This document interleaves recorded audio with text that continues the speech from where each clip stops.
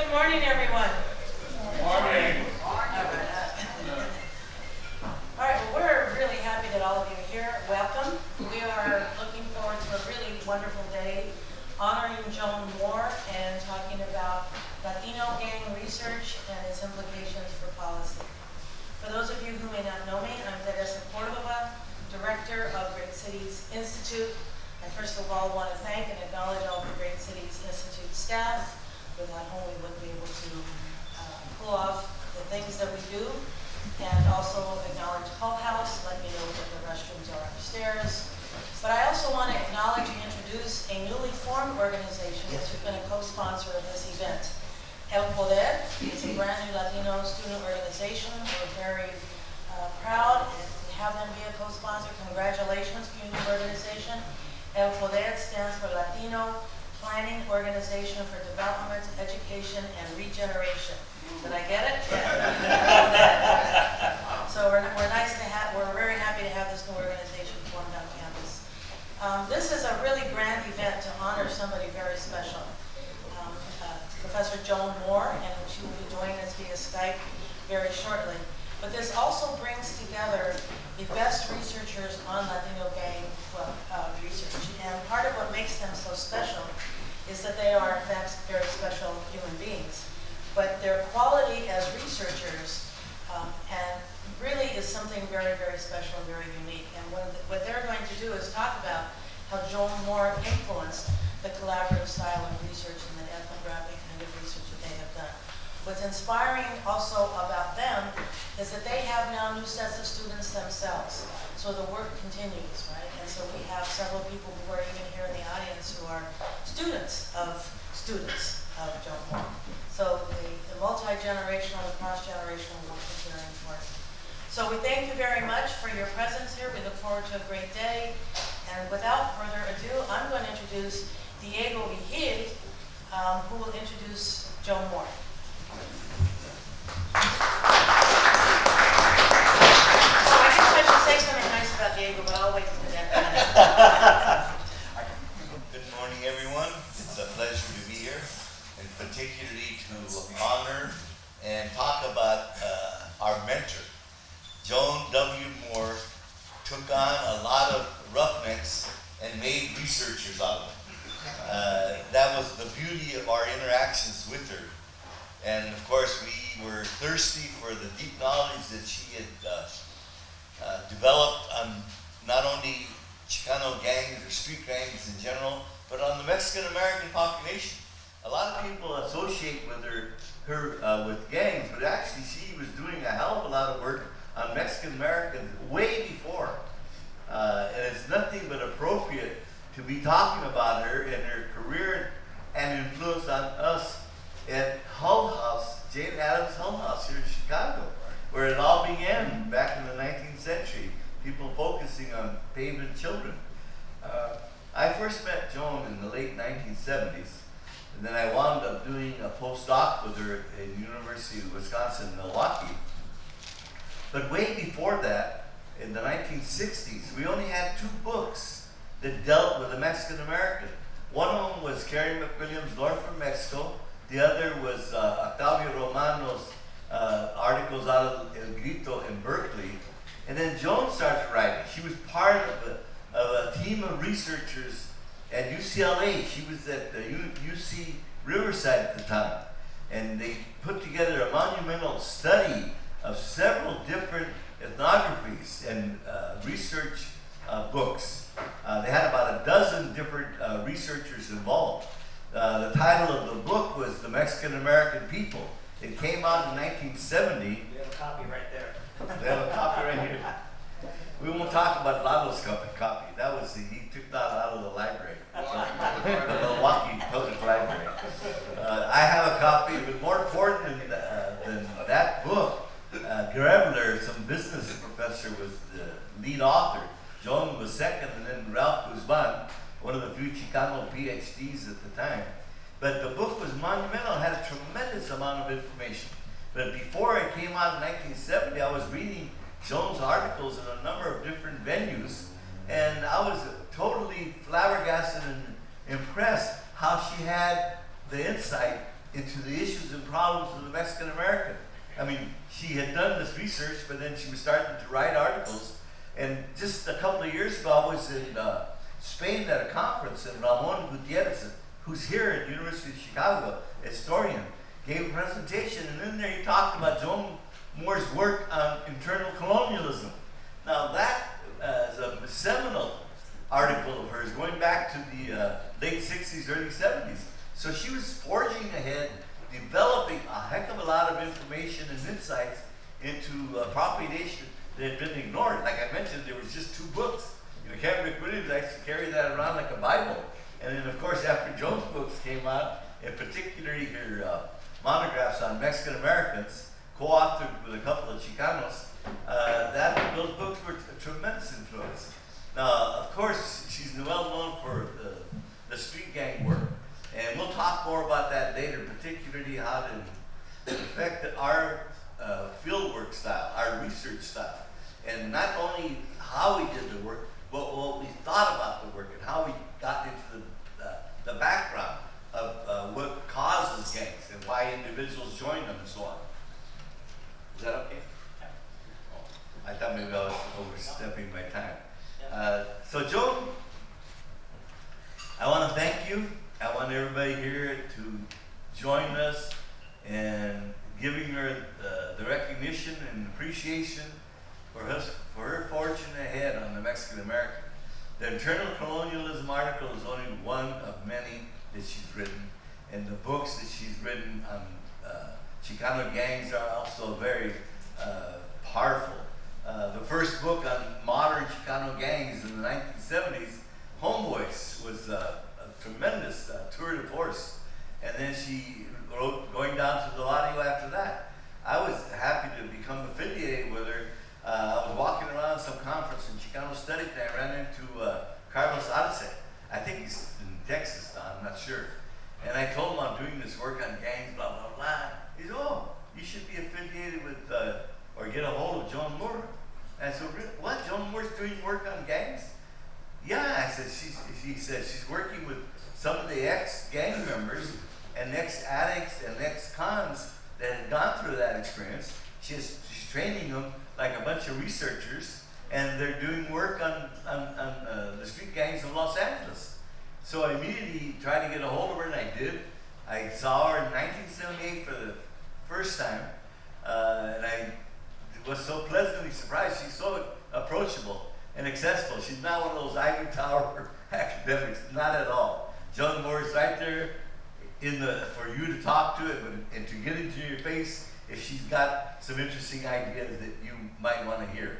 So we got to talking. I got a chance to read the book Homeboys in its manuscript form, and I was caught by overwhelmed how far-reaching she is in her thinking.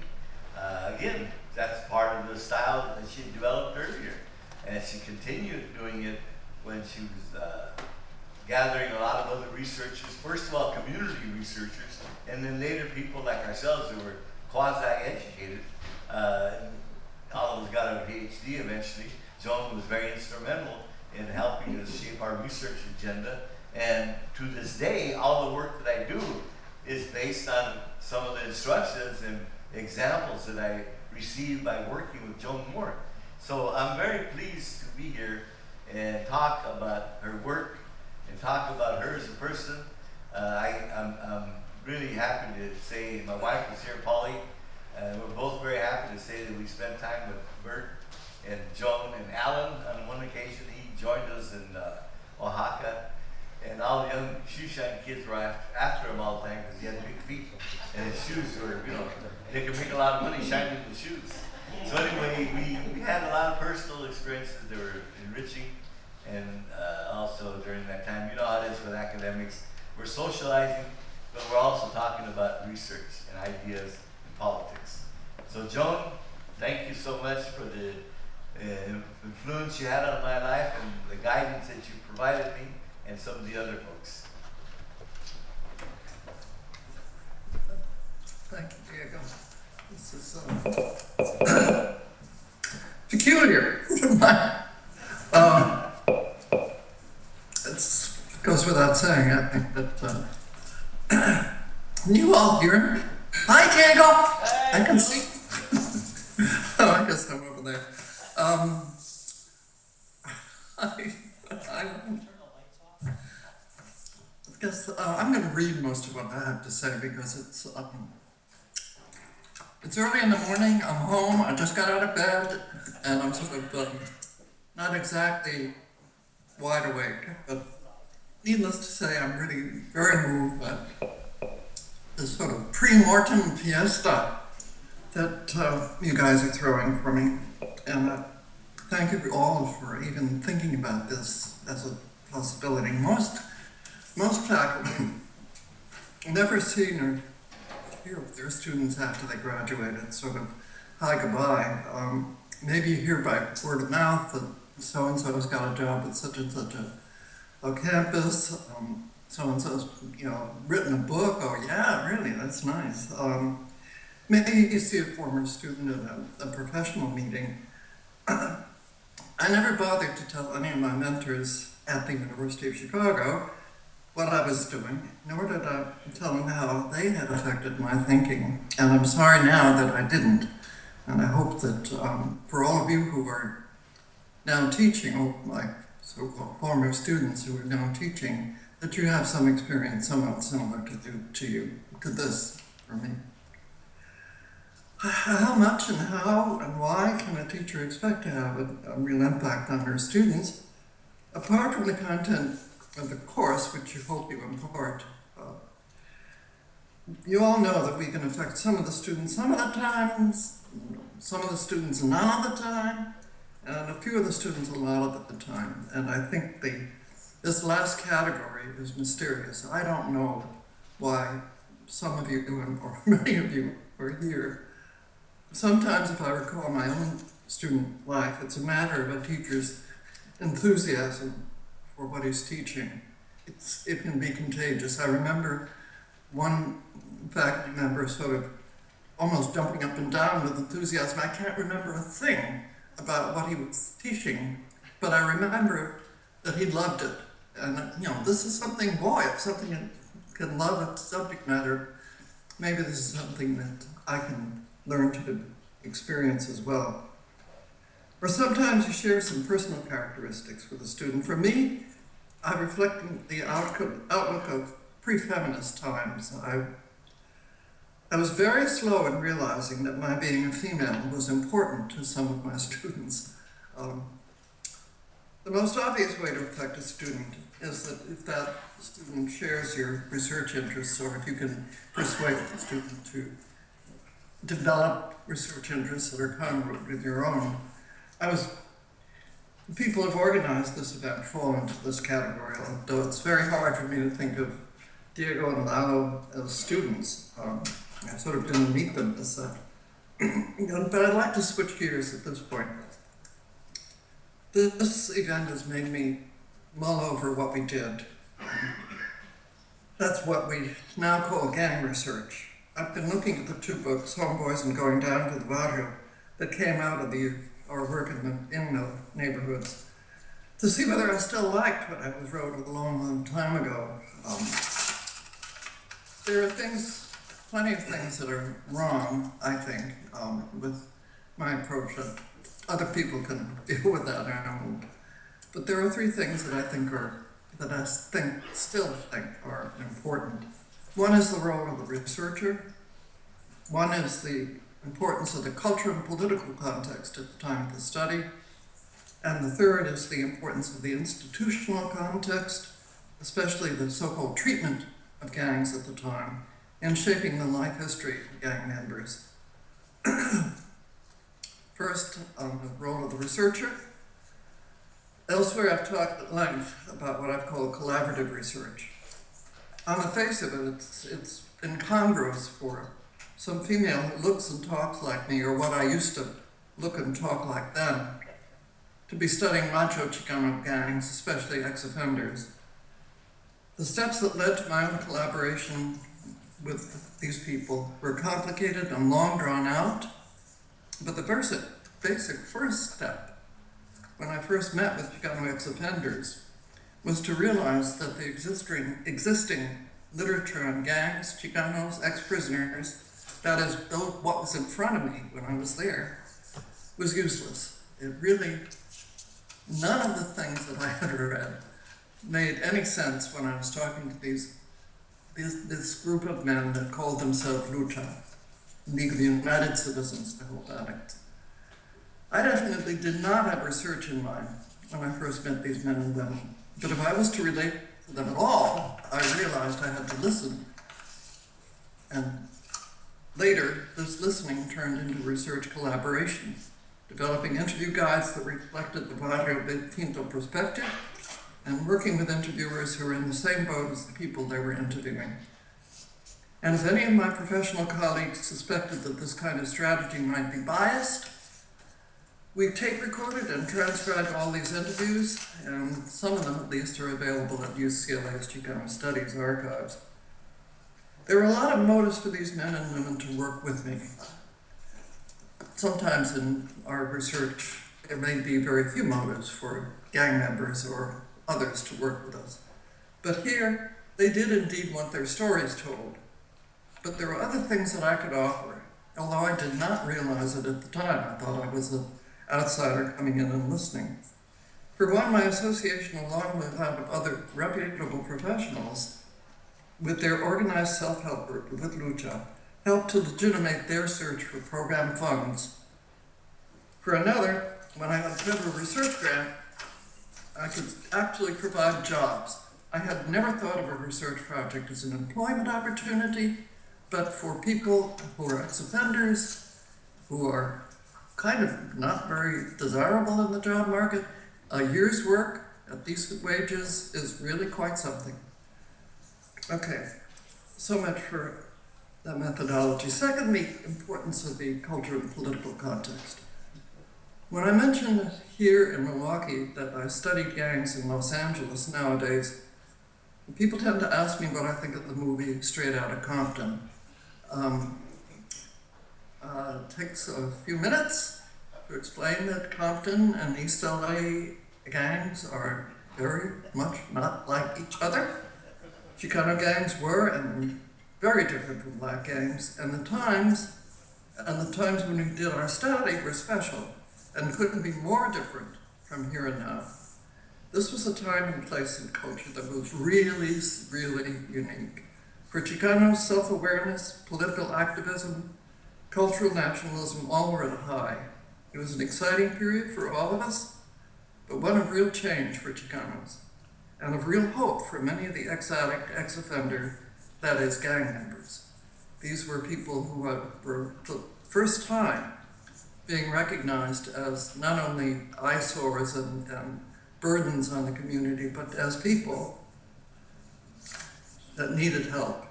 Community-based programs to help these pariahs and others, immigrants. There was an agency called One Stop Immigration, for example. These are being started up with federal funding, not just local dribbles of money from people or individuals who gathered together for menudo breakfasts on Saturday morning, which is how Lucha managed to raise funds for itself.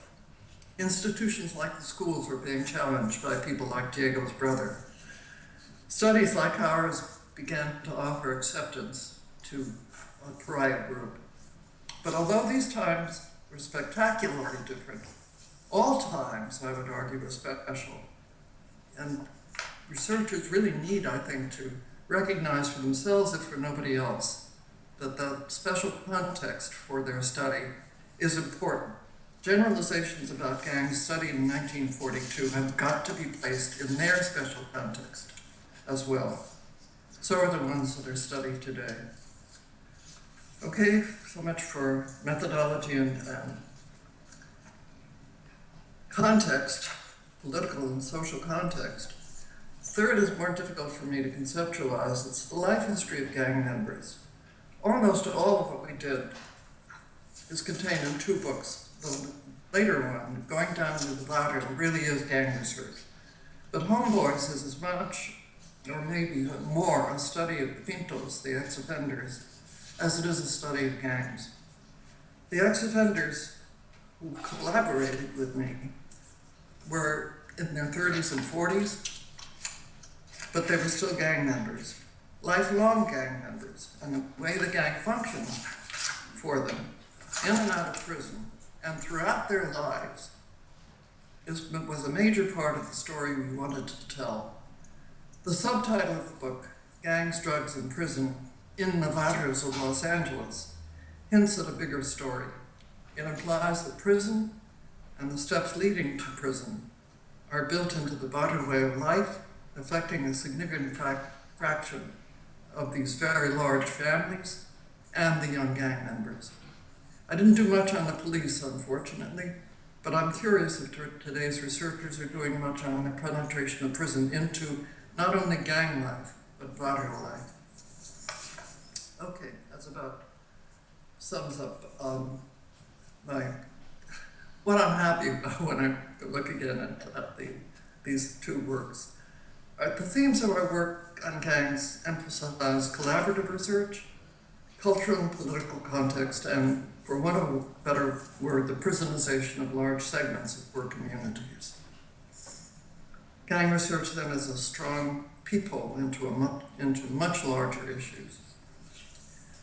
Theoretically, collaboration implies that each collaborator, each side of the collaboration gets something.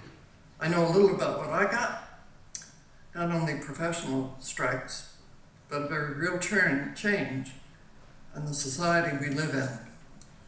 I know from the letter that initiated me as an honorary member of an ex-Pinto association that jobs, programs, and standing up for my collaborators were some of what these gang members got from me. And I'm about to find out, I hope, what creative variants on these and other things my so-called students and my very valued colleagues got. And I thank you for the occasion that permits me to do it. Bye.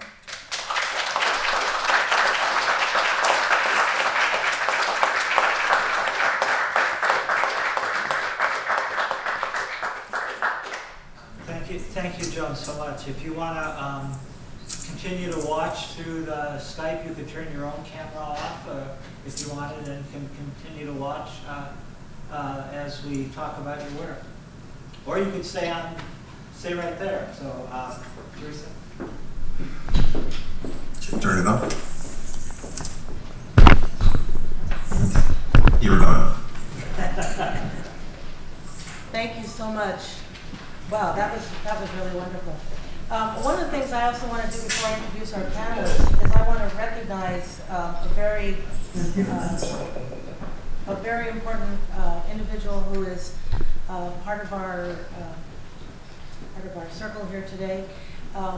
Someone who's highly regarded and highly esteemed. Cook County Commissioner Jesus Garcia has joined us, and I want to recognize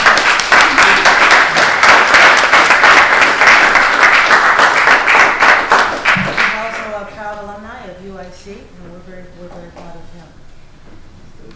So let me introduce now our panelists. So you have in the program their biographies, and I don't want to take time away from our time together to read the biographies, but please do read them, and you'll see how accomplished they are and how important their work is to the world of Latino gang research. I noticed in Diego's biography, he didn't list all of the books that he has written, and so all you need to do is go on Amazon.com and you'll see a whole slew of books on Latino gang research that Diego has written. They're all highly published, they're all highly esteemed. I'm tempted to tell the story of how this came about.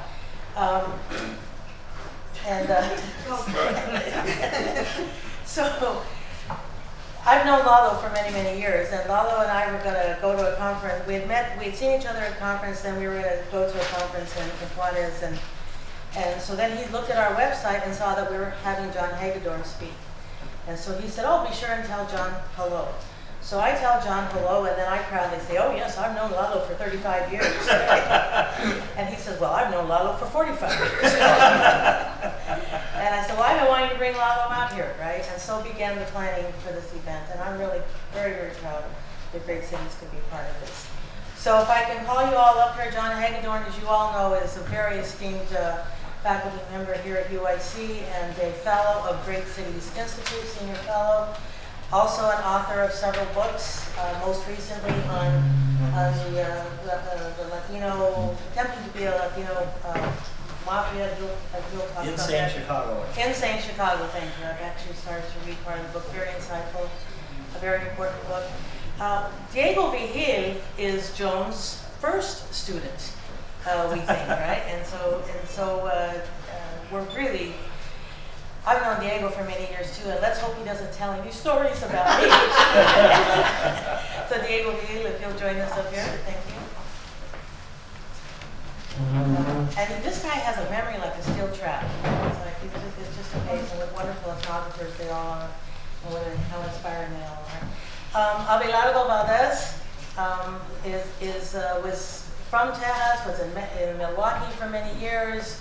Then he was in San Antonio for a long time, and now he's in Los Angeles at the University of Southern California. So Lalo, if you will join us up here. Lalo has a very esteemed and wonderful colleague, Alice Cepeda, who she will tell you more about her research. And again, I'm purposely not reading their bios, but we're really very, very honored that Alice could join us too. So Alice is also at University of Southern California, and also originally from Texas, right? Yes, San Antonio. San Antonio. We beat you yesterday. Oh, you know, Alice, I was hoping you weren't going to say that. Didn't we beat him last time, though? You know, anybody is going to be San Antonio. We're all right. San Antonio's all right. And then Roberto Duran. You know, such a pleasure, Roberto, to have you here with us. We really appreciate it.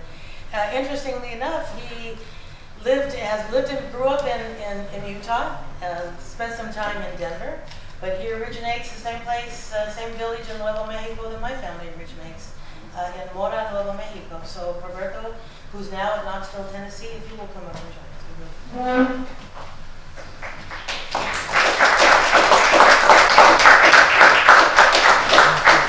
There's another of Joan's student in the house. She doesn't do research specifically on Latino gangs, but I do want to acknowledge her and acknowledge that she has traveled not a long distance, but within the region to join us.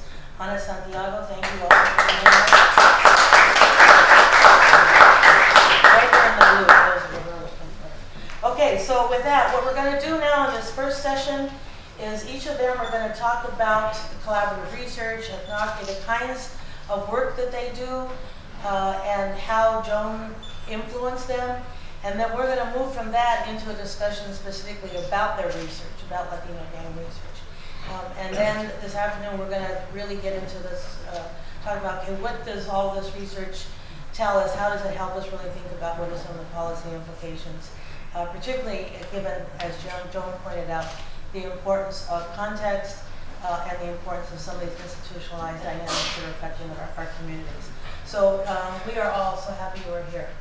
And I don't know who wants to, I think we did have an order in the program who was going to kick it off. I think John was going to be here, wasn't it? Yes, so. Okay. Who says it there? Is it John? All right, John, you're kicking it off. All right, see that. Wow. And Teresa, I'm eternally grateful to you for pulling this off. You know, and it's been, Mary and I live not far from Joan in Milwaukee, and we've had a chance to talk with her. And since this forum has been organized, she's been going back over her life and thinking about it, and it's just been an incredibly privileged to be a part of that discussion of looking back over all these years that she's done, and she's done so much for many of us here and for so many others. So I was trying to think about when I met Joan, and I was the director of Milwaukee's first gang diversion program, and so I know they wanted me on I was an administrator, but to me, administrating was being in the streets and understanding what I'm doing, right? And so I was spending a lot of time trying to understand. Suddenly, gangs formed in the late 70s and early 80s in Milwaukee. And for those of you who've been in small towns, you know, there's this long period of denial. well, we can't be like Chicago or LA, right? You know, we can't have gangs. And all of a sudden there's this moment of realization, oh my God, we got gangs here, right? And then usually there's an overreaction. So in that period that we're trying to figure out in Milwaukee what to do, they had some big town hall meeting with all the usual cast of characters there. But Joan had just was teaching at UWM, so they invited her to speak, and they had since I ran the city's gang diversion program, they had me to speak as well. So I'm sitting here listening, and I had heard of Joan, and I've never hadn't read her work, and so I'm sitting in the audience, and Joan is doing her talk, and I'm trying to remember what the 3 points that she made, or there was something like gang members are human beings and can change, and we shouldn't demonize them. Jobs will go a long way towards solving this problem, and you know, you really need quality research. You just can't trust what the media and the police say. And I'm looking at my talk, and my God, it's all the points I wanted to make, except Joan was making it with this really deep historical context of LA and the literature. And, you know, I got up there and I wanted to say what she said and sat down, but, you know, I sort of rambled on about gangs in Milwaukee for a while, but I realized right away, you know, this lovely woman who, you know, just sort of didn't look like she was a gang researcher, I needed to learn from her. And so we started talking, and she guided me to take the outreach program that we had, which is a lot of conflict mediation and just being in the streets, to work with a small number of the gang leaders who were on my payroll and that I worked with to do research, which ended up being People and Folks, and we designed, you know, in-depth interviews, life history interviews, like they copied Diego stuff, whatever. Then when I wrote it up, I remember the first draft of People and Folks I wrote up, I gave it to her, and she sent it out to Robert Garcia, who was her key, and they said, you know, John, you know, it's nice that you got all these quotes, but you got to tell people what you think about it. You know, there's got to be an element that you add to it. And so I ended up, you know, rewriting it, and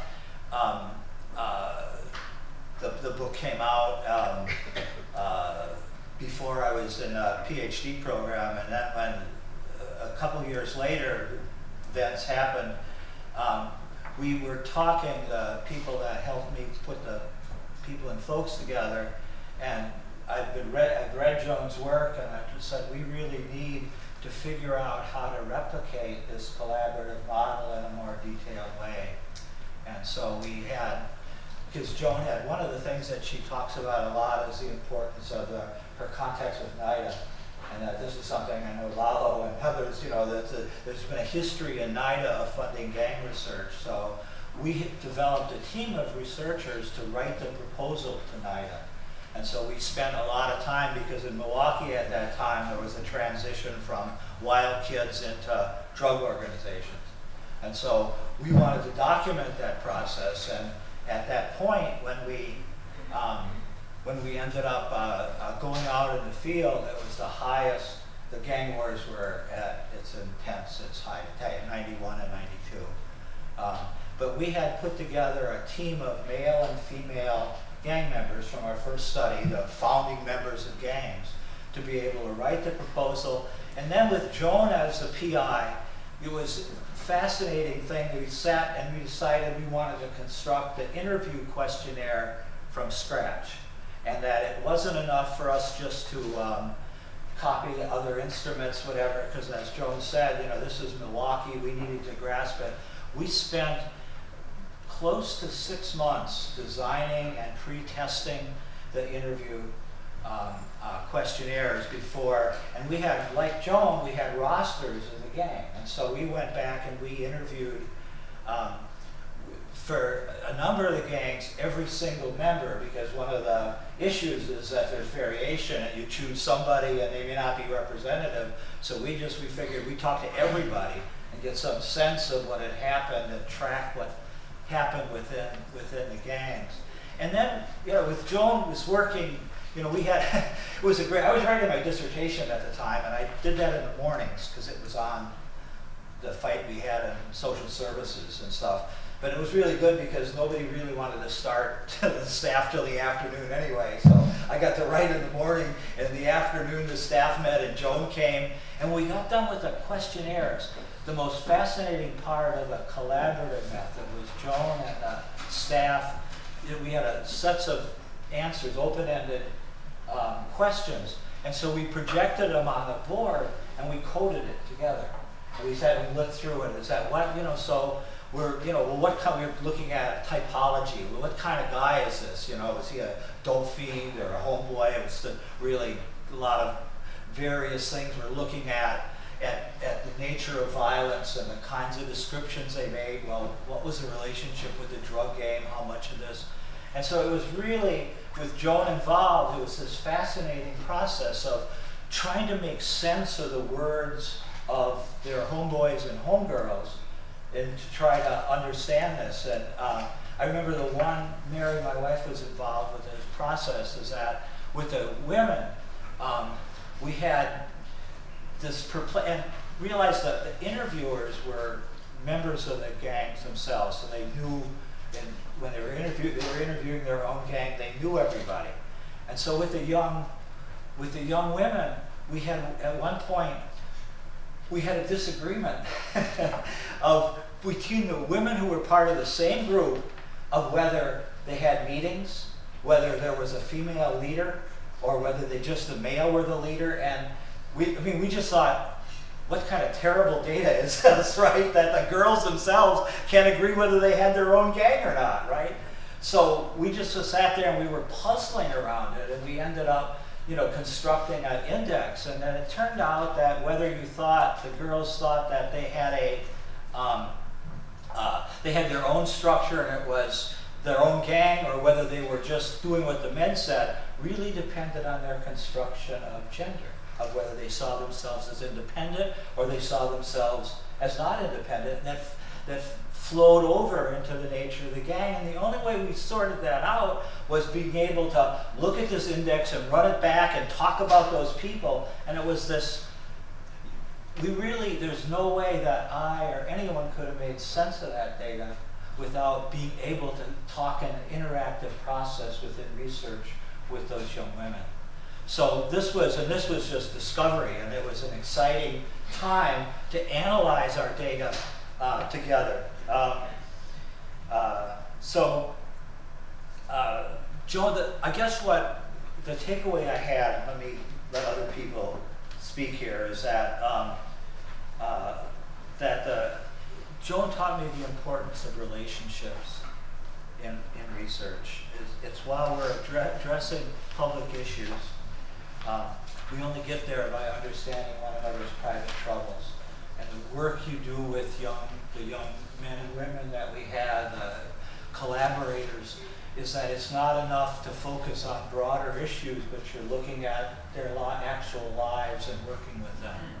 And that the relationships, research isn't about some sort of universal brilliance of researchers. It's really about the quality of the relationships you make with the people in the field, the people that you're working with. So Joan wrote this one thing in conclusion in Homeboys that I keep remembering. Most important, she wrote, unless community participants are actively involved in the research and its uses, as we have done in this study, both the research and its ultimate uses tend to be highly suspect. Well, this can be termed politicization. The alternative is not very pleasant either. Unless the community is involved, so-called objective research will almost inevitably be politicized beyond the researcher's control. Mary and I have spent a lot of time with Joan the last few years. We both belong to the Unitarian Church, and Joan has been an outspoken supporter of the Black Lives Matter movement, a strong force within our church. And in discussing this event with her, she stopped at one point. She said, "You know, I don't think I'm anyone's hero." And she was wrong. Thank you.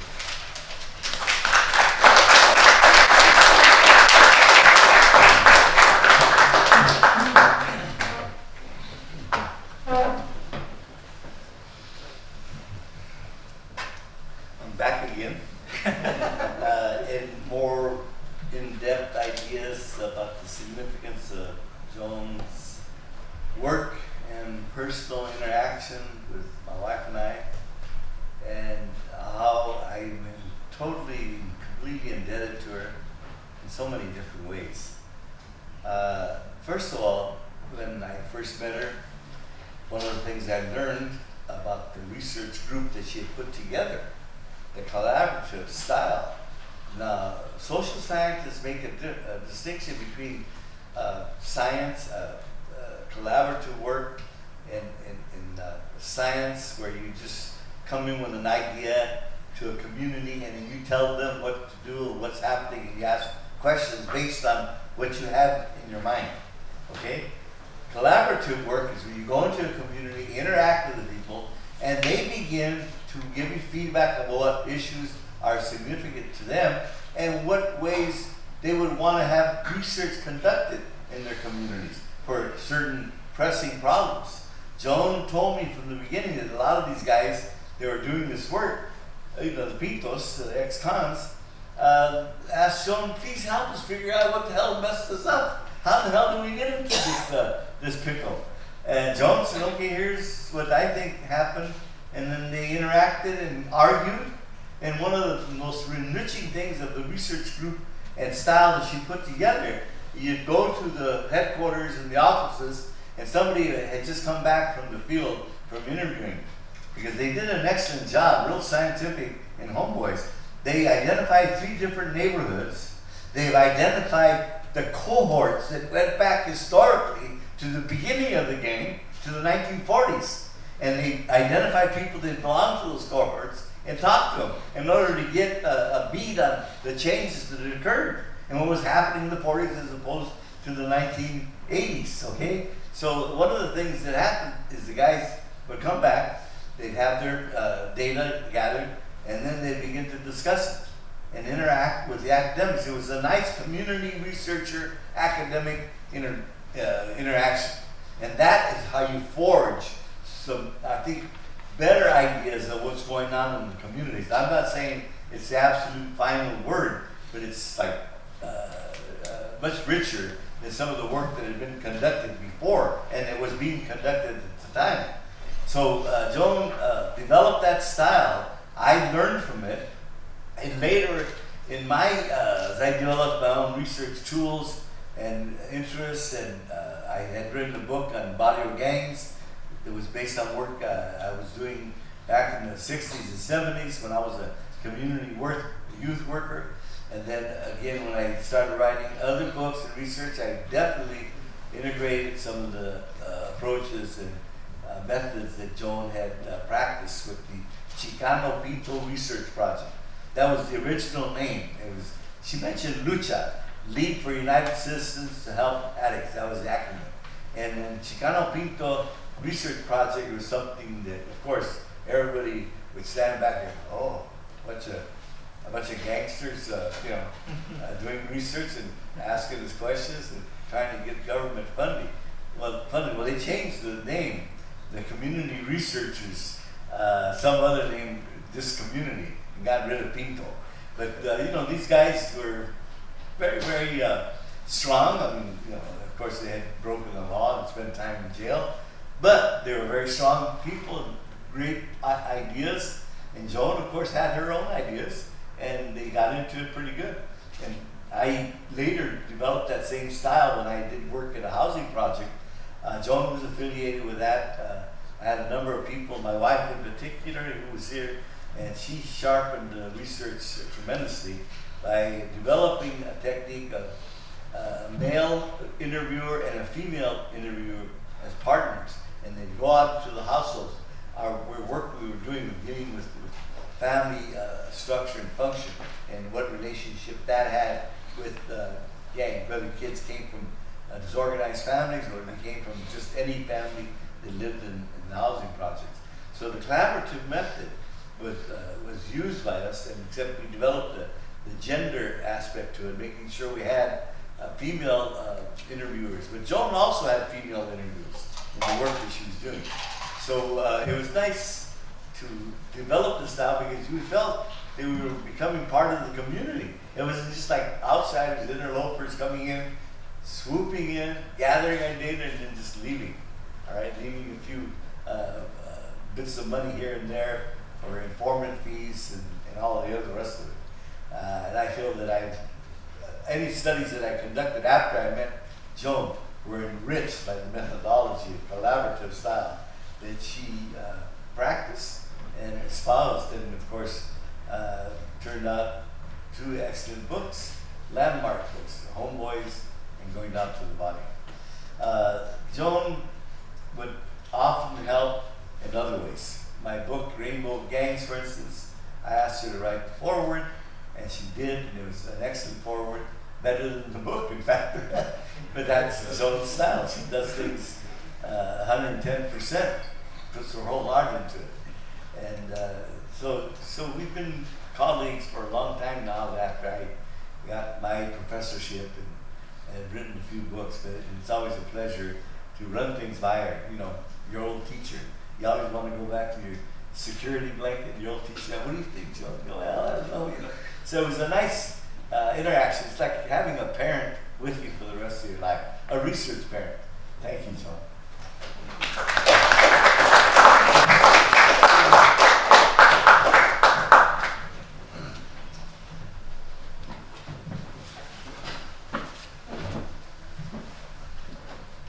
Yeah, I mean, Joan has been such an influence on my career, and in 2 kind of ways. One, as a career mentor. You know, I mean, every time I made a transition, you know, I've been a professor as long as these guys, maybe even longer.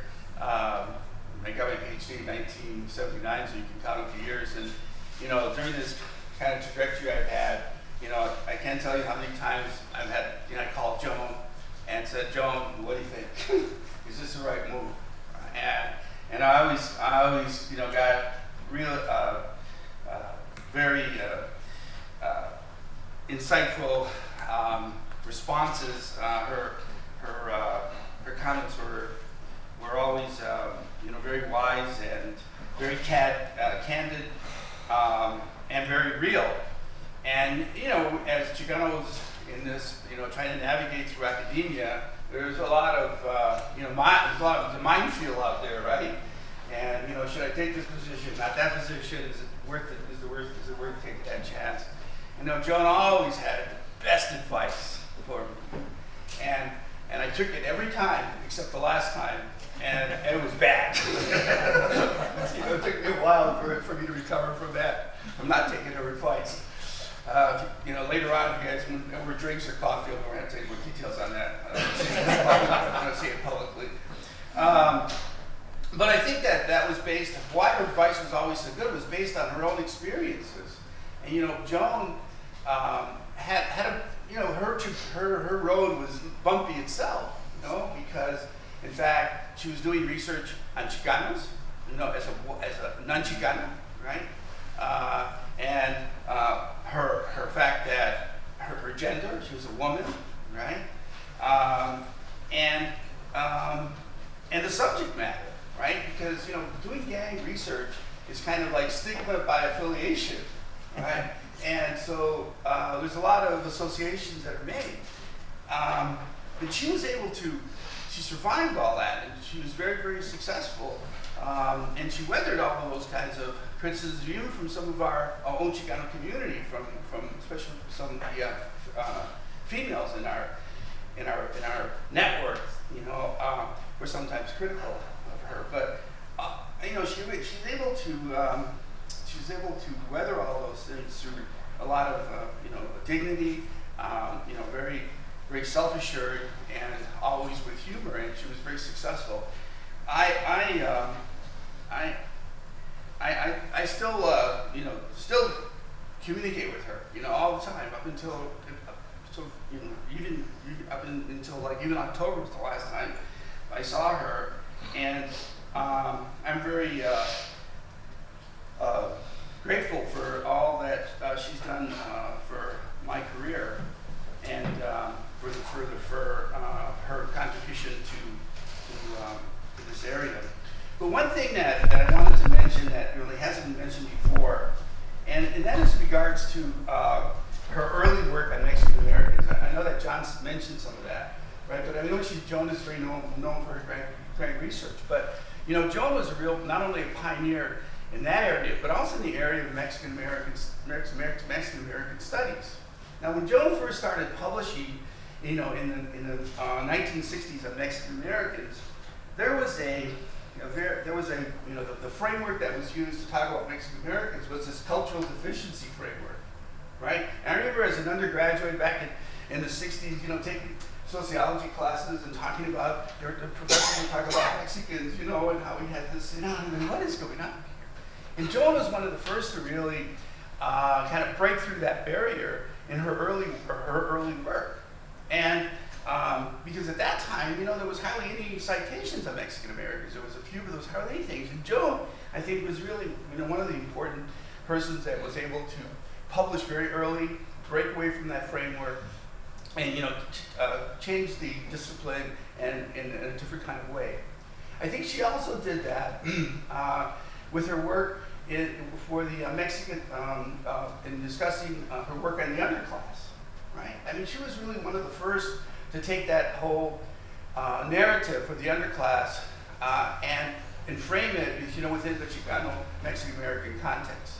And her book, there's a book over there, right? It's on the underclass, right? Chicanos in the underclass. And if you read that, I mean, there's some very insightful sociological, you know, concepts in that book, you know, that were really not dealt with by anybody else. So I think, you know, she did some pioneering work, you know, in Mexican American studies.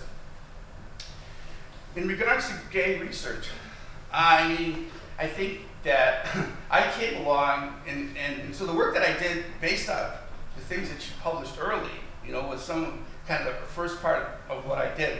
I did a little stuff on immigration, Mexican origin people, Mexican Americans, and the relationships to Mexican immigrants. I did stuff on housing. I did stuff on residential segregation, sort of a conventional, you know, sociological kind of road I was on.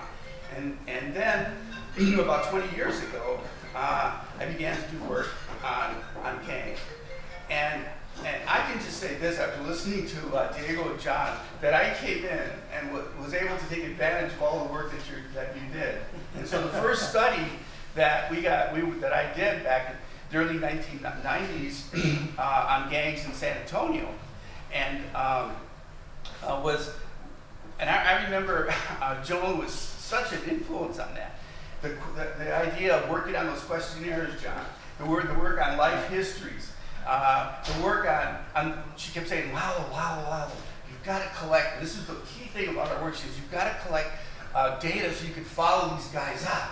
We didn't do that or something. And there's, you know, this whole thing about, you know, well, it wasn't enough to do cross-sectional research, but you had to do longitudinal research. What happens to these men over the life course? And that was such an important piece of advice, because we were able to do that study, and then 10, 15 years later, I don't know how long, maybe not that long, about 6 or 8 years later, we were able to do a follow-up study on these men.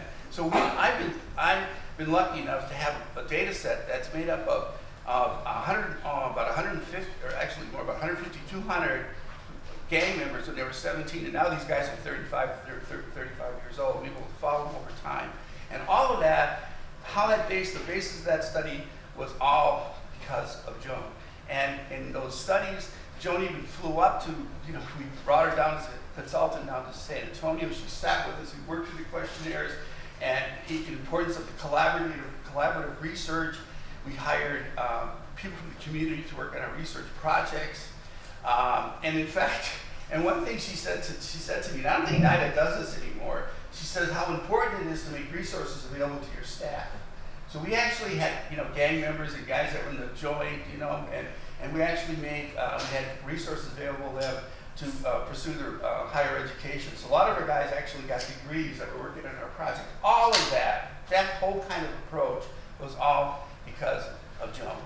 And so I think that we as Chicano scholars are so indebted to her, and especially to those of us that are working in this area of street gangs, crime, incarceration. I mean, I just read on the plane a piece that was unpublished, John, on incarceration, the impact of incarceration on communities. And I don't know where I found it. I was going through my stuff as I prepared for this talk, and it was so insightful. I was just blown away how she was able to identify these topics on marriage, availability of men, the impact of prisons and gangs, and so I continue to learn from her, and I'm so grateful for everything that she's done. And I think that, my colleague Alice will talk a little bit more about the study and kind of the kind of direct influence she's had. But thank you very much, Joan. You enriched my life and enriched the lives of many others like me. Thank you.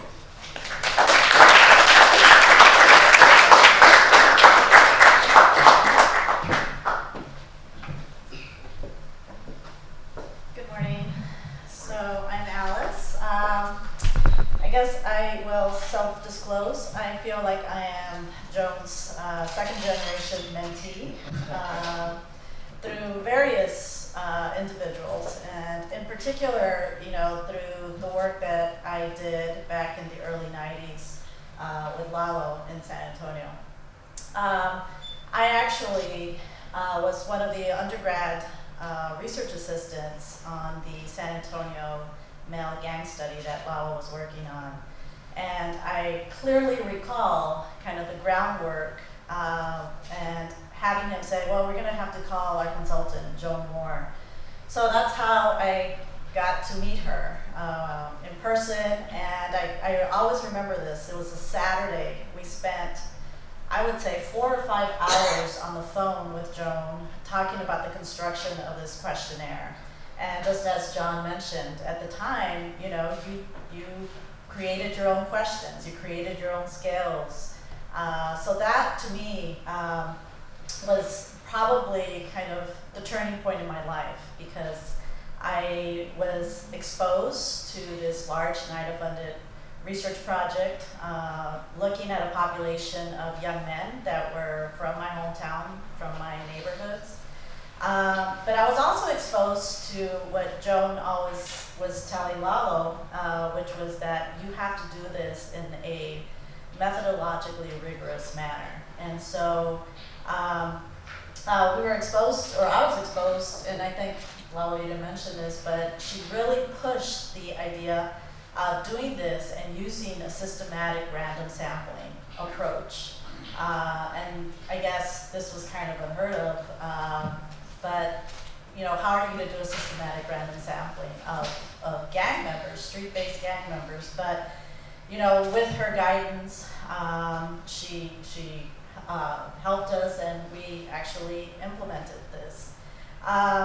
I went on, because I was an undergrad RA working on this male gang study, most of the time in the office, but 2 things that were really important in that project. One is that I was able to establish relationships, and I can say now long-term friendships with some of the men, ex-felons who Lalo hired to work out in the street with this population. But every time I would try to, sneak away and go into the field with them, and I realized that there were young women hanging out with these men. They were not female gang members, but these were the girls that were hanging out with these young men. And so I eventually did my master's thesis, on these kind of what Joan talked about, the hangers on, right? The girls that were hanging out with these young men. I guess something else, everything kind of comes full circle. I went on to get my PhD at the City University of New York Grad Center. And I think, Joan's, the University of Chicago tradition continued because my primary mentor and my PhD dissertation chair was Bill Kornblum, which, I don't know if you realize, but he wrote the back cover jacket of Going Down, to the Barrio. So my training continued in that kind of community field approach of understanding the issues that our populations were dealing with. I think 2 aspects of her work have been very influential for me, at least. One is that Joan's work has always emphasized the understanding of disenfranchised and vulnerable populations, but taking it within the context of their communities. And I think, we tend to forget that these individuals and the issues that are being faced are not in isolation, but they're within particular community context. And so this has really been a big driving force in my research that I will talk a little bit about maybe later this afternoon. Second was obviously her pioneering work on female gangs and the research that she did on this. And she was one of the first to talk about, what are the long-term influences of gangs, not just on the men, but on the females. And the fact that a lot of the research at the time talked about these individuals leaving the gang and that would be the end of it. But she really talked a lot about the nuances of how gang life has long-term consequences that sometimes are not addressed. She also was one of the first to talk about how female gang members had limited opportunities in terms of finding conventional male partners. This idea of this reduced options, that they tended to marry male gang members with long repeated histories of imprisonment. And she also talked a lot about the importance of motherhood and marriage as a turning point for females, which was very distinct from the male population that she worked with. So building upon this influence of hers, I have, along with my colleagues, have gone on to work with young females, vulnerable female populations, including sex workers on the US-Mexico border, and now my more recent work with female affiliated girls who are hanging out with these young men. But I came up with a conceptual and theoretical term identified as paradoxical autonomy. And a lot of that is attributed to Joan's work. And basically what this term refers to is the fact that, these young women in these very gendered, economically marginal communities will engage in a social interaction process of survival that challenge traditional gender roles and cultural norms and values, but it does little to change the behavioral risks that they are exposed to. And so that's really the big driving force for my current work. And I'll speak about it later, but I have had the opportunity to get funded to follow up the young girls that we interviewed over 15 years ago, who were the girlfriends, the wives, the sisters, the cousins of these male gang members, adolescent male gang members. And with a big focus, unfortunately, one of the big issues with that population is intimate partner violence or partner violence and drug use. So that's a study that I am embarking now as we speak. And with the assistance of my mentor, Lalo, and with the influence of Joan, and with the assistance of, believe it or not, I still have the ex-felons that worked on the original male gang study. They're my consultants on this research project. So it kind of comes full circle, and it demonstrates that at least I'm committed to continue this line of work and to carry on Joan's influence on this area of research in regards to this collaborative methodology that we've been talking about and this community field focus approach with current studies, and especially in an era of academia, those of you who are academics, those of you who are students. I guess I just want to wrap up with the advice that I think sometimes we get so wrapped around our professions and our goals and trying to finish our PhDs, trying to get a job, get tenure, but not to lose sight about the populations that we're working with. And I think that's something that I've really learned from Lalo and from Joan. So thank you.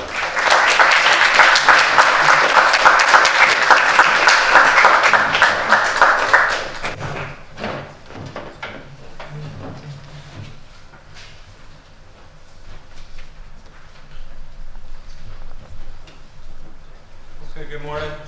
Great to be here in Chicago. So I'm coming out of Knoxville, Tennessee. So getting a chance to be able to thank Joan Moore, Professor Moore, who's had an impact on my career, and also John Hagedorn for the invitation, and Teresa Cordova and the Great Cities Institute to be able to be here. But I think that Joan was even talking about in her talk how often you get a chance to thank someone who's been there for you in your educational career. And Joan Moore has been one of those advocates, one of these positive influences on my career. So going into college and getting that background and beginning gang research, my overall story is like I think of kind of my background. I'm like a nobody. I was no one that was expected to go to college, or I was on the trajectory of going to prison, like so many of my family and friends. And so when I started with gang research, I wasn't in a place like Los Angeles or Chicago where gangs are seen as legitimate. I was in Utah, growing up in Utah, a place where gangs aren't seen to even be present. And so I think once I started getting to the point of how do I help my community, how do I give back, to be a positive influence, starting to learn about things of research and how to do interviews and how to collect data, like that whole process, which was really pretty foreign to me at the time. But as an undergraduate student, I picked up 2 books early on. One was Joan Moore's Homeboys book, another James Diego Vigil's Barrio Gangs. So as an undergraduate student, I was reading these works and learning about ethnography and this strategy to learn about gangs. But then, when I did get an opportunity to go to graduate school, it's weird, after time you start learning all these things about what matters in terms of your career later on, and so like these mentors being very valuable and being able to guide you. But when I went to the University of Colorado for graduate school, began doing data collection. My advisor there, who was Patty Adler, she's an ethnographer, her whole idea was to immerse yourself in a setting. So because I come from gangs in Ogden, that's all I pretty much wanted to research and focus upon. But she pushed me to research another community, which was Denver, Colorado. And so as we look at Joan Moore's work, I think looking at this community context and how it shapes the gang involvement, and even the Latino community that's present in each of these places that are often in terms of gangs underlooked, but also in terms of even a presence in these settings. So as I began gang research in Denver, early on, probably around 2003, 2004, I sent Joan Moore an email of reaching out. Someone's work I respected in the field. You got any advice, feedback for me? And so for a period of time, getting that feedback and having a support system, so an advocate. And because I came from not academia and family, that in the beginning I thought, coming from a gang background myself, that maybe I'd be able to have some insight, that other people might not have, and be able to have access to people who are in gangs that researchers don't have. But as soon as I started at the University of Colorado, I realized everything that I knew, I had to now start empirically proving. So it was one thing to say this, but now can you empirically prove it? And so having these mentors that have come before me to set down a strategy of how to be able to do that, that early on Joan Moore became part of my dissertation committee. And as part of my dissertation committee, she became almost like this external legitimacy. So you have your own internal politics at each place that you're at. And I think if Joan Moore wasn't my external person, I probably wouldn't have been able to finish my PhD. So, doing my gang research and writing it up, I did have some crazy, especially one crazy committee member who I blocked entirely from my CV and from my life. And but I always bring them up as an example of negativity. So I've grown up with negativity, and it's always pushed me to fight back harder because I've grown up, brothers. It's almost like that thing of, sideburns or sock in your mouth. We're going to make you strong. So I've grown up always battling, and so to have positive influences on your life, I think, having that positive influence. So one of the early things I started doing was I got interested in critical race theory and a revisionist history. And I think the revisionist history that critical race theory was talking about was something that James Deagle Vigil and also Joan Moore were already doing. So using primary documents, using these oral histories, conducting new interviews to get a depiction of what has gone on. How did these gangs form in the first place? So with that, I think that's where my one committee member, was in shock, coming from a place of only black-white relations. So is it true that Latinos could experience prejudice or discrimination in the Mexican-American experience, actually be of a legitimized experience of racism, which I was documenting through my work. But in terms of academia, as they were saying, very little in the field, very little written. Even at the time, 2003, 2006, growing, but still underdeveloped. So Joan Moore being on my dissertation committee, being an advocate, as I went on the job market to different places, writing me letters of reference, attending my job talk at Marquette that I had, giving me pointers, feedback, do this, do that, even giving me opportunities to have invitations to college campuses, other than even what that one mentor even figured I'd get. So that one crazy dissertation member, he was always like, don't even apply to these schools. There's no way they'll even invite you out. And so Joan Moore, being an advocate, she wrote me letters. And so when I got to go to those other schools, I rubbed it in that guy's face that, they tell me to tell you hello. So, Joan Moore was there for me, supporting, also expanding my networks. So all the people here on this panel, John Hagedorn, James Deagle Vigil, Lalo Valdez, Alice Cepeda, they've all shaped my career and the networks that I've had. So through the IRTI, through the Racial Democracy Crime Justice Network Group, and Joan Moore, has put me in touch with these people, and also others even outside of academia. So I think of Wes McBride at the LA Sheriff's, or Judge Valdez, an attorney in Utah. And everyone comes with their own style. So I always think like when you get introduced to new people, you try and fill people out. Who are they? What are they about? And it's always funny because Joan Moore is always telling me about, and I had the chance to meet Lalo even back in 2005. And Lalo's style, he always tries to fill people out and see if they're legitimate. And so yeah, Lalo tested me too from the beginning. But that support system that they've developed came through Joan Moore. So as James Deagle Vigil brought up, the foreword to his book, the first time I met Eddie Tez, and who wrote along with Vilma Ortiz, Generations of Exclusion. Great to meet Eddie Tez, but the first thing I asked him was, how did you get Joan Moore to write the foreword of your book? So I'll probably ask James Deagle Vigil too that question, because that was something too. Joan Moore was someone who's impacted my career that I also aspired to have different ways in which I could link my work with hers. And I think in conclusion, in terms of mentorship, in terms of data gathering and writing, she was there.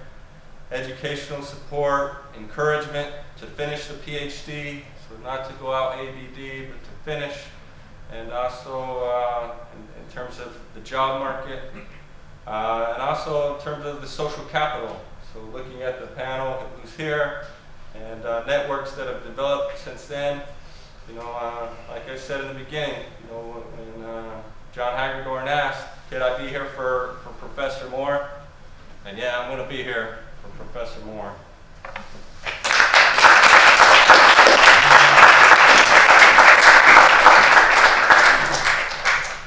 Wow. That's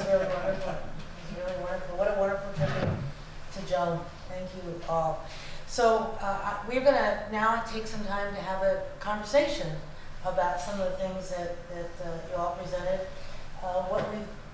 The main topic being here is of collaborative research, right? And the idea of how research can be done in a way that really captures and reflects the understanding of people's lives, people's private lives, I think you should say. But also I think what's really exciting is the sort of testimony to mentors and to mentorship and so on. So you all are welcome. I've got some questions that I could ask to sort of probe, and you guys can ask and make comments one another. But I also want to allow any of you who have any questions or comments or any additions, and Anna too, if you want to add anything about how Joan affected your work, please. So if I see hands, I'll call upon you, Mary. Well, I just wanted to chip in because I'm sort of maintaining this long distance conversation with Joan, and she would love to have been able to have the energy to interact more, to take some questions and so forth. So what we worked out, because her energy ebbs and flows, is that if you have questions that are for her or comments that are for her, certainly discuss them here, but also if you contribute them to the Facebook page, then she can take them up as she has the energy, and she would really welcome that opportunity. Just wanted to put that in there. Any other pressing immediately? I don't know if this is an appropriate moment or not, but my name's Mark Mant. I'm also a student of Joan Moore's, and over a great deal. And I was in the PhD program at UW Milwaukee in the Urban Studies program, and I was doing some work on public defenders. A good friend of mine was first assistant in charge of the Milwaukee Office of Public Defenders back in the 1980s, and they were overwhelmed by the caseloads, and a lot of them were leaving the office in disgust. And I was a little intimidated by Joan. She's a little intimidated. Yes. And was so well known, and I was a little reluctant to actually ask her if she would, work with me. But yeah, she said, sure. I have a set of expectations, and I went, okay. But she guided me through that process, and I had never done that, interview work. And I conducted over 30 interviews with judges, politicians, public defenders, and a couple of DAs. And I transcribed all the interviews, and she read every one of them. 30 interviews. And she would say, well, you might want to develop this piece, or, again, I wasn't working with a team. I was doing this on my own. But I felt like I became part of this world of public defenders. And, the work they do is important. And, of course, in some ways, they're not that well respected by both people they represent sometimes and people within the legal community. They have their own stake. And what I found was that they were incredibly dedicated people. And I don't want to go on about this too much, but I know Maria probably has something to say in regard to her work, and Maria probably has something to say with her work with Joan. But I think more than anything, what I heard from you was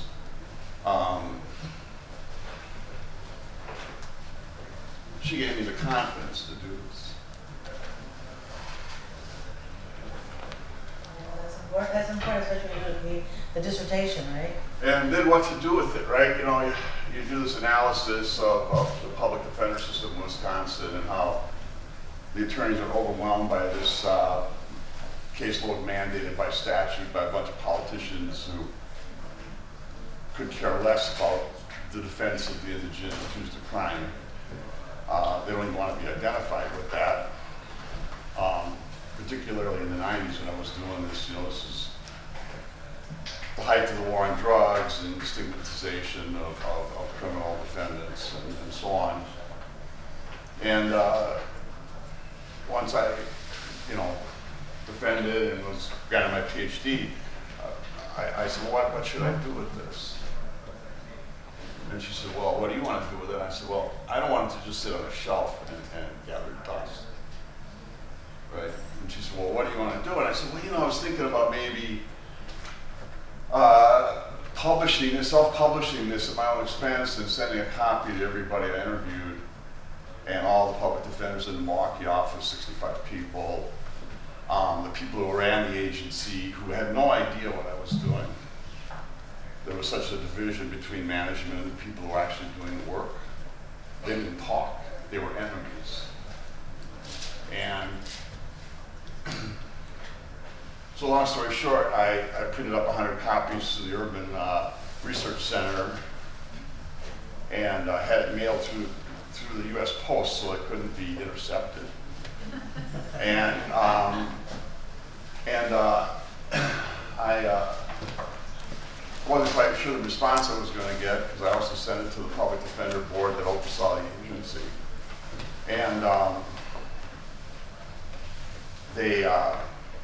had a really big guy, show up at my office one morning waving my PhD above his head, my dissertation, saying that you don't know the damage you've done, right? You turned out to be a member of the Public Defender Board. And then the next day, Bill Merrill, a senior colleague of mine who was a vice chancellor at the time, was standing outside an office door at 8 o'clock in the morning. And I said, Bill, I can't remember the last time you were waiting at my door at 8 o'clock in the morning. What's on your mind? And he said, well, can we talk? And I said, yeah. He said, well, I'd like to get a copy of your dissertation, but the state public defender and his minions showed up unannounced at the chancellor's office yesterday, demanding that the university stop disseminating your dissertation and basically shut down my work and also forced me to reveal the names of the people within the agency that had cooperated with me. And the chancellor, to his credit, said, basically, piss off. Not probably in those words, but no, this was supervised. So long story short, what he said was this dissertation was supervised by Joan Moore. That was it. That was it. The legitimacy that she conferred on my work. Fantastic. So, thank you, Joan. Go ahead, sir. Yes, sir. Yeah, my name is Albert O'Brien. I'm from Atlanta, Georgia. Came in this morning, and a week or so ago, I was going online and I saw the name Joan Moore, and I sort of see what was going on and so forth. And I said, Joan Moore. In 1979, at UWM, I entered a PhD program. And lately, it's been a while. And I entered the program. It was called Urban Social Institutions at that time. And I met Dr. Moore, the first class. The classes were what they call team taught. So you had 2 professors per class. And of course, the little ambivalence came in from Georgia to Wisconsin. She made the class very interesting and so forth. But I noticed that it was an internal fear with students. She was tough, but she was fair. And that sort of resonated with me. And the one thing in my research at that time was HBCs, historical black colleges across the country. And Joan was not on my committee.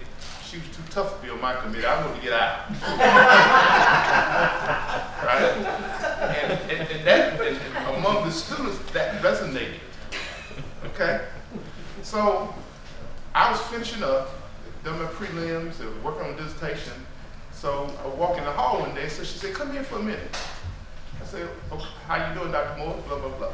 She said, you're not the best student I've had, but my golly, you worked harder than any student I ever had.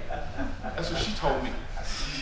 That stayed with me to now. So it was a strong motivation. So when I saw Joan Moore, and if something was being done in her honor, I had to be here. So you gave them this. Yeah.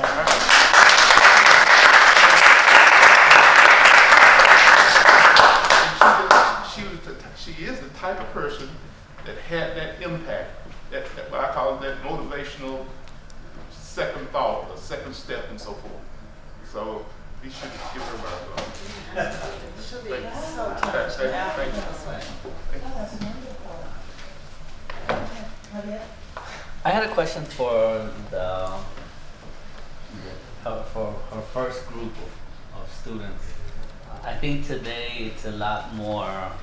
I think you see a lot more articles about Latinos in academia. You see a lot more discussion about Latinos in popular media. When I was an undergrad in the '90s, it was always a black and white paradigm. Like, really, when you spoke about race relations, it was only African Americans. It was never Latinos or Asians or all these other different ethnic groups that were here. And obviously, they forgot all about the Southwest or forgot about Puerto Rico, because Latinos have always been here. It just wasn't part of that popular sort of understanding. So I wanted you all to speak about how it was to write during that time and the impact of Joan's work in pioneering an understanding of having Latinos be part of the discussion about what it means to conduct research, policy, across the board. Well, I'll answer, and I'm sure other folks here have their own opinion. Joan Moore has always been a champion for the inclusion of the Latino population in the national discourse about inequality, cultural repression, all the issues that were part of the white-black interactions. And that's one of the problems that social science had. There weren't too many people doing work and gathering information to sort of put Latinos into the mix and show that there's another dimension, not just Puerto Ricans being here a long time, from 1898 on, and Latinos being here since 1840, Mexicans being here since 1848 with the war. And she's always been an advocate and strong debater with folks to make sure they include that. And not to sort of minimize the significance of the African American population, but to sort of make sure we talk about that population that goes back even longer historically, but also the fact that there's other groups that have suffered not maybe the same, but similar like types of experiences, like in schools. Blacks, of course, the segregation of the schools and minimal, very inferior educational facilities and resources. And then we have Chicanos that have had the same thing, separate schools. All the stuff has just come out recently, the Mendes versus Westminster, the film made by Paulo Espinosa on the Lemon Grove incident, where they had not even, a barn that was converted for a school for the Mexican children in that area. So she's always been in the forefront. And that's one of the significant things about her work. We all recognize her, most people recognize her for the gang work, but I pointed out earlier, she was doing work earlier. My interest in acculturation and adaptation to America among Mexican Americans and other ethnic groups. She wrote an article in the late 60s on assimilation, which spun off the Mexican American studies when she was writing things on her own in different articles. And everything I read before I met her, it resonated. She was like the one carrying the tradition of Karen McWilliams and Octavio Romano. She was the researcher in the forefront. And of course there were a lot of Latinos and Mexicans, others that felt a little jealous and a little resistant. There's a part of the cultural nationalism of the time is that we wanted to have our own research, not a bunch of white people. And my argument, and a lot of those in other minorities, is I want people that shed light on our issues and problems. I don't give a damn what color they are.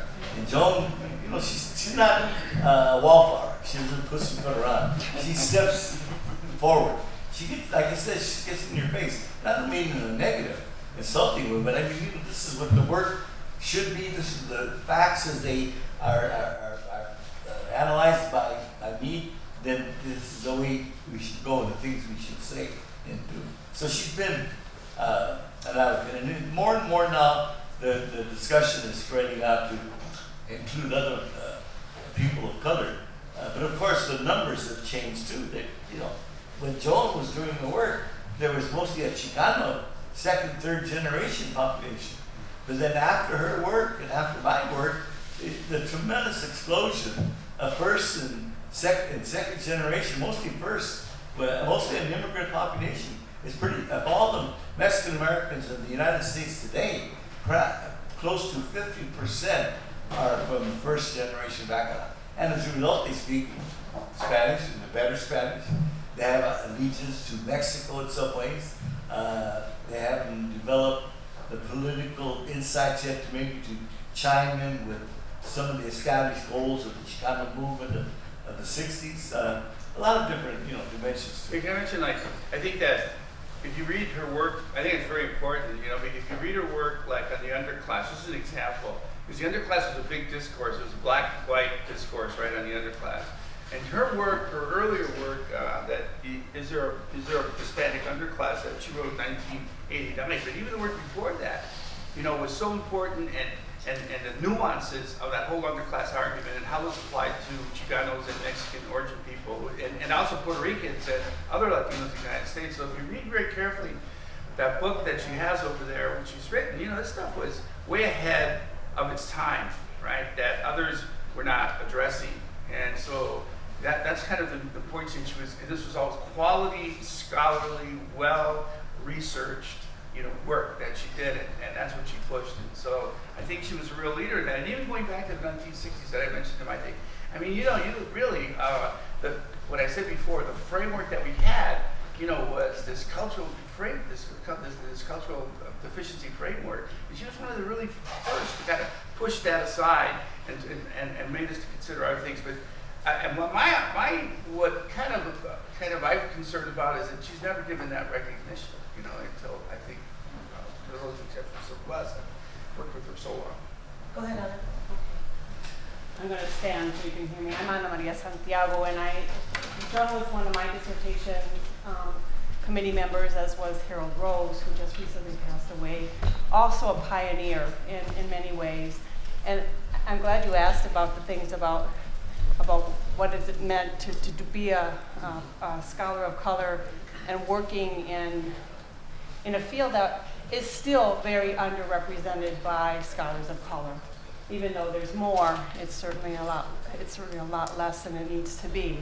And I think one of the things that was useful for me, the Urban Studies Institution program was very unique in that it was an interdisciplinary PhD program at a time in Milwaukee where there was this confluence of some of the best scholars, urban scholars in the country.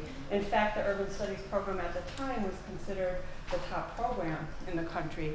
And so it was a really, really unique time to be a student, to really go out and look at things. We were challenged, and we were challenged very heavily by people like Joan to do our best work.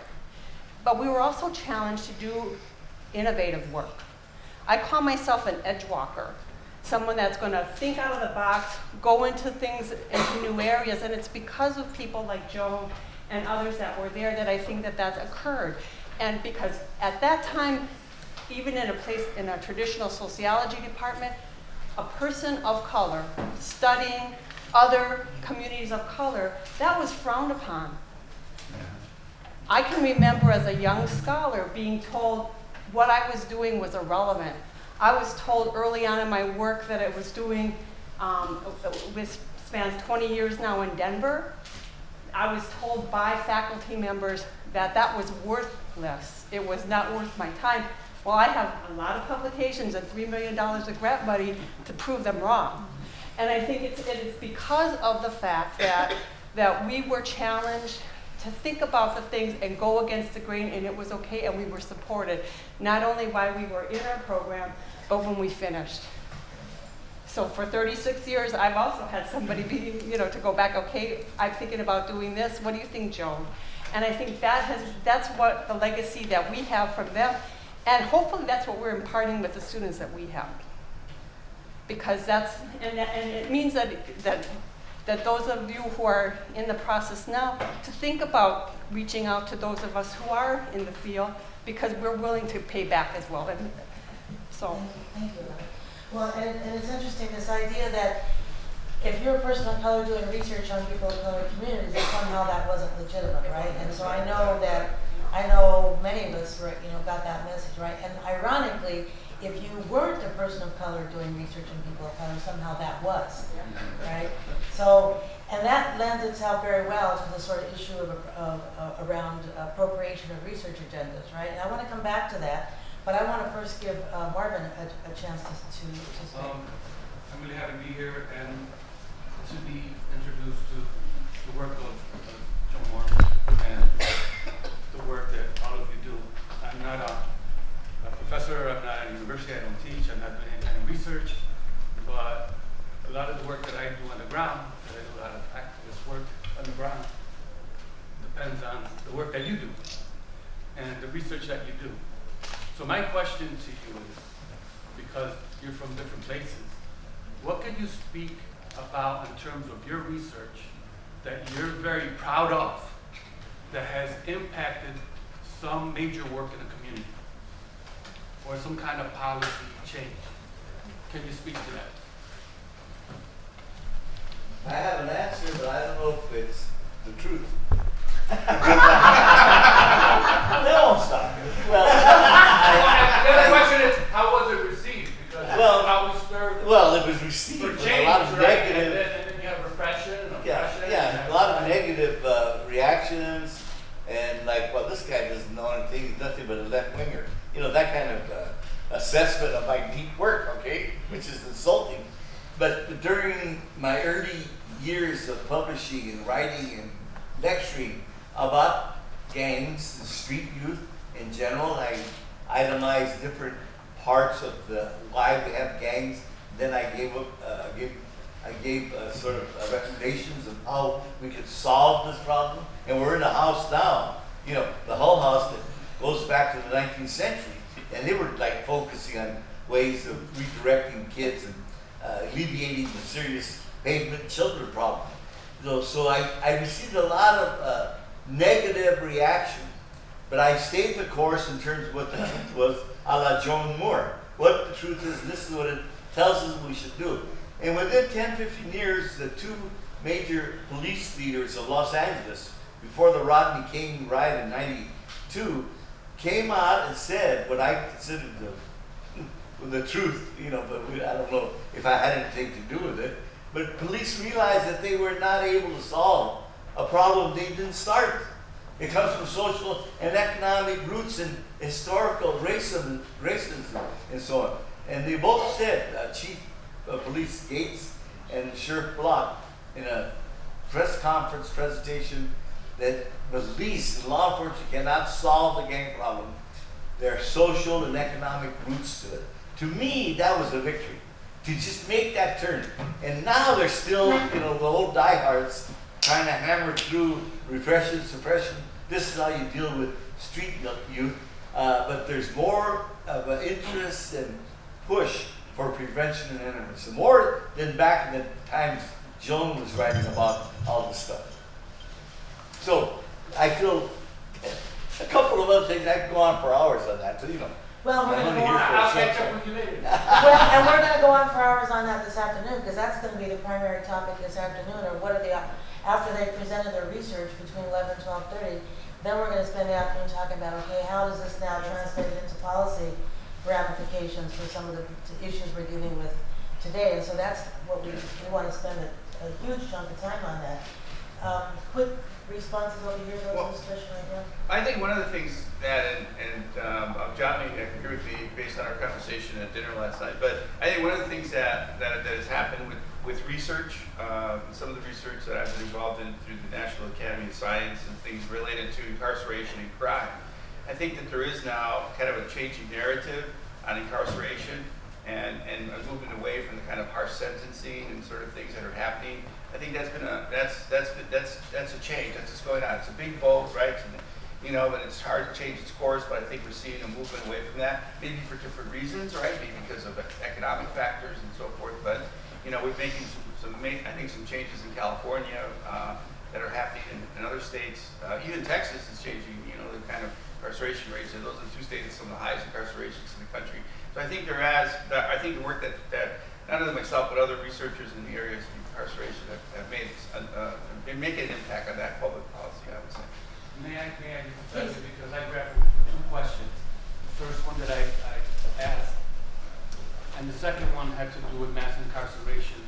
I'm reading the book of Michelle Alexander, I think, with Brian Stevenson, some of his work, and I said, where's ours?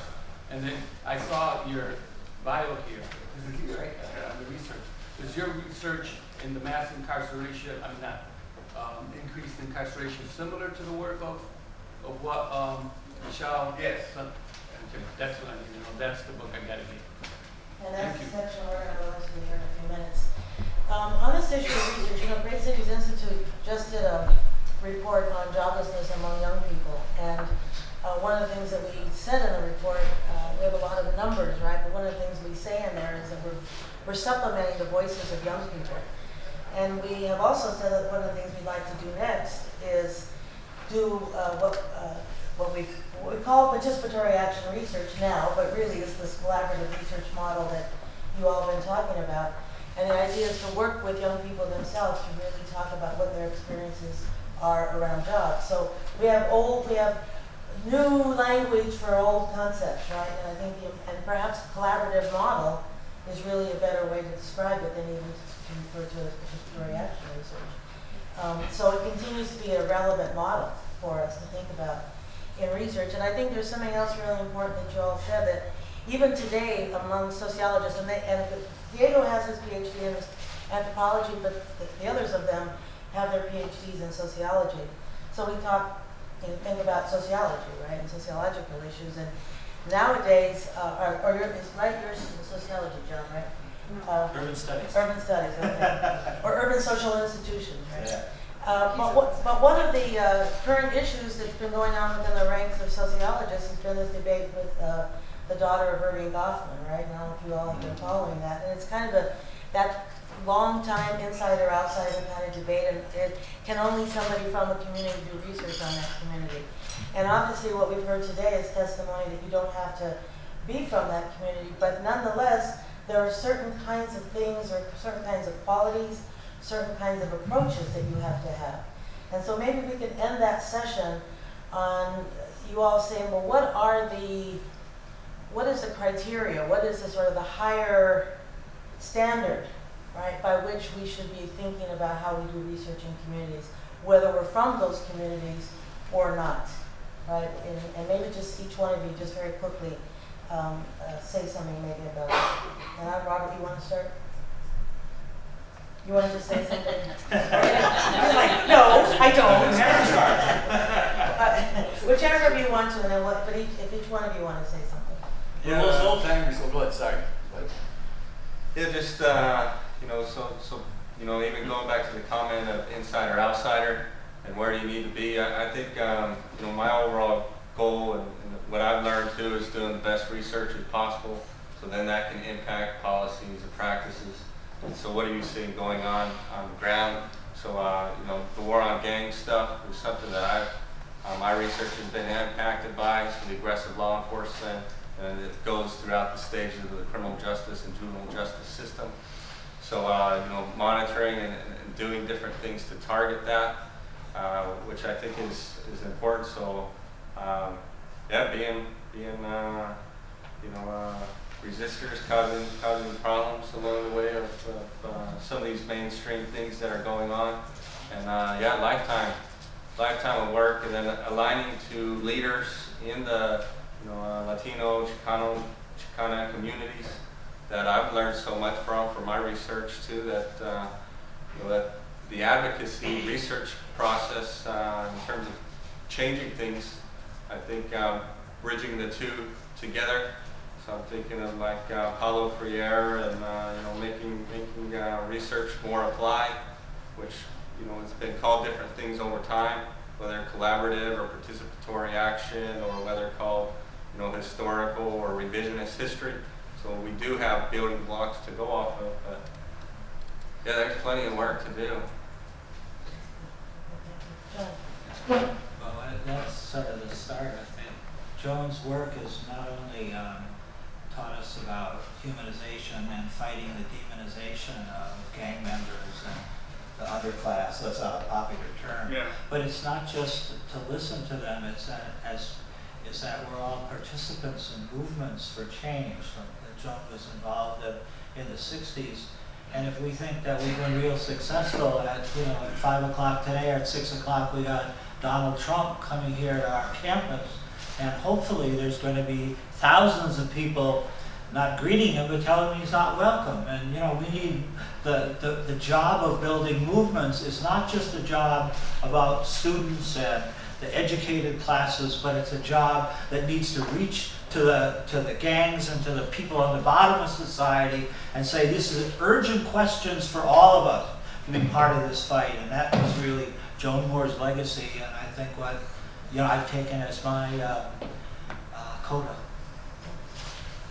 That whole dichotomy, the insider-outsider perspective on research, particularly in vulnerable, hard-to-reach populations, the gangs, the drug use and drug trafficking and so on, that is a real interesting argument among social scientists.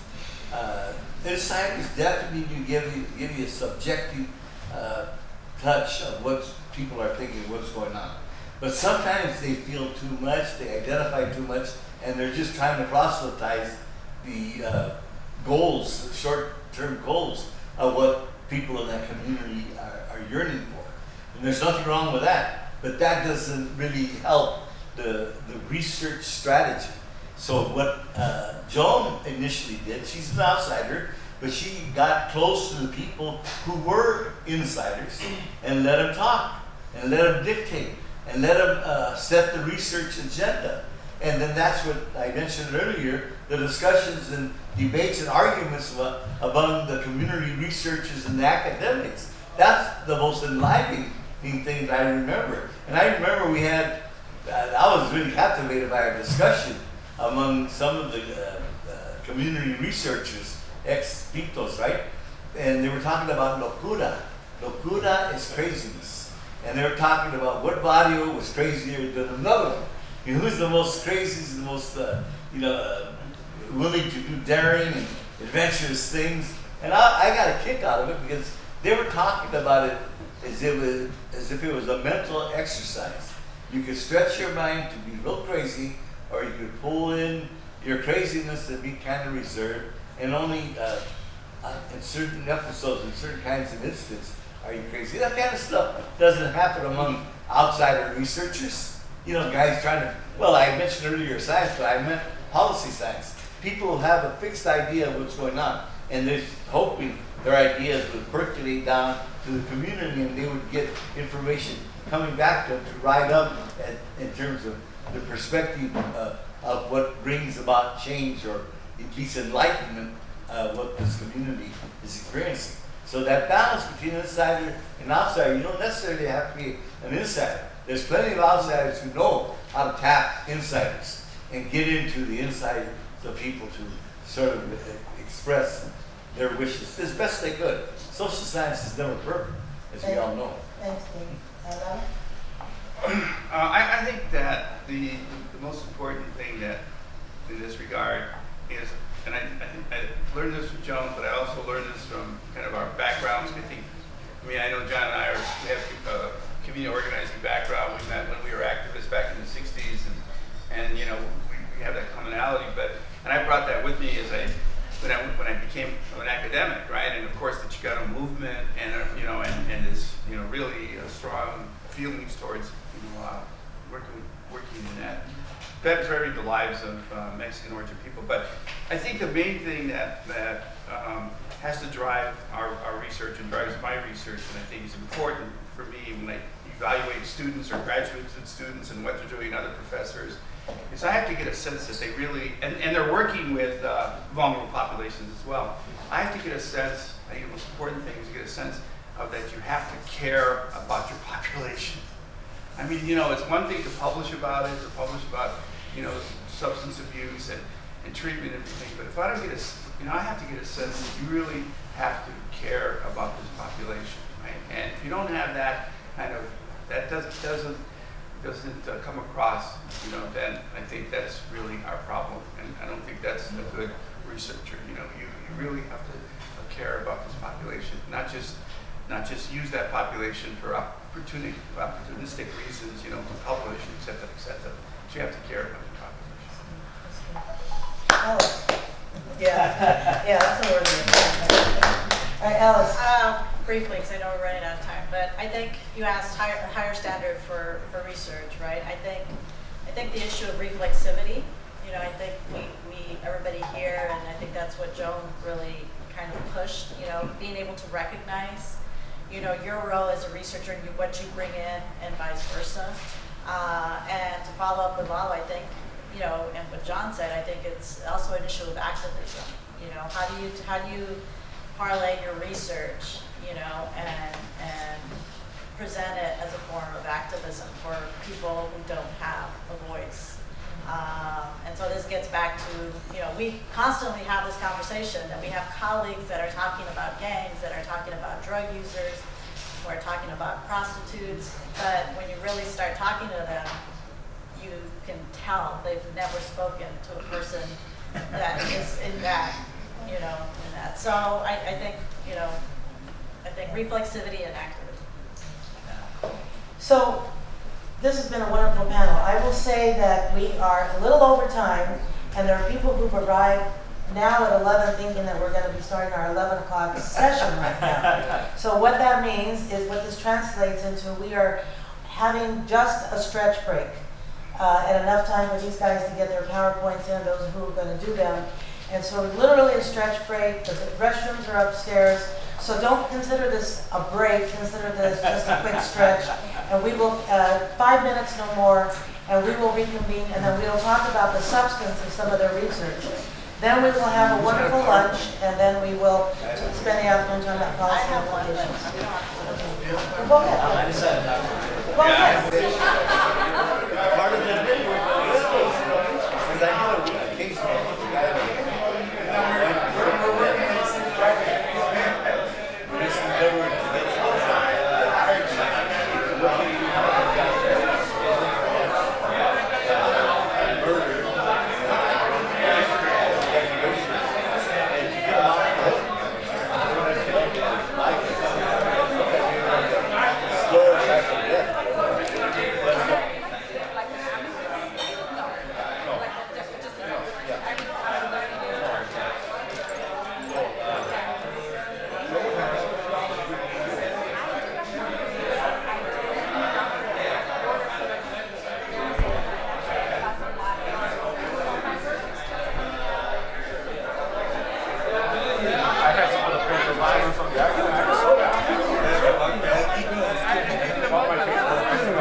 Well, he said they're doing yes.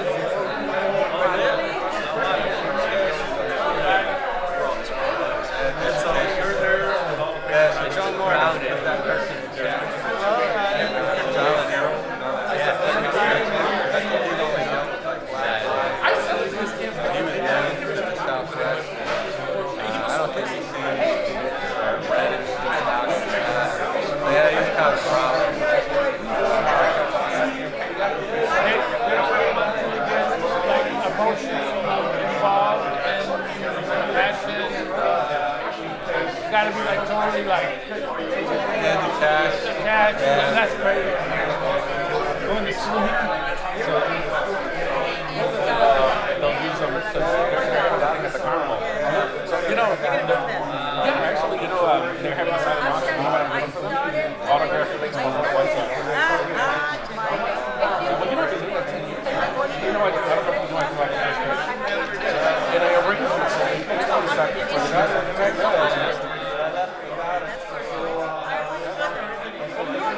guys.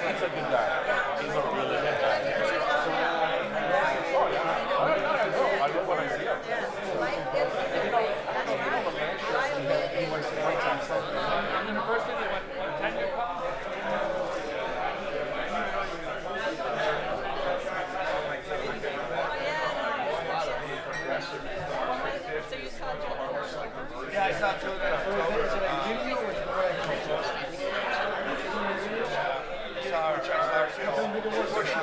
had lunch with her at a restaurant she's doing, but I think she's not leaving now. Have you seen her recently?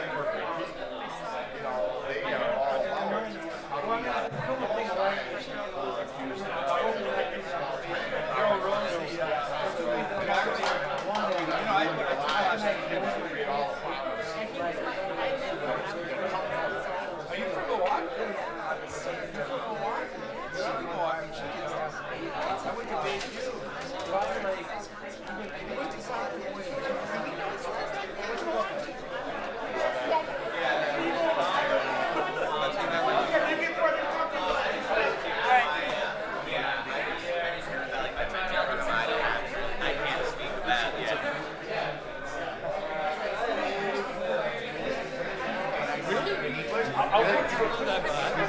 You wanted me to do it part-time? 30 minutes. Really? No, call me. I'm trying to reach him. I don't know. I think I'm because I get although it's not done by him, but it's done by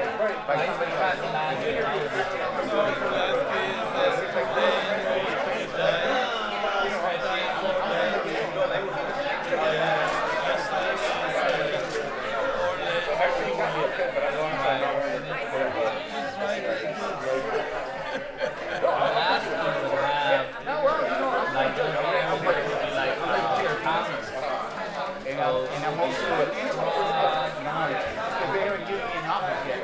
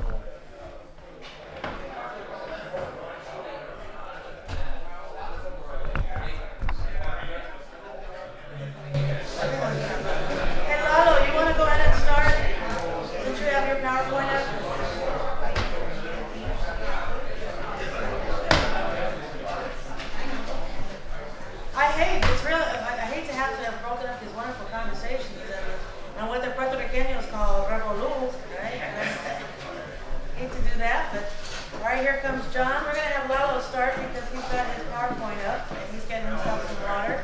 Here comes Diego. Alice is in the house. And then, unfortunately, our food arrived early, so I hate to have the food waiting for us. But we'll get through this and then we'll have a lunch break, and we'll just keep the conversations going all day. So Lalo, we're going to have you start, because you've got your PowerPoint up here.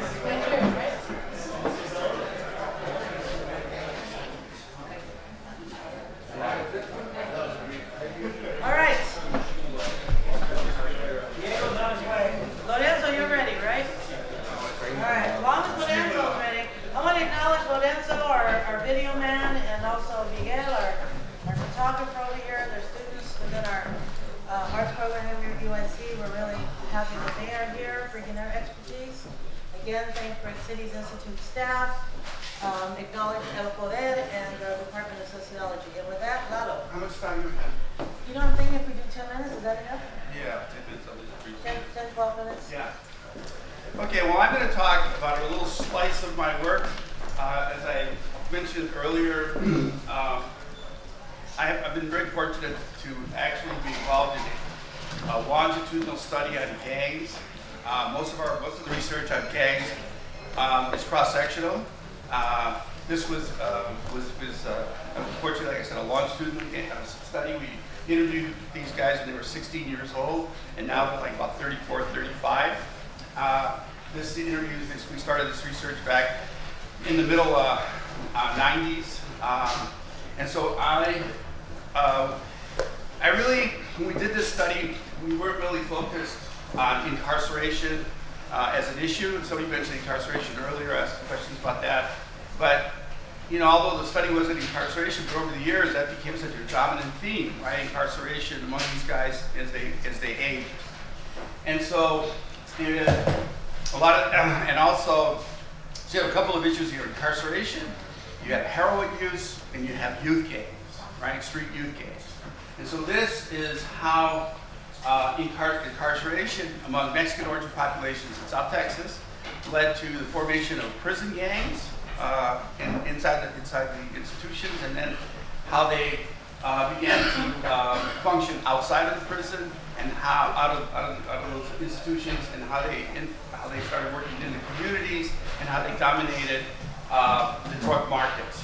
And so this is and how it impacted on how it impacts how this relation to the drug markets, the youth gangs, and the prison gangs, and how this process led to the demise of the gangs as they were, a lot of the gangs as they were. So it describes the emergence of restructured drug market dominated by adult prison gangs. So I'm not going to go into this idea about the emergence of gangs. I think all of us know that, about, you know, that this emergence of gangs. Go ahead. But Go ahead, though. Go ahead. well, you know, of course, Joan talks a lot about this, the economic restructuring, right, and how the loss of jobs. You can see that in Milwaukee. You can clearly see that in Chicago, and you can clearly see that in Los Angeles, where we had this large manufacturing base that in the many working class people, you know, were employed in the tire industry, the automobile industry, all these kinds of industries all were left South LA, left Milwaukee, left Chicago, left Indianapolis, left Detroit. The misdistribution of wealth, the greater inequalities that exist, and of course increased poverty, joblessness, and welfare dependency among Latino youth, you know, can explain the increase in gangs. So as a result, you know, there's less opportunities, and a lot of folks in inner city communities have to take advantage of the economic opportunities in different sectors of the informal economy, and part of that informal economy is participation in the drug markets. You know, so you have increasing involvement in drug markets. So a lot of drug trafficking research. There's been some of it, but there's not a lot that really identifies the exact nature of the drug markets, nor its relationship between individuals and group participants. So if you look at the drug markets, a lot of it's from a criminal justice perspective. You know, there's not a lot of sociological sort of analysis of those drug markets. Patty Adler and, you know, her early work, her major book, her husband did on drug markets. I think that's one of the exceptions of the rule. But we know that there's this really complex operation that, you know, it operates at different levels, and but we know that there's a lot of activity. That drug market it's not centered, maybe centered is not the right word, but we see it, a lot of activities in low-income communities. Now, what's kind of the twist here, what happens in the 1990s is you have the importance of the Mexico's drug market. You know, it wasn't as important in the 1970s and 80s, but in the 1990s, Mexico becomes a major conduit of drugs from Latin America as they closed up the Miami routes and routes into California. So a lot of it begins to come in through Mexico and then through South Texas. Although it's pretty stabilized, the drug cartels are pretty stable in Mexico up until about 15 years ago with President what's his name? Calderon, and the Merida monies from the United States, begin to destabilize the drug markets in Mexico. You have this whole different complexity in that market, which is controlled by 2 or 3 major groups, breaks up into smaller groups, and there's a lot of chaos. That's all the violence and everything else that happens as a result of all of that. So it gets restructured. This is just kind of methods. So in our work, on gangs, what we found is we created a typology to kind of look at gangs. Gangs vary; they're not just one type of gang. And one of the typologies that we came up with is 4 types of gangs. What we call the barrio. I'm sorry, the third one there, the middle one, the barrio territorial gangs. That's one type of gang that's very centered in the community, small, involved in petty crimes, a lot of graffiti, some fighting, and so forth, right? Very, very neighborhood based. And then you have, and they're involved in some crime, but it's not major. Then you have more kind of criminal involved gangs that are involved in drug dealing, other kinds of crimes that are primarily criminal gangs, except they're not connected to adults. And then you have the other kind of gang that's a little bit more of a concern, and that's youth gangs that are connected to adult criminal gangs, right? And then you have a lot of other kind of peer groups that are in transition, that maybe gangs are not concrete gangs, like taggers and so forth and so on. So the community, I always tell this to practitioners, when you're dealing with gangs, you have to really be aware of what kind of, if a kid's a gang member, what kind of gang he really belongs to. This is just characteristics of the gangs. But if I can get to. So now look at San Antonio's drug market, and because it's so close to the border, it was before this transition, before the Mexico, the kind of the breakup of the cartels and so forth.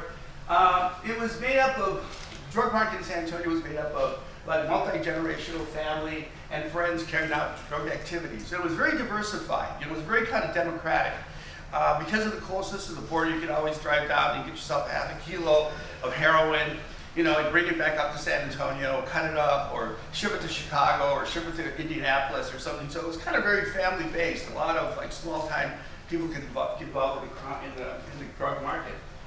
And you can see here a characterization of the organization of that market. And you can see at the top is a large scale of distributors that were linked to, and then you had to the Mexican suppliers, intermediate dealers buying large quantities, small dealers, and user sellers.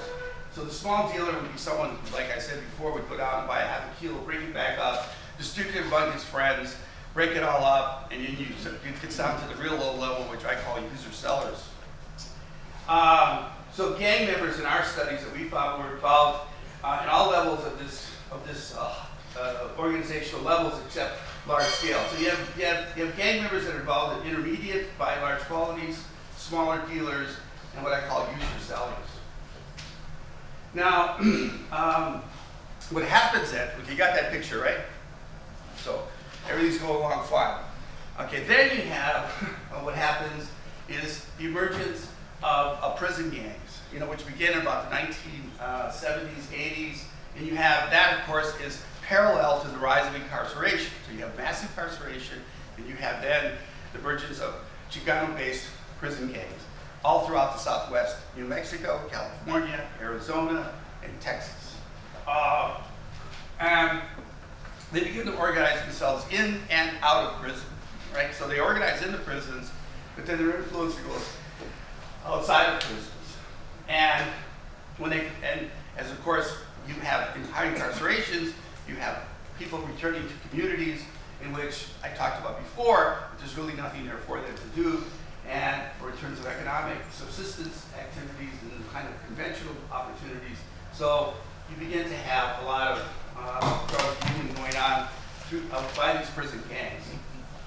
And so this is one prison gang that I'm calling Pura Vida. And it was one of the prison gangs in San Antonio formed by Mexican inmates in TDC in 1984. There's other prison gangs throughout Texas. This was just one of them. This one dominated San Antonio. and they began to actually dominate the heroin market. And I didn't point out that the high rates of heroin among our gang population, I think it was like 30 or 40% of our gang members that we interviewed, were injecting heroin. Heroin is a major drug in San Antonio in the populations where we work. So the heroin was available, like I said before, through family and friends. It was, pretty laissez-faire sorts of dealing going on. But when the prison gangs moved into the scene, into that drug market, they dominated that prison gang. They dominated that market. So the Pura Vida began to engage in heroin dealing, extortion, fencing stolen property. I mean, they just began to take over kind of legal markets. And they had a big presence on the west side of San Antonio because many people were parolees that moved back there. So during the course of the study from 95 to 213, this prison gang controlled the whole heroin market in San Antonio and targeted heroin sales to delinquent non-gang youth, because there's not all the delinquent kids that are in the community belong to gangs, and gang members. And so, like I said, 25% have reported using heroin the last 30 days. So that was a current heroin use, but you had much higher lifetime use as well. So this is what I'm calling the process of co-optation and recruitment. And what happens is that, as I said before, some of the gangs themselves are selling heroin, right? And as a gang, right? Or as individuals. So this is another thing you have to distinguish when you talk about gangs. There's drug dealing, there's drug dealing that's a gang organization, right? I mean, then you have it, and it's controlled by the gang, and everybody works with it. And then there's drug dealing that goes on individually within the gang. So I'm a gang member, I belong to this gang, but I'm dealing heroin, right? And I may give a little money to the gang or may not, it depends. So some are more loosely. But the gang offers me protection, so sort of about kind of things. Drink some water. Yeah. All right. Question. You got time. Before you choke up on it. So gang members, they have, so they're out there selling heroin, selling grass, and whatever kinds of things are going on. But when the prison gang comes in, they start controlling the market through what they call the 10%. Okay, the 10% is that if you're selling heroin, right, in the community, in their territory, you have to give them 10%, right? So as long as you give them 10%, everything's fine. So they control the market through their 10% rule. And if you didn't, and there were some gangs that refused to pay, especially the more criminal gangs, right, that were non-adult connected, resisted, then they would use violence and intimidation against youth gangs who were unwilling to cooperate. You have this whole process that goes on over time where they then do away with the independent selling gangs that existed. So what happens? What are the consequences for gang members? Well, there's two consequences. One, there's individual consequences for gang members, because now you have increasing heroin coming into the community. So you have increased patterns of use and addiction. So we saw an increase injecting drug patterns over time in this community because of the heroin market and the availability of heroin, right? That wasn't there as much as it was before. We have increased rates of incarceration because now also as more people are using heroin, it often leads to activities that they're arrested for and convicted for, possessions, distribution of stolen property, carjacking, other kinds of things. You have participation, you have more high-risk behaviors, and our study was funded through NIDA, so we were looking at risk behaviors related to HIV/AIDS and injecting drug use, so you have an increase in that kind of risk behaviors, and you have a loss of ties to the gang organization, because as these people increase their addiction, there's higher rates of incarceration, the gang begins to become the less of an entity over time. Those, and here, what I talk about in this article is the specific effects of prison gangs on the gang organization itself. So we saw how it affected the individuals, but we also see that over time, there's an alliance of the youth gangs with the prison gangs, right? There's a greater alliance now, and a lot of them get actually incorporated into the prison gangs themselves, and because they promise of protection and a consistent supply of heroin, which they're controlling, and a recruitment by the prison gangs of gang leadership into that, and especially as the leadership goes to prison and process goes on in prison, being recruited, and they come back up, another part of the prison gangs. And the limited participation of drug market opportunities, there's not as many as before, except through the prison gangs. And at the end, what we see is a diminishing of the gangs themselves. So the gangs are not as dominant as they were because of this whole process. That's kind of the story, right? In 10, 15 minutes. So the major consequence was the increasing use of heroin among Mexican American gang members and their transformation from autonomous youth gangs, independent gangs, to extensions of adult prison gangs, or they had a demise. They were gone, right, as a result of this process. There was a monopoly of the heroin market, narrowed other actors' participation in the market. Remember I said before, you could go down with your cousin or your uncle and go down to Laredo, buy a half a kilo, bring it back up. That wasn't as easy anymore because of the market was much more controlled by the prison gangs. And so gang members' energies became more focused on criminal and quasi-criminal activities related to generating resources, and the role of gangs in drug markets was negligible, yet there was a mechanism for the transition of selected youth members to become members of adult organized crime groups. So there was a process where some of the youth gangs continued to exist, but they were tied to the adult prison gangs. And so overall, Mexico's rise in cartels and the existence of adult prison gangs in the U.S. have created a kind of a corporate dominant drug marketplace. So that's it. I just wanted to show you this. This is our field. This is the various field teams. This is only one project. We've had other projects over time. I just wanted to show you some of our field workers. A lot of them are themselves felons, ex-felons, offenders, and gang members. So that's it. All right.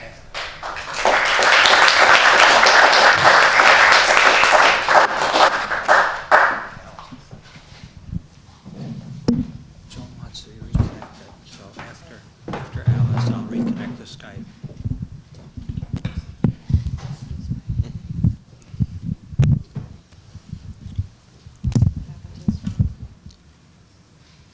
Joan's been following every part of this.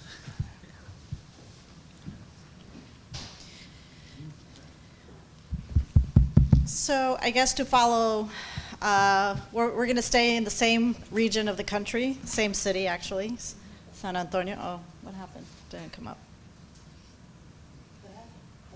There it is. Yeah, so we're going to stay in the same region, same city, San Antonio. I think Robert and Diego mentioned Joan's book, Mexican American People. If you are not familiar with it, it was a study done, book, and a study that was published back in the 1970s? 1970. It came out in 1970. It came out in 1970, but the middle work six- was... Middle 60s. Really? Okay. When they did the work. So they basically, Joan and her co-authors, Grebler and Guzman, basically followed up, I don't know how many families there were, Mexican-American families in both San Antonio and Los Angeles. And so, as it's been mentioned, it was one of the first pioneering works in terms of really delving into the experiences of Mexican-American Chicano families in the United States. As some of you know, as Robert mentioned, there was a follow-up, and we could probably talk about this during lunch. Diego probably knows a little bit more about the details about finding this data in some basement in UCLA.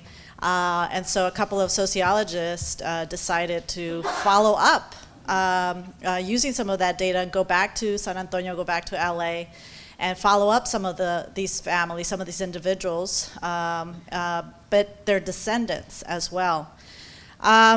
Unfortunately, one of the most troubling findings from that follow-up study was that while Mexican Americans have made economic progress, first, second generation, the progress halts at the second generation. And so you see third generation, fourth generation with really high rates of poverty, low levels of education, and obviously, no really financial progress, especially when you start comparing them to other immigrant groups. So this kind of gives you a sense, and I think Lalo talked a little bit about kind of the socio-structural issues that are faced by populations in this city, especially the most vulnerable. So I wanted to, instead of talking a little bit about what I'm currently working on, I wanted to take a little different approach and talk a little bit about what I'm embarking to do now. As I mentioned earlier, trying to follow kind of the pioneering work that Joan did with female gang members.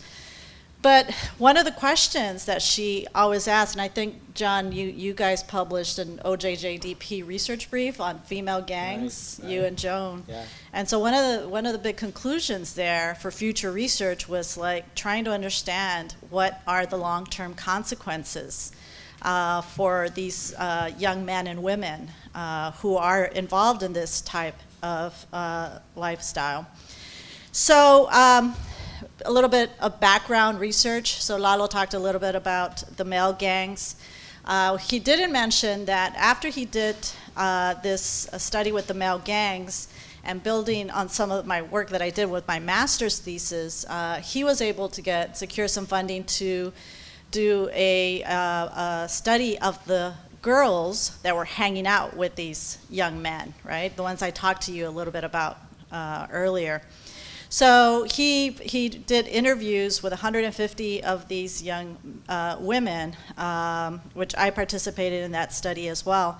And one of the biggest findings from that research, which we've published, was that these young women, although they were not gang girls, they were not part of self-identified gangs with all the structure that these males, their male counterparts had, they had very distinct profiles. That was really based on a hierarchy based on risk exposure that these young women were associated with. So we talk about the sexual relations that they have with these young men, partying scene, the context, substance use, crime, and violence victimization. And so our findings demonstrated that the negative behavioral outcomes, like associated with unprotected sex and sexual assault and poly-drug use, was associated with these activities, right? These contexts of partying, of being in sexual relationships with these young men. And we found very distinct types of young women. So we had the girlfriends, the young girls who were these guys' girlfriends. Some of them were in common law relationships, so some of them were their wives.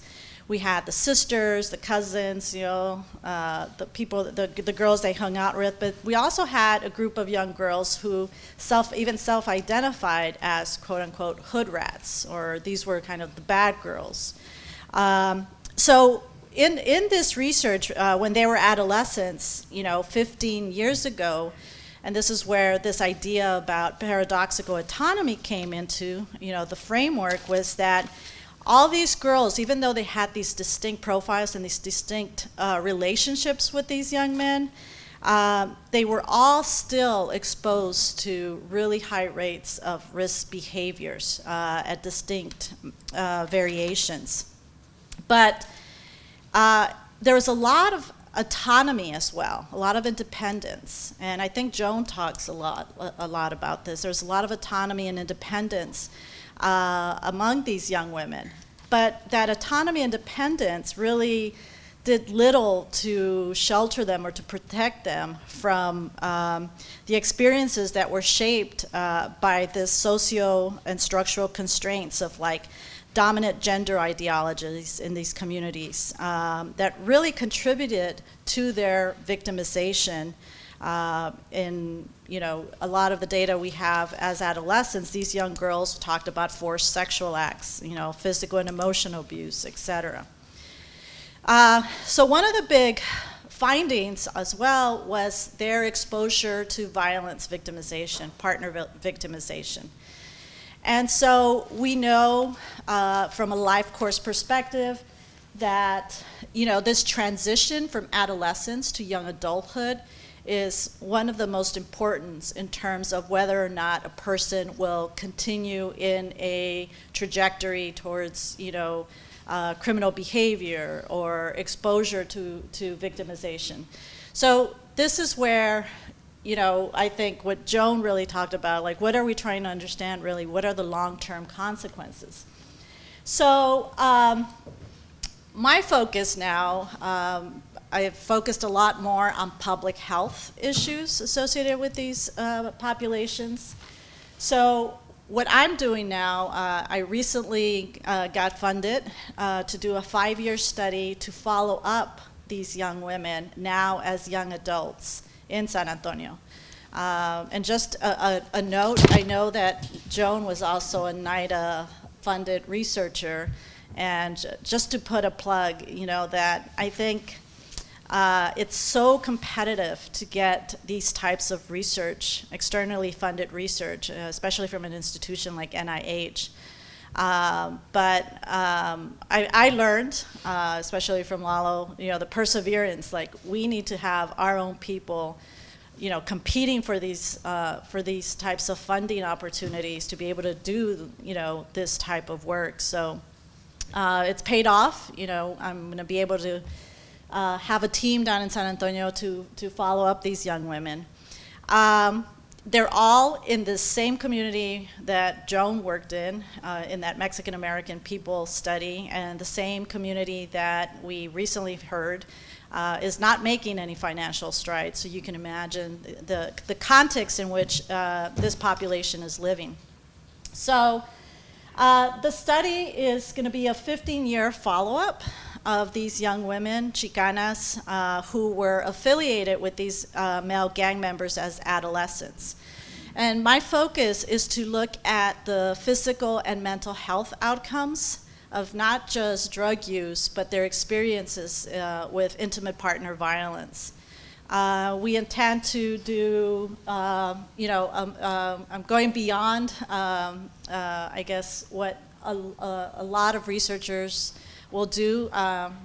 Maybe it's ambitious, but we're actually collecting survey data. So we're doing a quantitative survey. We're also collecting biomarkers, and I can talk more about it during lunch or during break, but we're collecting biomarker data, so looking at cardiovascular and metabolic risk dysregulation, a lot of it associated with kind of the stressors that these young women are exposed to, especially if we're talking about chronic victimization, chronic partner violence victimization. And we're doing a qualitative ethnographic component to this to try to really understand kind of the culture and community context in which these young women have been living in now almost 15 years.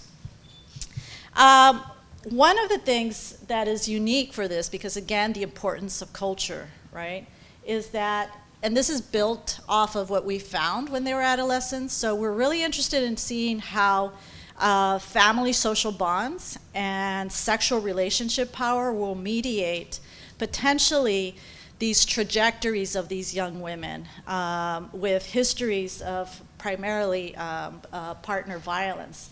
So we're going to have the adolescence period, which we collected on a Lalo study over 15 years ago. We're going to have a retrospective period and then their current period, and you could see some of the outcomes that we have there, including the biomarkers and some mental health measures. So I guess these young women, let me see if I can just kind of fast forward here. These young women, you could see on the left-hand side column, that was their adolescence period. So we started to collect some preliminary data on this current study. And again, unfortunately, it's not good news. We're seeing still high rates of partner violence. There at the bottom, you see, back when they were adolescents, we had almost 70% of them that reported partner violence. And now, as young adults, we still have a really high rate of them. So this speaks to their exposure to potentially chronic partner violence. You see still relatively high rates of drug use, in particular heroin among this population, and incarceration. Mass incarceration was talked about a little while ago, but these young women continue to have histories of incarceration. So I think I'll kind of wrap it up here. And so what are the implications of this research that what we're going to start doing is that it's going to be potentially one of the first studies to provide longitudinal data on the relationship between drug use, partner violence, and physical and mental health among this population of minority women that has generally gone underrepresented in public health research. Second, I'll be able to apply this theoretical construct of sexual relationship power and family social bonds. Because, as I mentioned, we found that one of the protective factors as adolescents for these young women was their attachments to their mother. So for adolescents who had really strong attachments with their mother during the adolescent period, they seem to have, less problematic substance use and other behavioral outcomes. So we're going to explore that a little bit more. And the other thing that this study will potentially contribute to is the fact that it's a longitudinal study. It goes beyond cross-sectional studies that have been done with Latinas or with gangs, female gang members. And we'll be able to understand, right, how culture and community context contributes to this whole social phenomena. And we hope that this will be only the first stepping stone to identify really critical age-graded factors during a person's life that we can potentially intervene and help reduce some of the potential health disparities among this population.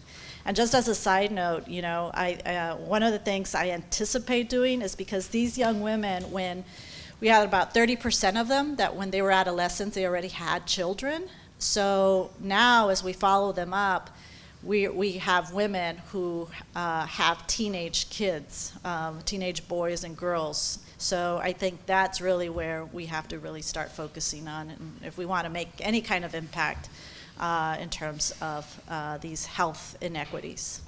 So thank you.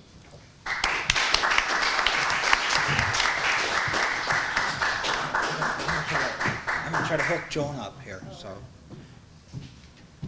Who's gonna go next? I'm next. Yeah, we are. Whatever you want. Yeah. I'll be next if you want me to, but I talk too much already.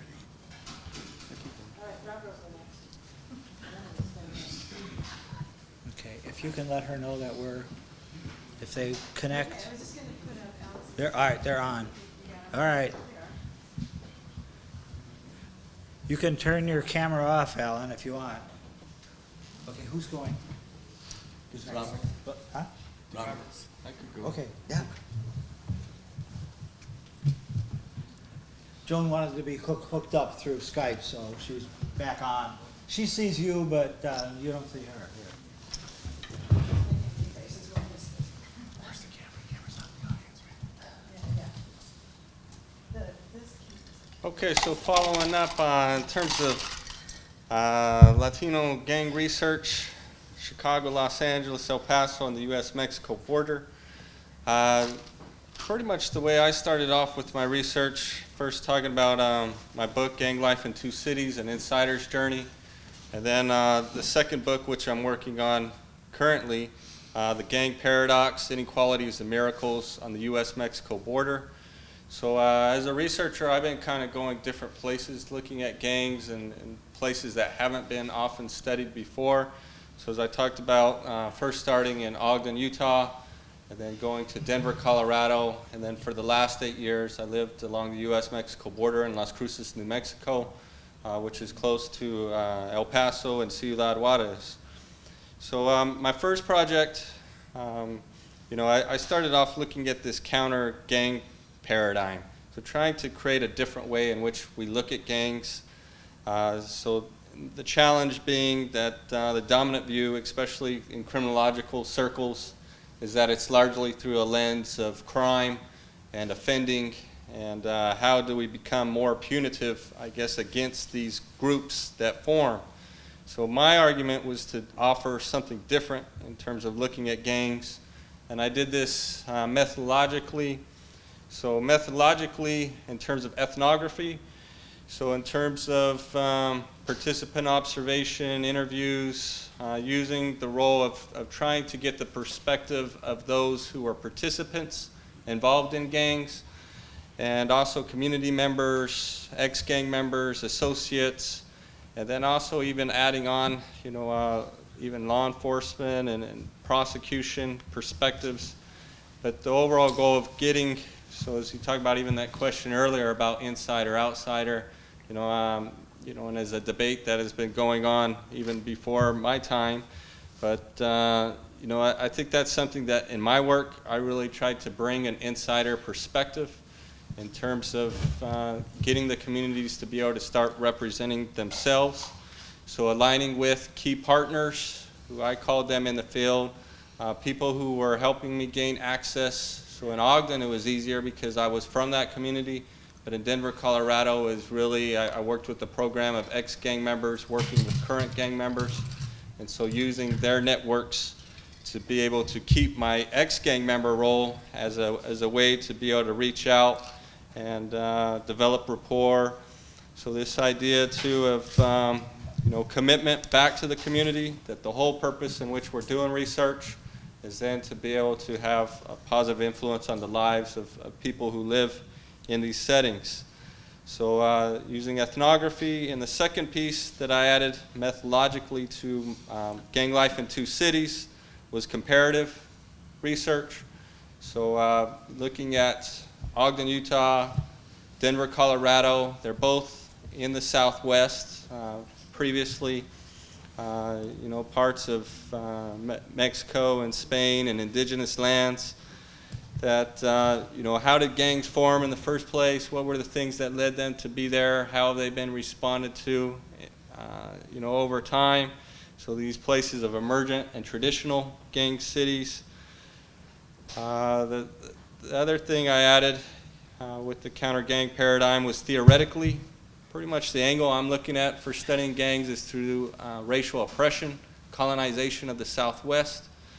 And that process has led to racial and ethnic inequality and both the reasons why gangs form, and then especially bias in the response to gangs. As I've looked at gangs historically in both of those original settings where I began, even seeing pieces of a social movement response where civil rights and empowerment efforts of the Crusade for Justice and an organization called Socio, Spanish-speaking organization for community integrity and opportunity. And so in my book, I pretty much look at a time period, especially Denver, Colorado. And if you look at the work of Ernesto Vigil, and I followed up upon about Montejanos, done that in San Antonio as well. But a time period in which civil rights movement pretty much made it where gang involvement became non-popular and backward and not helping towards the community. So gearing towards these overall root causes of the problem, which in Denver led to decline of gangs from 1970 to 1980. And then the backlash that the Crusade for Justice faced through COINTELPRO and FBI and local law enforcement, changing about when gangs reemerged on the scene. So when I first started off, the first data piece I think that I found of interest was the war on gangs. So it wasn't kind of like this, why are gangs criminal, why are people involved in crime? It was like, look at what the police are doing, and not just towards gangs, but being able to use that label to target everybody in the community. So being able to document through observations of the police, this aggressive policing practices, doing interviews and observing gang units and how they would categorize people into these gang lists for non-criminal activity, which would then later on impact enhanced consequences for when it came time to gang injunctions or gang enhancements, vertical prosecution, RICO, and leading to greater division between the community and the police.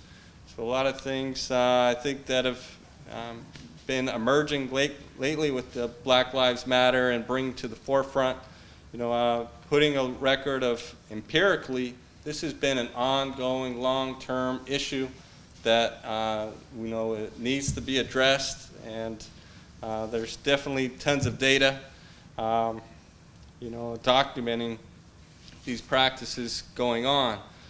So historically, looking at Denver, Ogden, the decision-making influences, why people join gangs, what are these core ideals that hold a gang together. But towards the end of gang life in two cities, looking at barrio empowerment and seeing how cultural empowerment and gender equality, some issues in which the Chicana movement struggled with the gender equality, seeing this as an opportunity to make progress in a lot of the neighborhoods in which I did research. And so it's cool to hear about Alice's work, Alice Cepeda's work about looking at female involvement and starting, and Joan Moore doing before, and John Hagedorn.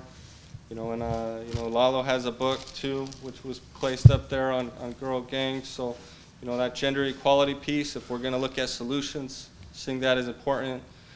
Challenging the police and mainstream view of gangs has been at the central of everything I do. So some communities I'm a little more welcome than others.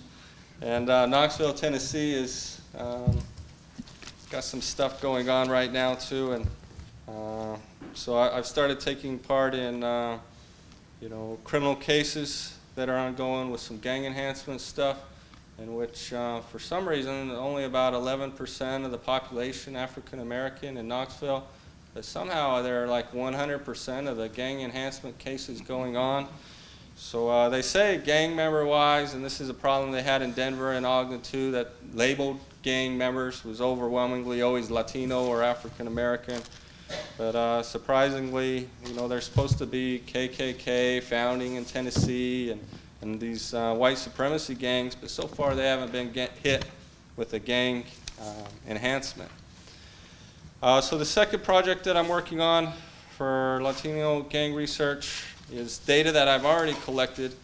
So for the 8 years I lived on the New Mexico, U.S.-Mexico border in Las Cruces, for 7 of it was devoted towards looking at disproportionate minority contact, in which it's often referred to as the school-to-prison pipeline, or looking at how early on youth and children can be geared towards different outcomes. So if you look at the border region, it's always described as one of the most poorest, the poorest in the country. So some of the highest levels of poverty. And so as I've done research on gangs in a variety of communities, New Mexico and the border definitely was at a level. You could have pockets in Denver and Ogden, but this is like statewide. So colonization as a presence there, larger numbers of Native American, Hispano population, Mexican American, Mexican than it existed in Colorado, Utah. So just seeing about how you have all these conditions that you would think, and especially if you look at a lot of the federal descriptions of what's going on with gangs, that this should be, an area where spillover violence and crime and gang involvement is very high and out of control, but actually these are some of the safest communities in terms of, you look at El Paso, one of the lowest rates of homicide nationwide, especially for a large-sized city. But as I look at, so there is these miracles, but these inequalities that still impact people's lives in terms of what opportunities they have as they grow up. So I think that's a good brief overview of the work that I've done and continuing to do. Yeah, all right.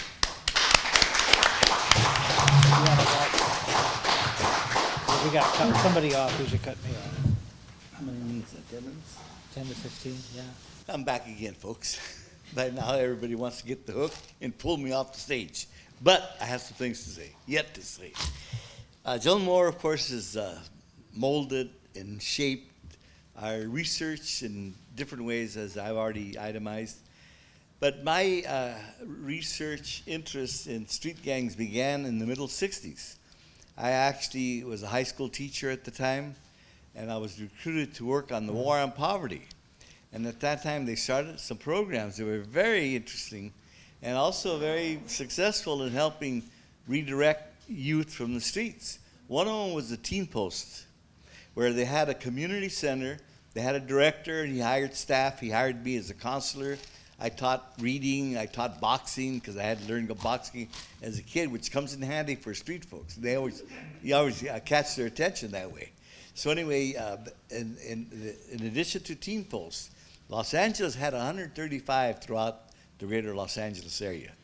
They also had NYC, Neighborhood Youth Corps, which was the 25-hour-a-week part-time job, minimum wage for the kids in those neighborhoods. Or they were working. They were going around with smiles, jingling change in their pockets. That was the middle 60s during the war on poverty initiated by President Lyndon Baines Johnson. And Joan and I have talked about this quite often. And it made a difference, and it worked really, really well. I mean, I felt I was rekindled my childhood growing up in downtown LA, brushes with gangs and street youth, not as vicious and homicidal as gangs today, but when I got reconnected with them in the 60s, it piqued my interest. I started reading books on gangs, and then the ego kicked in. I read all the books, and none of them really captured what I thought was happening on the streets. So I sort of launched my interest in reading, and then leaving high school and going back to graduate school, and teaching in special programs here and there. But I started researching some of the things that were happening in the greater Los Angeles area. I worked in different kinds of communities that had gangs. I worked at a community college in the early 70s that had Cucamonga, Chino, Corona, rural migrant camps for the agricultural industries of those areas, citrus and grapes. Winemaking was still a factor back, in the 30s and 40s, and there were still a few wineries left, and when I got there. But anyway, those little rural barrios had been engulfed by suburban sprawl, and the street kids of those communities were getting involved in different kinds of problems. And I worked with them, and I helped teach some of them at the community college. So that kind of gathering information led to my research on street gangs. But first, and I still have a deep interest in research on education. I did my dissertation on the culturation of school performance. Again, Joan, very influential with the article she did on assimilation. And from the investigation of acculturation, I found a very interesting phenomena, that the children that were Mexican first generation spoke good Spanish, obviously, and the second and third, fourth generation, their Spanish got less proficient, and they spoke more English, and sometimes the kids in the middle, the second and third generation, didn't speak good Spanish, didn't speak good English, they spoke a Cholo language. And it was a discovery that I found those were the ones that were cultural marginals and apt to join gangs of the study that I conducted. the two in the middle of the acculturation spectrum in both an urban and suburban setting belong to a street gang of one sort or another. So that really got me going about doing more research in this area. So I did my dissertation, I did a book on history, and then I did that was my early interest in history, which is still going strong, by the way. And then I did my gang studies, and first I became affiliated with Joan, and then I worked with that Chicano Pinto Research Project. One of the things that she had me do, and they wanted to know how successful and why an evangelical organization was making inroads with some of the street people, and that was the Victory Outreach. The Victory Outreach was doing quite well, turning these guys around. So she wanted to know what was going on. So they sent me to their little habitat there in West Covina, and I hung around with the leaders. I got to know some of the individuals there, and of course they tried to save me, but being the smart ass that I am, I told the guys, no, I can't be saved yet. I still have a lot of sinning coming to me. Those guys had sinned their way into hell and out of it, and I figured, what the shit, tell them what they don't want to hear. But anyway, Joan's association with her, and then eventually I did my work, Barrio Gangs, which culled all the information from the rural, urban, and suburban interviews that I was conducting, and observations, of course, and I put together that book. And that book, of course, was in between Homeboys and going down to the barrio. And then eventually I did a cross-cultural book on all the ethnic groups in Los Angeles that had a serious problem with gangs, the Vietnamese, the Salvadorians, the African Americans, and the Mexican Americans. And that book resulted in the publication titled A Rainbow of Gangs, in which Joan wrote the foreword. And there I dealt with each ethnic group by writing a history of going back when they first came to Los Angeles and how there was adaptation problems. And then, of course, the emergence of street gangs in those populations. And then I had a life history. Life history has been one of my interests, and Joan, of course, did a lot of that when she was doing her work with the Pinto Project. So life histories were accompanied that book. You had the group history going back to the beginning, and then one individual life history for each of the 4 ethnic groups. And that book, was well received. It's still selling.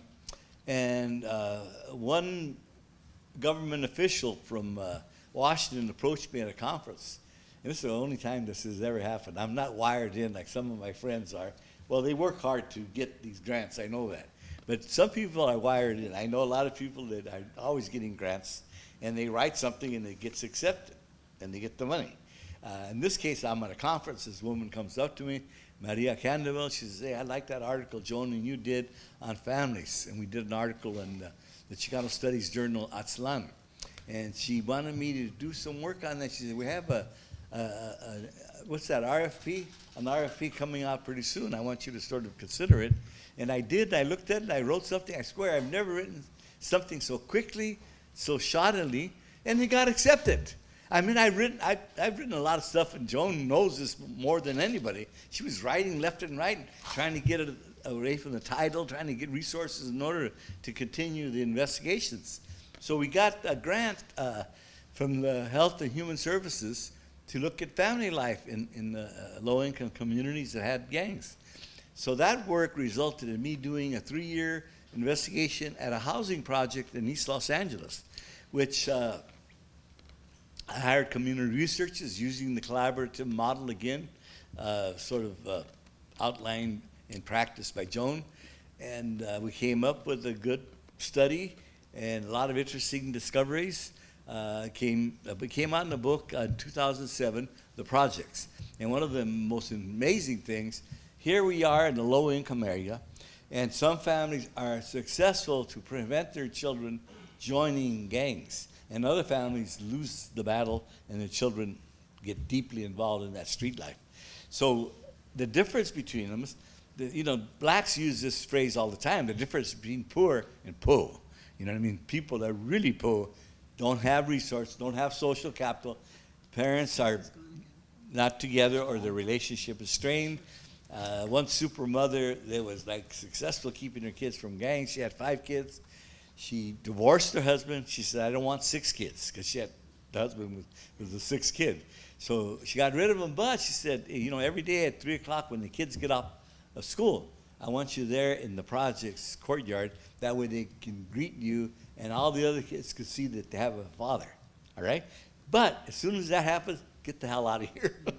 So she sort of orchestrated that. And he got out, and then she got her kids in every goddamn activity that you could imagine. And they had no time to join some of the guys hanging around the corner, smoking pot, drinking a beer. So they didn't involve themselves in gangs. So families that were able, I mean, they didn't have a lot more money, but they had social capital, and they had social capital, had other resources, and they wound up steering their kids away from gangs. And when we asked them a question about what would you like to have here in the community, they asked the things like for ESL classes, citizenship classes, classes that would help me get a better education in order to make more money. They were like socially mobile on the first steps of it. Whereas the families that didn't, who had children in gangs, they were interested in like psychological counseling, parenting, just basic training and counseling and guidance to get their own lives together. So the fact that they didn't have their own lives together meant that they really didn't have the energies and the talent to spend time guiding their children. Now, one person reviewed my book and said, this is nothing new. The Glucks found this out, Eleanor and Sheldon Glucks back in the 40s, which is some of the first books I read on juvenile delinquency. But they said, you know, the Glucks found this out, but it's good to get a fresher kind of assessment of how important families and how there's variation among families and why some families succeed and others don't. That book, The Project, has a nice chapter on the history of that gang going back to the 1940s. And when I was a little kid selling newspapers in downtown Los Angeles, I met guys from the projects. And they took me there to sort of hang around, and they told me a story about a badass dude, a street gang dude named Geronimo. And he belonged to a gang called the Apaches. And they spoke about him as if he was Paul Bunyan, all right?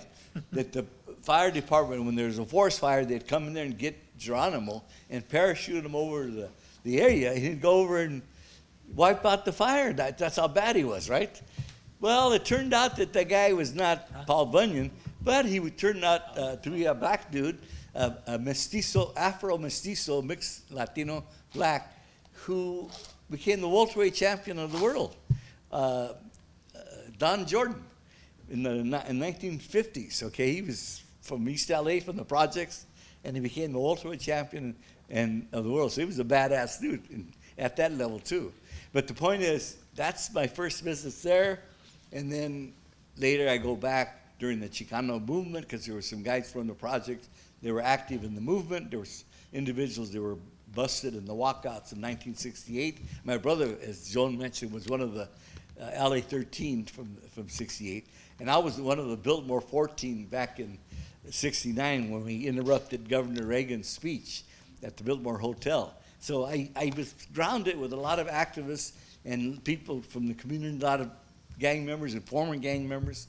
So the history of the Cuatro Flats goes back a long time. And I sort of chart all its changes, including the fashion change, the zoot suit outfit of the 40s, right?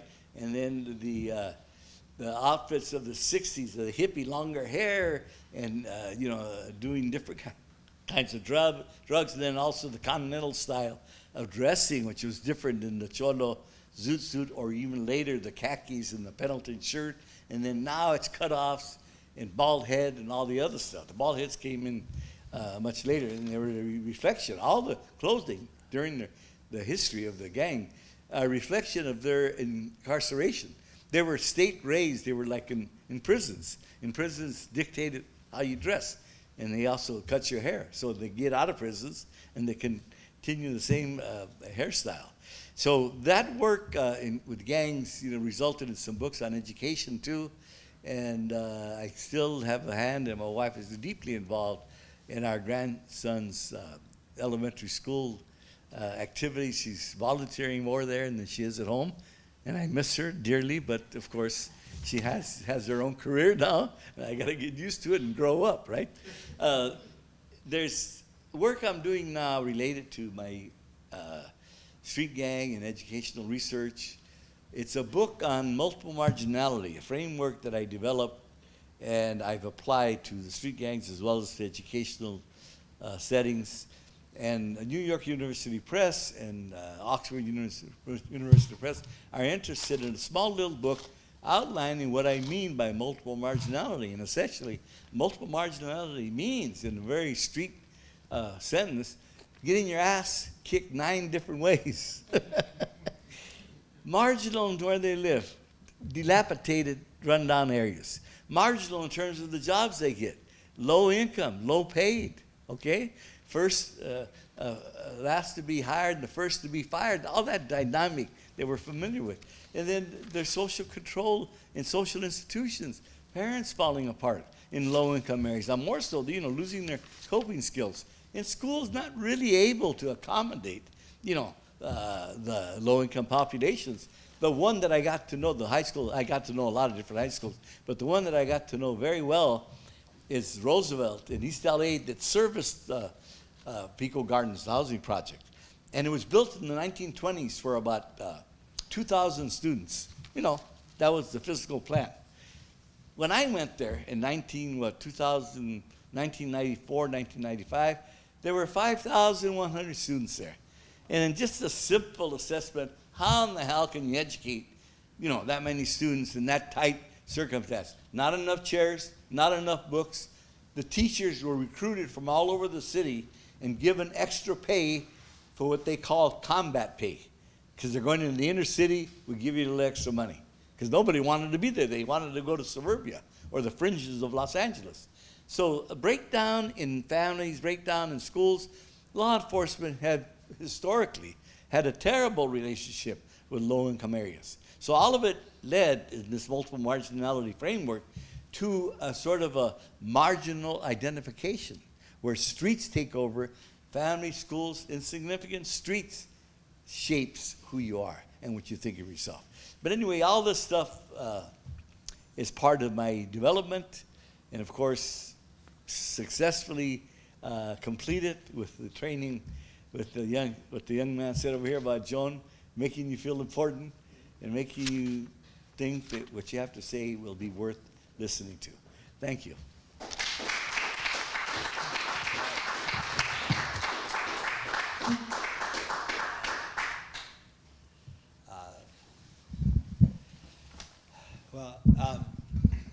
I'll try to go through this pretty quickly so we can have lunch, which is next on the agenda here.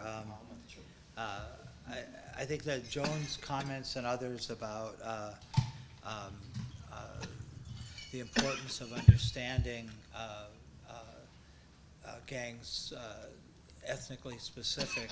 We often talk about minority gangs, but the reality is that in Chicago particularly, as everywhere, Black and Latino gangs are quite distinct. And what my research that I want to talk about a little bit is sort of reports that Latino and Black gangs are on very different trajectories. And so I want to sort of talk about that political trajectory for a few minutes. But this research it's sort of, I feel uncomfortable to talk about it in Joan Moore's forum, because it's very unlike Joan's research. And my earlier research is based on talking to street gang members, developing how do you not do a convenience sample and you get representativeness, and empathizing, struggling on the streets.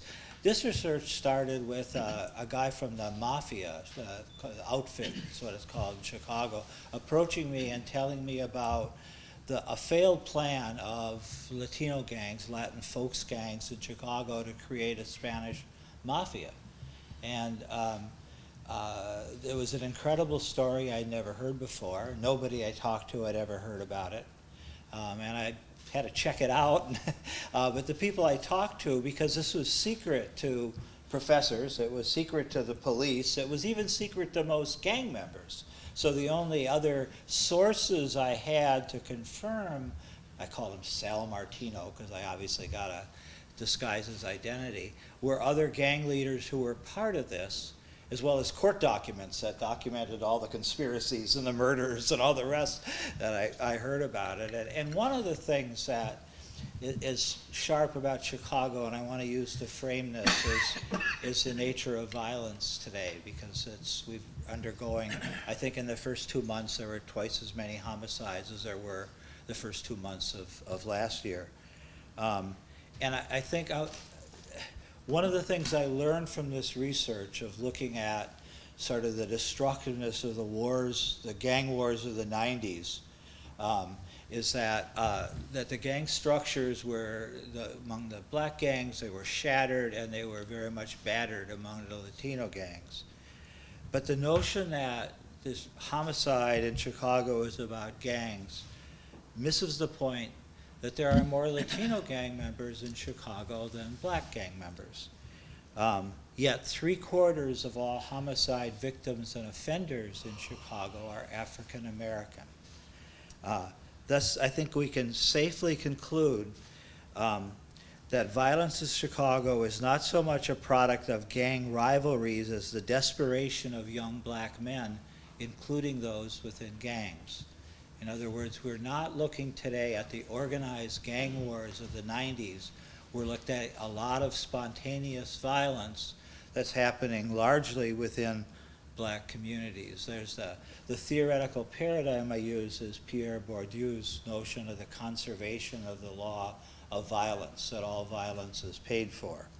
In other words, the historical structures of poverty, segregation, education, all the stuff that Teresa documented in the latest GCI study on black joblessness, all of that structural violence comes back in the form of social ills, including more violence.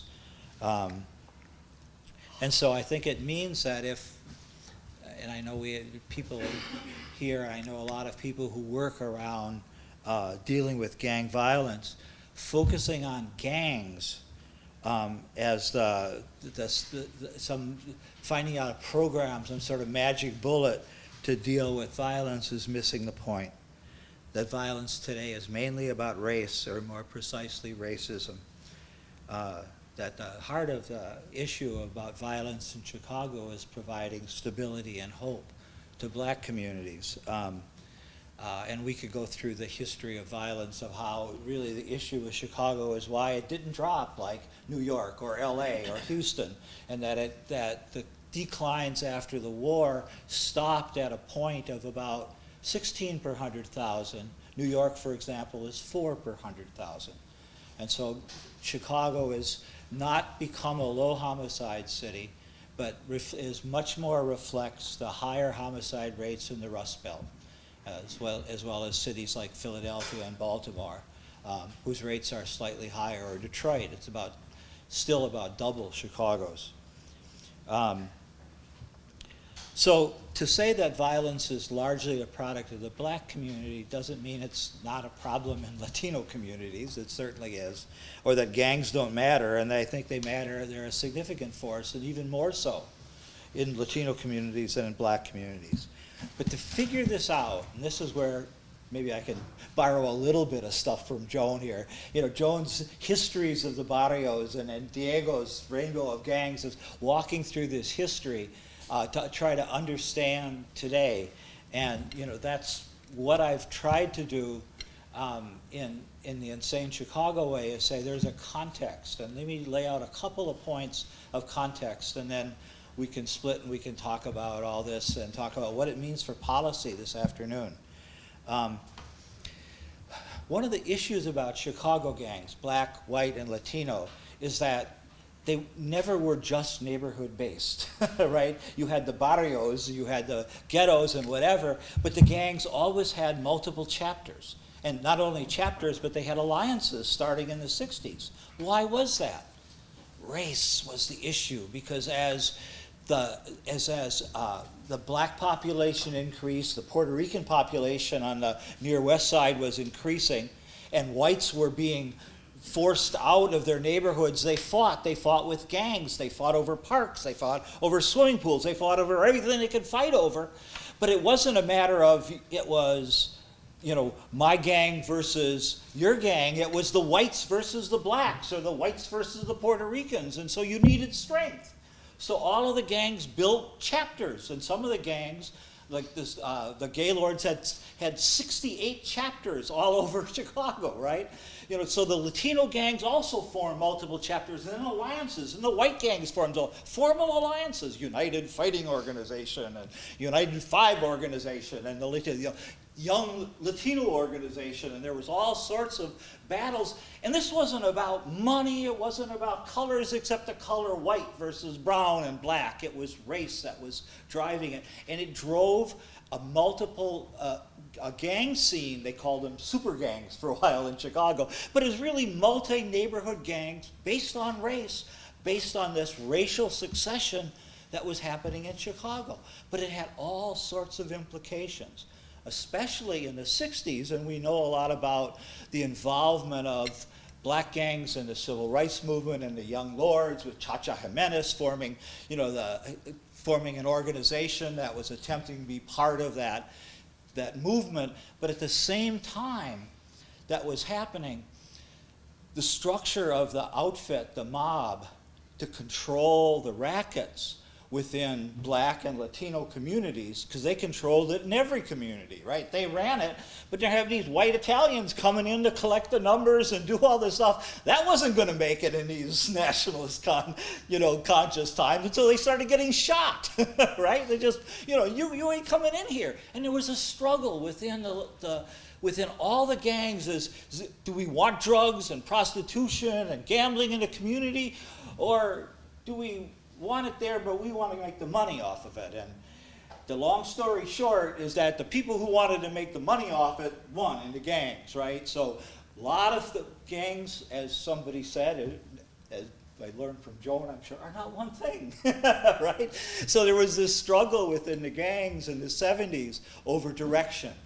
And at the same time, the violence then spread out. When the violence was between my neighborhood and Diego's, we shot it, and then our friends, Lalo took over, and Robert was on my side, and whatever. Now, I shoot Diego, right? He got friends all over the city. So his gang retaliates everywhere. Violence rates shot up in the 70s, right? And now, it not only was about shooting between us, it was between, wait a minute, it's the money. There's big money at stake here. We're running the rackets all over. So violence jumps up in Chicago in a way that we had never seen it before. Point in the mid-70s, 1,000 young people were murdered in Chicago. So what happens then, different things happen. The white gangs are beaten. They're become very minor players. They need allies. The black gangs are the dominant gangs, not only on the streets, but also within the prisons, because suddenly the war on drugs happening, and all the leadership, Colon, Ferdy Zayas, Tuffy C, all of the leadership, David Ayala, gets thrown into prison together. And so this is a brilliant idea. Let's throw all these bright gang members together into prison, right? So they're all there. Suddenly there's a lot of other people there. We got different neighborhoods. We got, I shot Diego's brother, and now Diego's in prison in a cell next to me. Whoa, we got problems. So what happens is the gangs then the gang leaders say, we need to make peace. But this idea of making peace is important in the prisons. And unlike LA, unlike California, the coalitions that are formed are multiracial. People and Folks Coalition, people include all sorts of white, black, and Latino gangs, and the Folks gangs, include like the Simon City Royals and the Gaylords and, the C-Notes, as well as the Spanish Cobras, the Maniac Latin Disciples, and of course the gangster disciples, the black disciples. So you've got these coalitions that are formed across race, but 2/3 of the members of the prisoners are black. And so Latino gangs, after the People and Folks coalitions are set out, the Latin folks gangs, and this is what my book is about, decide, well, we need our own thing. Right? We don't want to just be sort of an adjunct of Larry Hoover and black gangs. We need to build our own thing. And so they end up within the prisons creating Spanish growth and development. They pull 17 Latin folks gangs together and they form La Tabla. And that's the good thing about it, is that we're sitting here, the chiefs, me and Diego, and so there's a dispute in the neighborhood and we settle it, right? If there's Teresa wants to claim Javier's corner, well, we'll decide who gets that corner, yeah? And it's not Javier, no, you're out, right? So this is attempting to control violence. And they also get a sense of, well, wait a minute, the black gangs there's always been this notion that a black mafia can form and can infiltrate the system, and it never worked, right? There was way too much, if you look at Ianni's work, way too much racism within the police and the political structure to have blacks buy their way in. But one of the things I document in Sane is that the widespread buying of police takes place among the Latin folks gangs particularly, and the Latin Kings were doing it too. But there was a major involvement of Latino gangs with police, as well as, and it's too bad Chewy's not here, as well as that politically, after Harold Washington wins, the Daily and the Machine say, wait a minute, we ain't never getting beaten because we don't have the Latino vote again, and they create the Hispanic Democratic Organization. And the first target is Chuy Garcia, that they go out and they upset him and they beat him, demonstrating that, no, from now on, Latinos going to work with the whites. And that issue is still being fought off. We got an election, next Tuesday? It's still alive. So the gang structure, Latino gangs, you can't understand them without understanding the political structure, as well as the underworld of how you control the economy. And at the 80s, at the same time, we had a change in direction of the illegal economy, and the Maniac Latin Disciples, who were sort of the biggest and toughest and richest gang, was that way because they had a Herrera family member within them. And the Durango cartel, which later became part of Sinaloa, was bringing huge amounts of cocaine in through the Maniac Latin Disciples, and they were the overlords on the street, which set off all sorts of other wars. So all of these factors, the prisons, the political structure, the underworld structure, are all coalescing as we're understanding how Latino gangs are developing as opposed to black gangs. And the 90s war really becomes the major backdrop for today. Because what happens in the 90s is that you have a set of internecine wars. They weren't people versus folks, they were folks wars, black disciples versus gangster disciples. On the west side, people wars, four corner hustlers versus vice lords. And on Humboldt Park, we had the war of the families, right? The SGD had broken up into almighty insane and maniac families, and they're killing each other like crazy, right? Over power, and the struggle wasn't just I hate you, it was power on the board of Spanish growth and development, of who decided whether Javier or Teresa gets the corner, right? So this battle had this other consequence. So the end of the 90s, the wars rage, and a couple things happen that changed the course of development. First, the leadership in prisons for complicated reasons we don't have time to go into, get sent out to TAMS as a Supermax, Florence, so they're no longer directly in control of the gangs. They're cut off. That's one thing that happens. Secondly, the main thing is these young kids that all of us have been talking with and interviewing all our life, they're tired of dying and watching their friends, and so they're just rebelling. Wait a minute, we're not going to keep killing for you. This is crazy, and there's a rebellion against the gang structure. The third thing that happens is that the drug researchers will know this, the crack epidemic has waned, and the amounts of money that are there are no longer down on the bottom, and so kids are starting, well, they're dealing some heroin, but marijuana.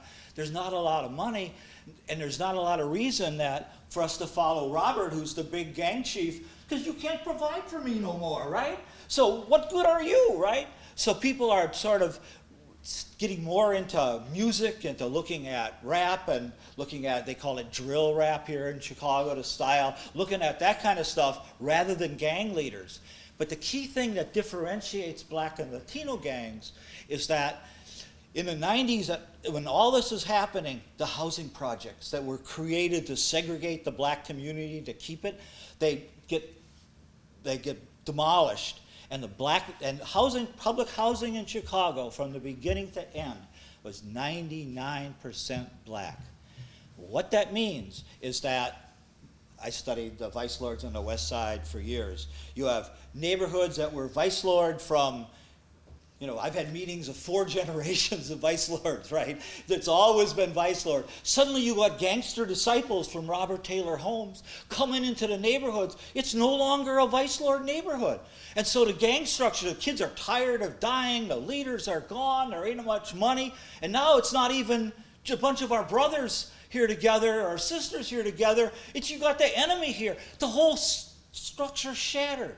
And so what you have in Chicago today among Black gangs is a shattered structure of kids who ain't going to listen to Larry Hoover or anybody anymore. They don't know who these people are. The structures have been ripped apart and with an unknown trajectory, and violence is not so, there is no gang leaders calling shots about violence. It's crazy stuff that's happening, Javier, is, taking my girl away, and we just have it, right? That breaks out spontaneously. In the Latino communities, the Latino gangs were not shattered to the same extent, partly because of housing, partly because of the structure of money, because the cartels and kinship ties have much more money into the system. So rather than falling apart, there's somewhat of a rebuilding that's going on, and a lot of political ties that are happening within the political structure. And really, we're going to learn a lot this next election about where are the alliances, because the machine from the time of Harold Washington, from the time of Richard M. Daley, has said the fundamental alliance in this city is going to be Latino white, and we'll split the Black vote and we'll rule forever. And to me, sort of that's what's happening right now, is there's a struggle on the street to what kind of coalition can we build in Chicago. Will this be a coalition like the Washington years, except different, of Black and brown and progressive whites defeating this reactionary machine, or not? And one of the issues, the Black structures have so shattered, but those old leaders, so many of them are on Rahm Emanuel's payroll. They're deeply involved. People like Gator Bradley or Mark Carter, all these people that go around talking that they're speaking for the people. Now suddenly they're part of the machine. So this is a very complex time, and it really, to understand it fully, you also got to understand gang history. And that really was what the book was all about. Okay, let's lunch.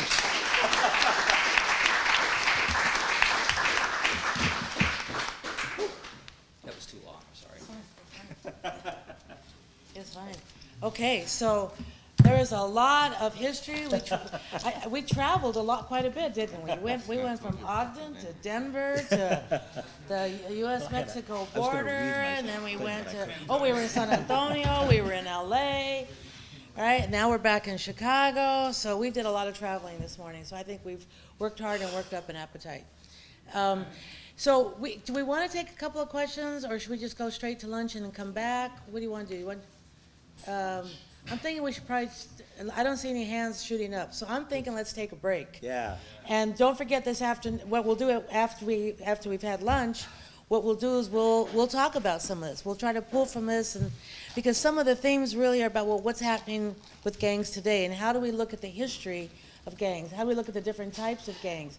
the relationship of gangs to structured money, to politics, to the context of economic restructuring and so on. And what can we learn from that about how to deal with what's happening with our young people in our communities today? And so with that, please let us break for lunch and have lots of conversation and reconvene in a little bit. Thank you all. Woo!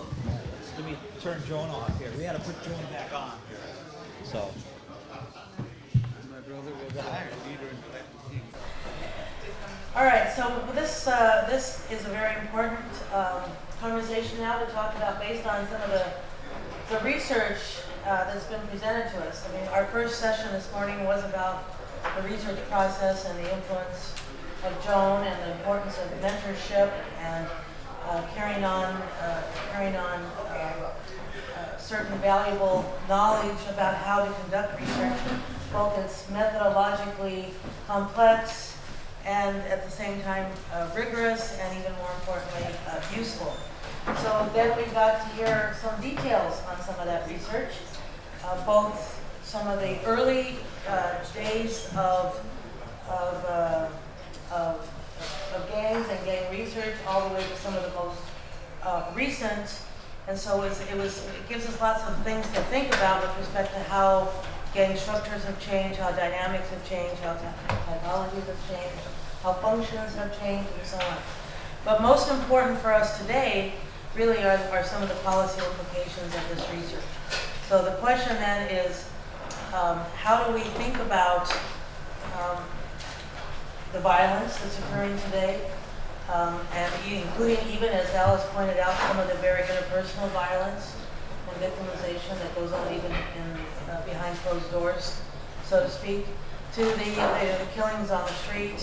How do we deal with sort of policy issues related to mass incarceration, and though some of that may be changing, there's still a lot of money that's been institutionalized as part of this prison to pipeline complex.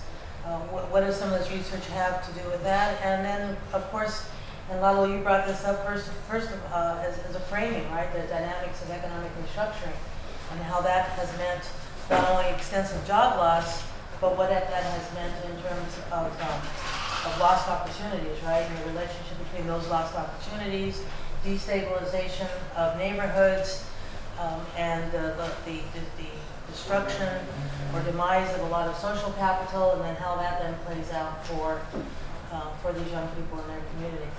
So how then do we make the connection between the research, between the concerns and the knowledge we gain from this research, and how we can really think about then what the value is for policy implications. So this is really the part also where we need everybody to participate. Clearly we have experts here, but we also have experts among you all. So we very much want this to be a dialogue. We've got about an hour and a half to have this dialogue, and again, it will work best if we all participate together. So with that, I don't know if any of you want to start with some opening comments on this issue of the policy implications. Is Joan still listening to us? We're finding out. I just talked to her, she wants to listen. Okay, so I'm gonna. All right, he's gonna hold her up. Just, yeah, you can start. I'll just, take me a second just to bring her back online. Go ahead, Senor Avelado. Yeah, I think that, based on our data, this longitudinal data that we have, and I'm looking at this just kind of on an individual level. I mean, because I think that there's some big kind of, sort of more kind of structural changes that we could talk about in terms of policy, which are more difficult to implement or to get passed. But I'll say one thing that when if you look at these men's lives over this 15, 20-year period, and you see some differentiation, right? I mean, some guys do a lot better, right, and some don't, right? And I think one of the biggest factors in that is early felony conviction, right? Not even you don't have to go to prison, but you just have to be convicted of a felony. And once if that happens, that is really just it's going to lead to a trajectory that has all kinds of negative consequences for that individual. And felony convictions means he's not going to be able to be employed, in certain jobs, certain industries, not be able to get student loans, all kinds of things. So if there was a magic bullet, I think would be I would say is to try to avoid that felony conviction at age, and in some states, and I'm not sure exactly the law in Texas, but I think a felony conviction when you're 17 or something, 16, 17, and that's just like the death sentence for people. So well, let's talk about that for a minute. The issue of because if you're saying if we could keep fewer people from getting the felony convictions, so of course part of that is what acts of criminal acts that constitute as felony is the beginning of that, because sometimes we know even minor pot possessions, for example, can easily become felony convictions. Mary, you want to address that? Yeah, we were just talking about this at a meeting the other day, looking at how we could have the greatest impact in planning some strategic action and looking at our criminal code. In the process of trying to get people to vote, I learned that in your state, you can miss 3 child support payments, and that constitutes a felony. So that's a poverty felony for an awful lot of people. It's not even a bad fatherhood felony. And they're then barred from all kinds of further opportunities and so forth. So that kind of a ridiculous thing, that's a felony. So what you're saying is when they're arrested, and it's not a misdemeanor or something lightweight, it's a felony, they have a jacket that they carry forward, and it just makes it worse if they're interacting with cops, get a stop for one reason. They check, oh, this guy's a gangster, this guy's a criminal already because he's got that jacket. Their options become narrow.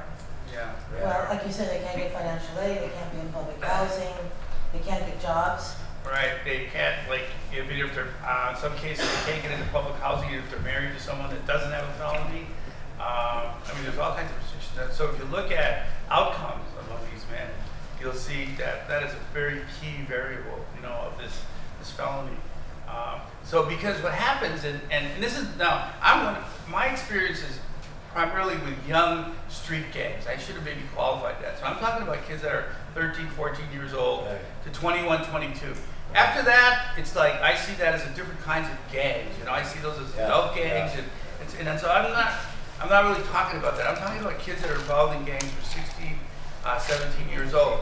What happens, at least in my experience in San Antonio, in Laredo, Texas, and in Houston, where we've done work in all 3 of those cities, it's like what happens by the time a lot of young kids are 22, 23, 24, a lot of them, I'm not saying all of them, but there's a maturing out process that occurs. And a lot of them get out of hanging out in gangs, and they stop doing the hard drugs, they stop doing the heroin and doing the coke and other kinds of things. There's a maturing out process. That's very different. That doesn't really happen. It's more difficult if they have a felony. They're as Alice says, their options are reduced. There's kind of social networks, peer groups, all of those kinds of things. And especially if you go to prison, of course, then that's even makes it more difficult, because then there's all prisonization happening and criminalization that goes on. So that to me that's a real public policy. If somehow it was a magic wand, like I said, a magic bullet, do away with those felonies, we would probably have changing the landscape here, In terms of policy that could address your concern, in Milwaukee County over the last 5 or 6 years, there's been this push towards what is referred to as evidence-based decision making. And they got a $250,000 grant from the feds to examine what policies would prevent this very thing, prevent getting a record, particularly a felony conviction. And one of the things they've instituted in Milwaukee County over the last 5 years is a big increase in what I call diversion and deferred prosecution agreements. And this took a long time for this to happen. And as an observer of the criminal courts and the systems of public defense in my state and in my community, I'm part of the Milwaukee County Criminal Justice Council, and so I rub shoulders with a lot of the people that are, you know, stakeholders in the community, but also decision makers within the public defender's office, the DAs. I don't have any context in the police department, but you have a new generation of leadership that, you know, there's certainly some flaws in that, but they're less wedded to the old ways and the old crime control models, or what's called the public safety approach. And they're more interested in, and their language, they talk about a public health approach. And now within Milwaukee County, deferred prosecution agreements can involve felonies. They're usually not crimes against persons. They're usually property crimes or drug offenses. And if you get into a deferred prosecution agreement, it's usually over an 18-month period that you have to stay arrest-free and maybe go through treatment, get some job training, but there are some avenues for that. And diversion, but you do get charged. You do get charged and you plead guilty. After those 18 months, your conviction is taken off. You don't have a record anymore. The diversion is usually misdemeanors, although misdemeanors can involve jail time and they follow you around too. And these are usually low-level property crimes and drug offenses for nonviolent offenders who don't have a record. And for diversion, they're not even charged. If they're not charged, they don't have to plead guilty. And if they stay arrest-free and fulfill the terms of their diversion agreement over a 12-month period, they have no record. This is Milwaukee County. Milwaukee Colony? Milwaukee County. County. Milwaukee So County, it's a Wisconsin. it's a county policy. Yes. It's a county district attorney. Well, our courts are county-run. You know, these are the county circuit court system. So is that because the county may pass laws for this? Was there state labeling legislation? Well, it involves a generational shift in terms of the leadership of the criminal courts. The DA, for many years we had this guy, Michael McCann, who was definitely old school crime control, public safety guy. One of his assistants, John Chisholm, is now DA. Not everybody loves him in the city, and there are reasons for that, but he is a big proponent of deferred prosecution agreements and diversion. So deferred prosecution. And so it took a generational shift, though. We had to get rid of the old police chief. We had to get rid of the old DA, and this new generation. I think in the public defender's office was run by a guy that was an enforcer. He was brought in to impose a caseload system on the attorneys that was what couldn't be met, and he was hated. Mark, I think, you know, one of the things about the history of studying immersion programs is that, you know, that while sometimes there's a small impact, the long-term impact is usually they bring more people into the net. And, you know, we haven't nationally, well, there's been a small dip in incarceration, went back up last year. I mean, we're not, whatever these diversion policies that are being implemented all over the country, I'm not sure that's an answer to the problems of mass incarceration. You know, it's always been the response of the system. Well, let's create something that we can move some people out. But what we've learned, if you look at Rothman's work, you know, what happens is more people are pulled in. So, you know, I think this diversion model is something we need to be skeptical about and look at, you know, what's really happened to who's going to prison and who's not. You know, the issue of revocations, for instance, is a huge issue because you have so many people that are on it about, you got half of prison admissions are, at least in Wisconsin, are revocations. Right. So, you know, well, there's something that we could address directly, you know, why is pissing in a cup a reason to get revoked, right? Why is it, we know in Little Village, for instance, the majority of people being revoked are not for pissing in a cup, they're stopped for not having a driver's license, right? There was a traffic stop and then they don't have a license, then they check the thing, revoking it, and they get revoked.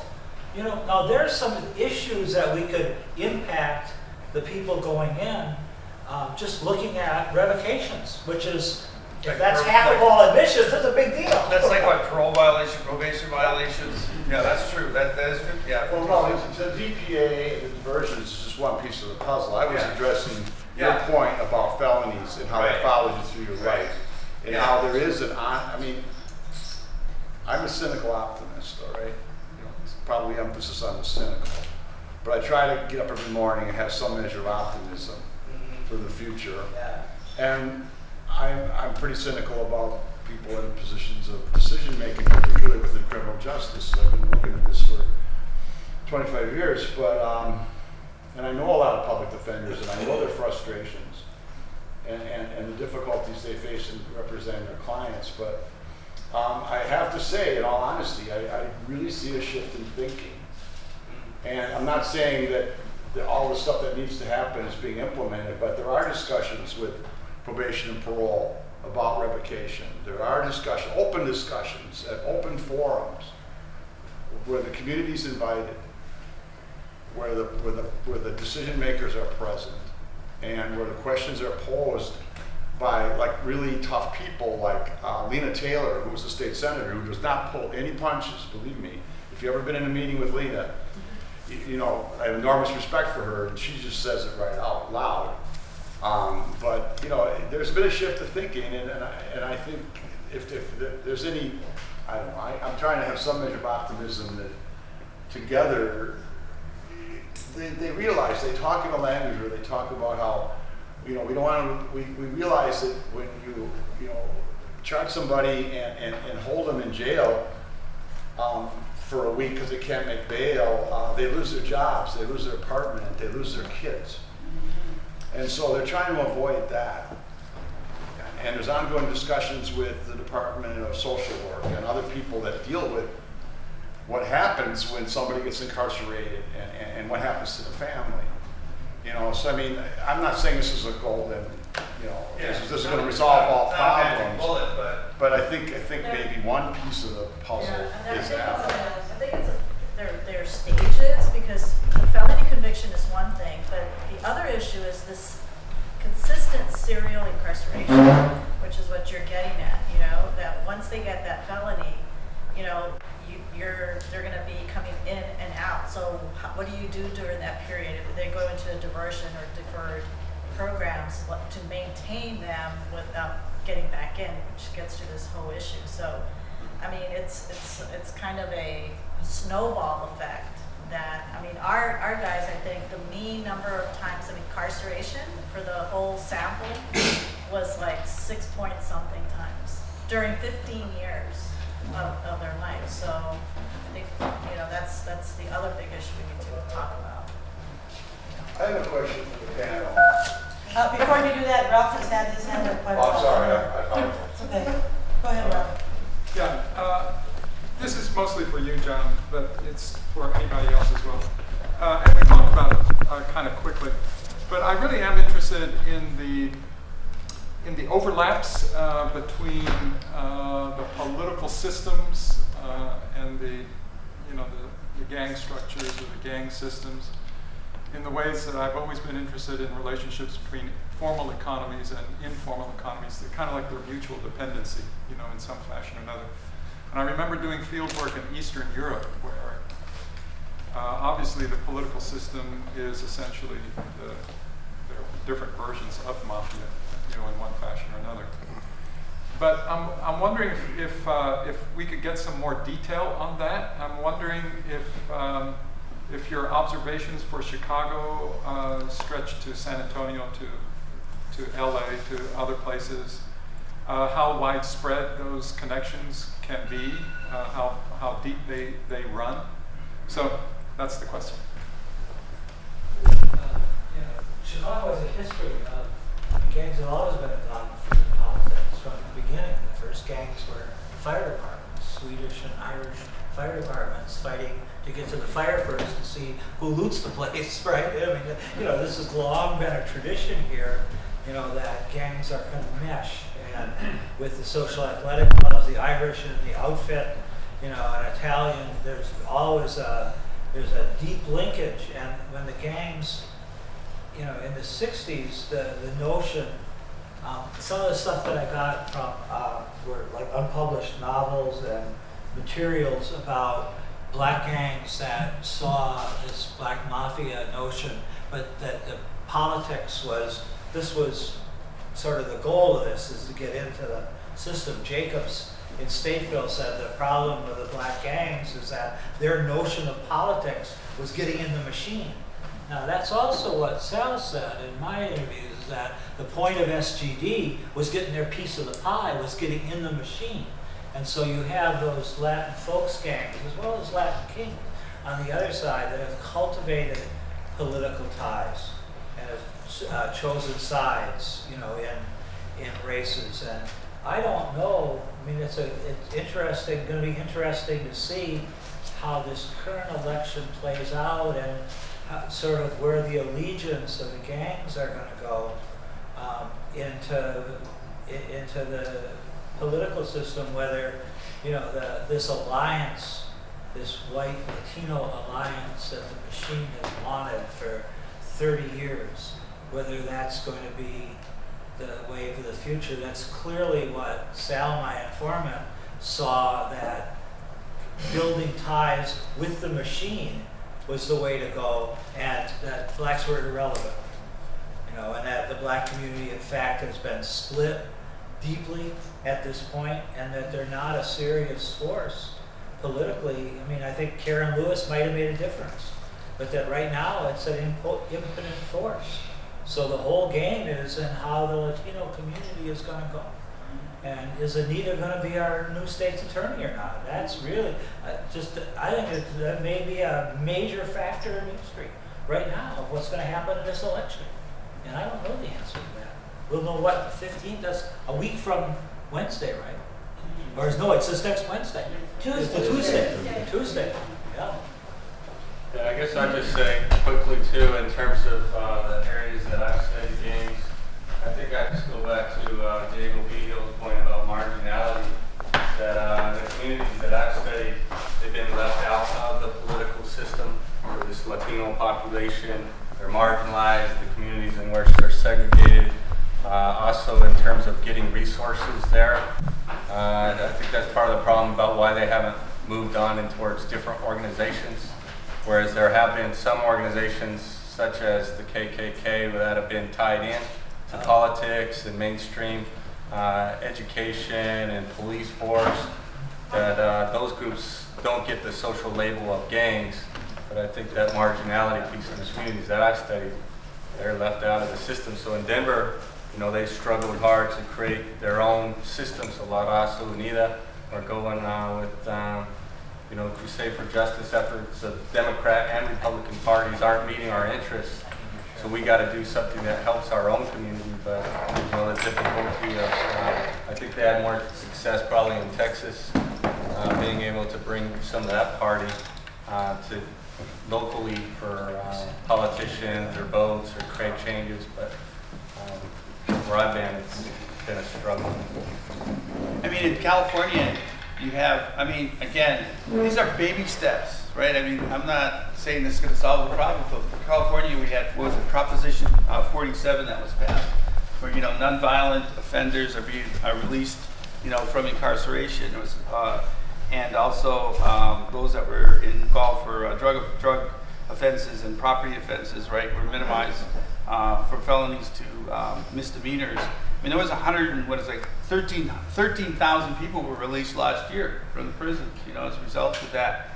That along with California realignment that actually passed 2 or 3 years before that. I mean, those are not panaceas to change, you know, but it's dealing with individual lives, right? And individuals, it could be, you know, that could have a change in their trajectory if they're released or not even arrested, you know, for these felonies. That's all I'm saying. Well, Put that on the table. That's a really important point to put on the table because, you know, you mentioned something earlier in your presentation too about the economic factors and part of it that are leading to some of these change. I would rephrase that and say the fiscal factors, right? Because part of why you're going to have nonviolent offenders being released, let's say in a county, is because the commissioners in that county, for example, are starting to see what the impact is on their budget. Exactly. I mean, given what a high percentage public safety is, and particularly if they're running the county jail, for example, that's a huge fiscal hit at a time when there's you know, budget issues. So on one hand, you're going to see policymakers at that level look for solutions to deal with nonviolent offenders, release programs, alternative sentencing, working with judges, and that kind of thing, right? But at the same time, you have then these other economic pressures of the prison industrial complex, where there are people who've invested so much in the machinery, right, of it, whether it's the medical services, right, which are usually farmed out to some national corporation, the phone systems, for example, and you know how you even can make a phone call, the food supply system, right, and then let's say, for example, to the extent that there's even privatization of any of these facilities. So there's all this money that's being made. And in a lot of cases, particularly you see this with detention centers for quote unquote undocumented, that a lot of these contracts, it gets built in that they have to keep the detention center or the jail at a certain capacity, right? So that while you have some policymakers fighting, for example, for a lower rate of incarceration or a lower jail population or prison population, while you have that on one hand, you also have then these contracts that say, well, in actuality, you can't lower your jail population because then you have to pay a penalty. So you have these conflicting sort of fiscal / economic kinds of interests fighting up against each other. And it seems to me that unless we deal with economic realities of how much money is being made off of mass incarceration, we're not really going to reverse this trend as much as we need to. So I think that's an important context for it. Go ahead, Chris. It seems in my community now, before it was men being incarcerated, but now it seems to be an increase with women. Now the children are being separated from their moms. Is that the same case in the Latino community? Of women being incarcerated? Yeah, so, you know, we talked about this recently, and I was anticipating that the young women in this particular study, we were going to have lower rates of incarceration, but what we see from some of the preliminary data is that they have high rates of incarceration. And so, again, then the consequences on the whole family unit, right, of caring for those children. So I think, I don't know, I mean, I anticipate we're going to find out a little bit more about these particular women. I noticed that because I'm a foster parent, and when I go to some of the trainings, a lot of the grandmothers or aunts that are doing, parental foster care, those moms are incarcerated. Mm-hmm.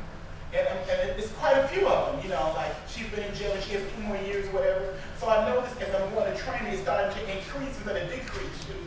I mean, what do you do about that? What happened? Yeah, and I think the other issue that has gone kind of unnoticed and probably under-researched is if you have parents, and this goes both for the men and the women, if you have parents who have been incarcerated for extended periods of time, when they get released and they come back to that family unit, that's where a lot of the family issues emerge, especially if you're talking with teenagers. So the issue of reunification within the family is something that we should really start paying more attention to, especially for teenage kids. And so that's something that I think some social workers are starting to address, and especially for the foster care system.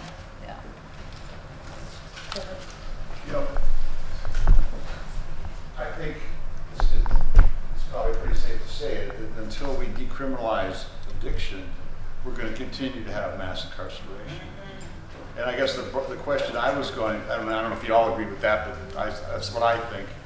And I think there's a lot of evidence to support that view. Because most of the people that are incarcerated now are incarcerated for drug offenses. And most of those are felony. And my question that I was going to pose, which is directly related to some of the stuff we've been talking to, is what do you think, as a panel, do you think that now, you're hearing, because so many white communities are being affected by the heroin epidemic, now it's like, well, now we need treatment. I mean, as long as it was with black and brown people, well, they were thugs, they need to go to prison. But now that it's white kids, white suburban kids, which is like the biggest spike in heroin addiction is amongst that group. Now all of a sudden it's like, well, this is a healthcare problem. And so do you feel like, as individually as a group, do you feel like there maybe is some hope in this, and that now that there's a different view about addiction, that on a state and federal level there might be some effort at decriminalization of addiction and a redefinition of addiction as a healthcare problem like they do in Europe, as opposed to a criminal offense? I mean, I think, to me, ultimately, that's like a big part of the puzzle, is we have to decriminalize addiction. Until we do that, I don't think mass incarceration is going to stop. I don't think the number of felony convictions is going to go down dramatically. Just put it out there. Well, I think that all the, I'm a drug researcher, right, and primarily and I think that almost, I would say, the horse is out of the barn in that most researchers agree that drug addiction should be approached from a medical framework, right, from a medical perspective. Unfortunately, the federal government, through the National Institute of Drug, and for one, and the National Institute of Health, as does not see it that way, and neither does the Department of Justice. So, I mean, I think the research, the scientists that are working in this area all agree that it should be approached this way, but we still have, the powers at the federal level that don't see it, in that manner. Until that changes, we're not gonna, I don't think. So that's an interesting question. You have on one hand science, right? Research, or what's the phrase, evidence-based research, right? The science saying one thing, and then you have, in this case, federal policy, or those who make and maintain the federal policy denying that. Because we have so much evidence, in Europe, in Portugal, in different countries that have decriminalized drugs, and see, especially Portugal is kind of the best example of reducing unemployment, reducing all kinds of health consequences, HIV/AIDS, et cetera, family cohesion, all this stuff that we talk about has been reduced in Portugal. It's kind of the best example of that. So we know that's the way to go. It's a question of, is there political will to do that? So then why not? Well, there is. I recently got funded by the Bill and Melinda Gates Foundation. So there are foundations that are pushing to think outside of the box and actually challenging NIH. And so my particular project was a harm reduction approach with crack users. It's in an international setting, but I think, and the whole movement of the medicalization of marijuana and the decriminalization of marijuana in some states. So I think we're starting with marijuana. I don't know, I guess I'm being an optimist too. I would hope that we do start talking about decriminalization of some other substances, especially substances that affect people of color. But who are the people that are lobbying those at the federal policy level to run counter to the science? Assuming that in fact there is this counter force. Big pharma. Because if big who? Big pharma, the pharmaceutical. Prison. The private prison industry? Yeah, prison, industrial the criminal justice people. I mean, they're like reaping all the benefits from the war on drugs, right? I mean, their coffers are full, right? They're getting, and you have the war on drugs in South Latin America, right? Those countries that are under, that are receiving what I mentioned in my talk, money from the Merida plan, right, which is millions of dollars going to countries like Mexico Honduras and so forth, and Colombia that are receiving all these dollars because of the war on drugs. So, that's a big generator, right? And that's where the decision. Just I don't know how you influence them. How do you make those kind of changes? You just present evidence for them. Evidence. It's like. Kind of like global climate change, right? Despite the evidence. Right? But I think that, we're watching up close and personal the polarization in the country today. And it's not just, certainly there's interest groups, but there's this huge, angry, white reactionary perspective that's reaching, it's always been there, but it's just brought out. And it's not just that we can have our evidence-based approaches and we can look at reason. You're not going to talk reason when you have a totally different worldview. And so right now in this country, there's really a huge struggle about sort of which worldview, which way are we going to go as a country. And it's sort of, I'm not an elections guy. I mean, I vote in elections, but I don't care much about them. them. No, elections are on Tuesdays. But we got some big deals. Yeah. But these things are big deals in terms of how the country is going to tilt. And it's not clear that it's going to tilt away from this Trump stuff. That's really powerful. So, I think it's, we can keep making our arguments and looking at all this, but there's a major struggle that's happening in the country and a very scary, authoritarian, nativist, racist reaction that's threatening to win. That is scary stuff. So, that's part of what, we need a movement to oppose, and certainly more than just elections. On Tuesdays, usually the elections are. I just want to ask on Joan's behalf, if anybody has extended comments or questions, please use the mic, flag me or something, because she can't hear when it's out here. So I'm hearing from her that she'd like to know what we're So saying. you're gonna put the mic if you have a question? I will. Marvin, did you have a comment or question? Can I just comment? Yeah, go ahead, Robert. Yeah. Before I lose my train of thought. So, I was just thinking of Bureau of Justice Statistics data that looks at admission rates for, who goes to federal prison, state prison, what their offenses were. So I know the war on drugs has had a major impact, but in terms of state prisons, from what I remember from rates, is it's not drug offenses. Federal offenses, it is. Drug offenses is the major reason. So I would be an argument too that this war on gangs that's going on for enhancements, injunctions, and other things that are taking regular criminal or delinquent cases over and above if you're perceived or actually a member of one of these groups, what it actually means for people's lives. So also seeing the variance in terms of, from the places where I've lived and conducted research, some communities seem more receptive. So as I come out to LA, they talk about they're starting to learn from some of the errors that they've done in the past of coming down hard on gangs. But then these same places like LA and Chicago are the ones training law enforcement and politicians and these other communities. They're like, oh, we need to come down hard like they are. These are the gang experts, so we're learning from them that we can get federal money to do these things. We want to replicate your model.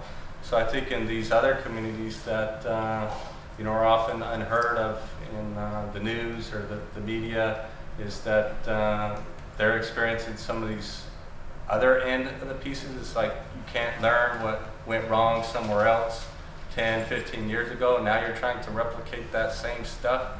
I think that's what's been troubling me with a lot of my work is, science or, evidence-based, that who's really listening to any of this. So my argument coming from the beginning is always like this racialized oppression that I don't perceive, based upon the foundation and critical race theory of the United States, that racism is inherent in the establishment of this country. And I don't imagine that it's magically going to go away, that colonization or the viewpoint of who's superior and who's inferior is going to automatically be altered. So, resistance and struggle to assert that we do have a place and a presence, ongoing. And that's why it's cool to hear the policy strategies of how to make it happen, of, what discussions can get, listened to and implemented.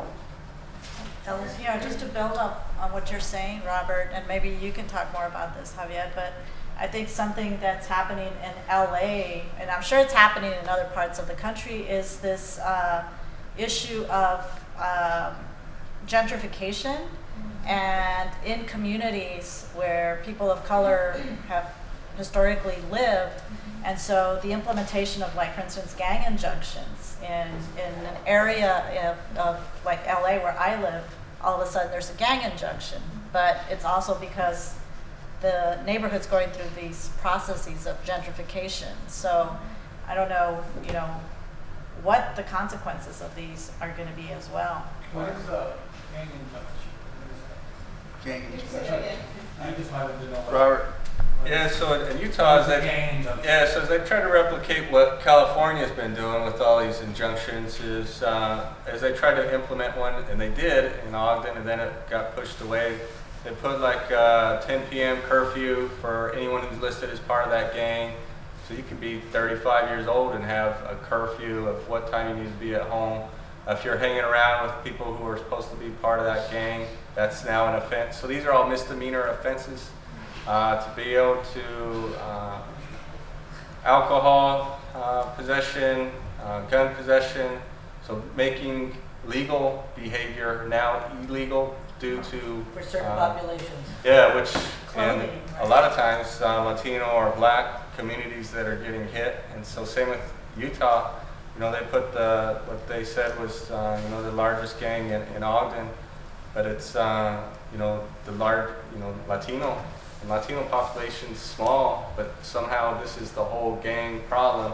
And now so other gang injunctions have been for like a particular neighborhood or a certain number of individuals. But as they've gotten other places, I think they've tried to go broader even in scope. So this one was everyone who was part of that gang, and they listed like 300 people. And then for the entire city of Ogden too, not just the neighborhood block.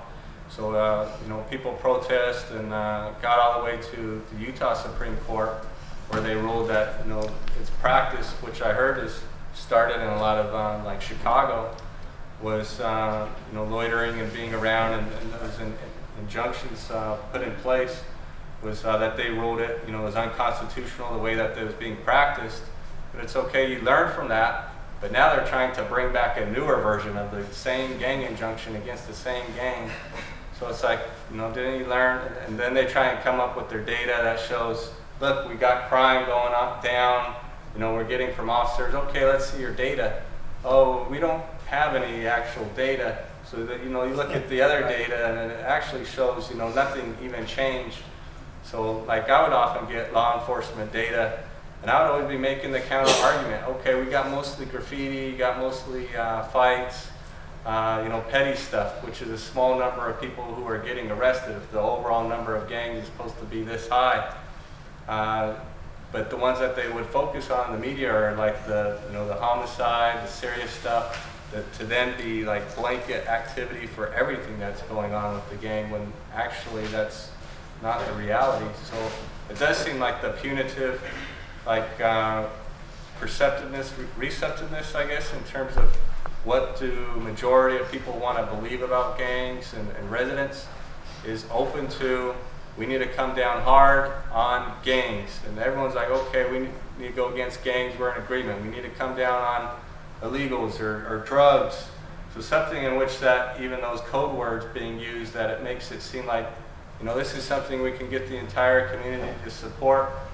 But in reality, I think, and I think the data shows that it's being targeted specifically towards certain groups, marginalized in society, of class, race, ethnicity. Because I know there's this research site too in, it was like 1960s or something, when marijuana was becoming popular with the hippies and stuff. And it was now like a newer population that you know, is using this drug, and is the response going to be the same? So no longer like in the 30s or 40s, where, you know, in the South, or what was that, Reefer Madness and kind of those depictions. Now we're going to be kind of more of a soft approach, but in terms of, you know, mass incarceration, you know, I don't know where that softer approach is going. If I could add to that, I would probably just add to everything that Robert's suggesting. Sorry, can I ask you to talk a little Oh, sorry. So I think what I noticed in my dissertation was that as the community changed, there would be these attempts, exactly what Robert's saying, they socially controlled the people that were there. And so they came, the new residents, and even then that was sort of coded, who are the new residents? But typically they were either hipsters, but in time they were white, affluent populations that moved into a predominantly Puerto Rican neighborhood. And they would come in there and start criminalizing the behavior that was always present, that was socially acceptable before. And I felt like the gentrification, what it did in that neighborhood, it criminalized not only the behavior that was accepted before. In many ways, when the families would start coming in, they would start becoming they would become involved in some of like the local school councils, and they would become involved creating their own sort of like block clubs. And it was already, the community was already marginalized, and now they were further marginalized because now a new population had come in there with political power. And ultimately, to me, I've always thought about how did gentrification influence crime. I thought gentrification in many ways disrupted the social controls that were there with the gangs. And so when you displace the people that were there hanging out on the corner, then all of a sudden that neighborhood was a land grab. And then you had gangs who weren't ever thought to ever come to Whipple-Wabansia, if you know the city. They were never thought to ever come anywhere close to Whipple-Wabansia. And now you would go, so there was a certain social control. And I know that's difficult I think it's difficult for criminal justice practitioners to believe that the gangs actually controlled and maintained a level of control. But now that you disrupted all those controls, it just created a free-for-all. And to me, when I think about the spikes, about what's happening in terms of crime throughout the city, I always look at gentrification, when exactly what John was saying. When we closed down all of these areas that were traditionally poor communities, and there were the projects and areas that served the really concentrated poor, when you displaced all those individuals all throughout the city, then you just created all sorts of crime now all throughout the city. So I think that's how gentrification further does two things. It further criminalizes, because it's sort of a class warfare based on race and class and ethnicity, everything that Robert's saying, but also it leads to this disruption of the controls that were there before, and further leads to other crime taking place.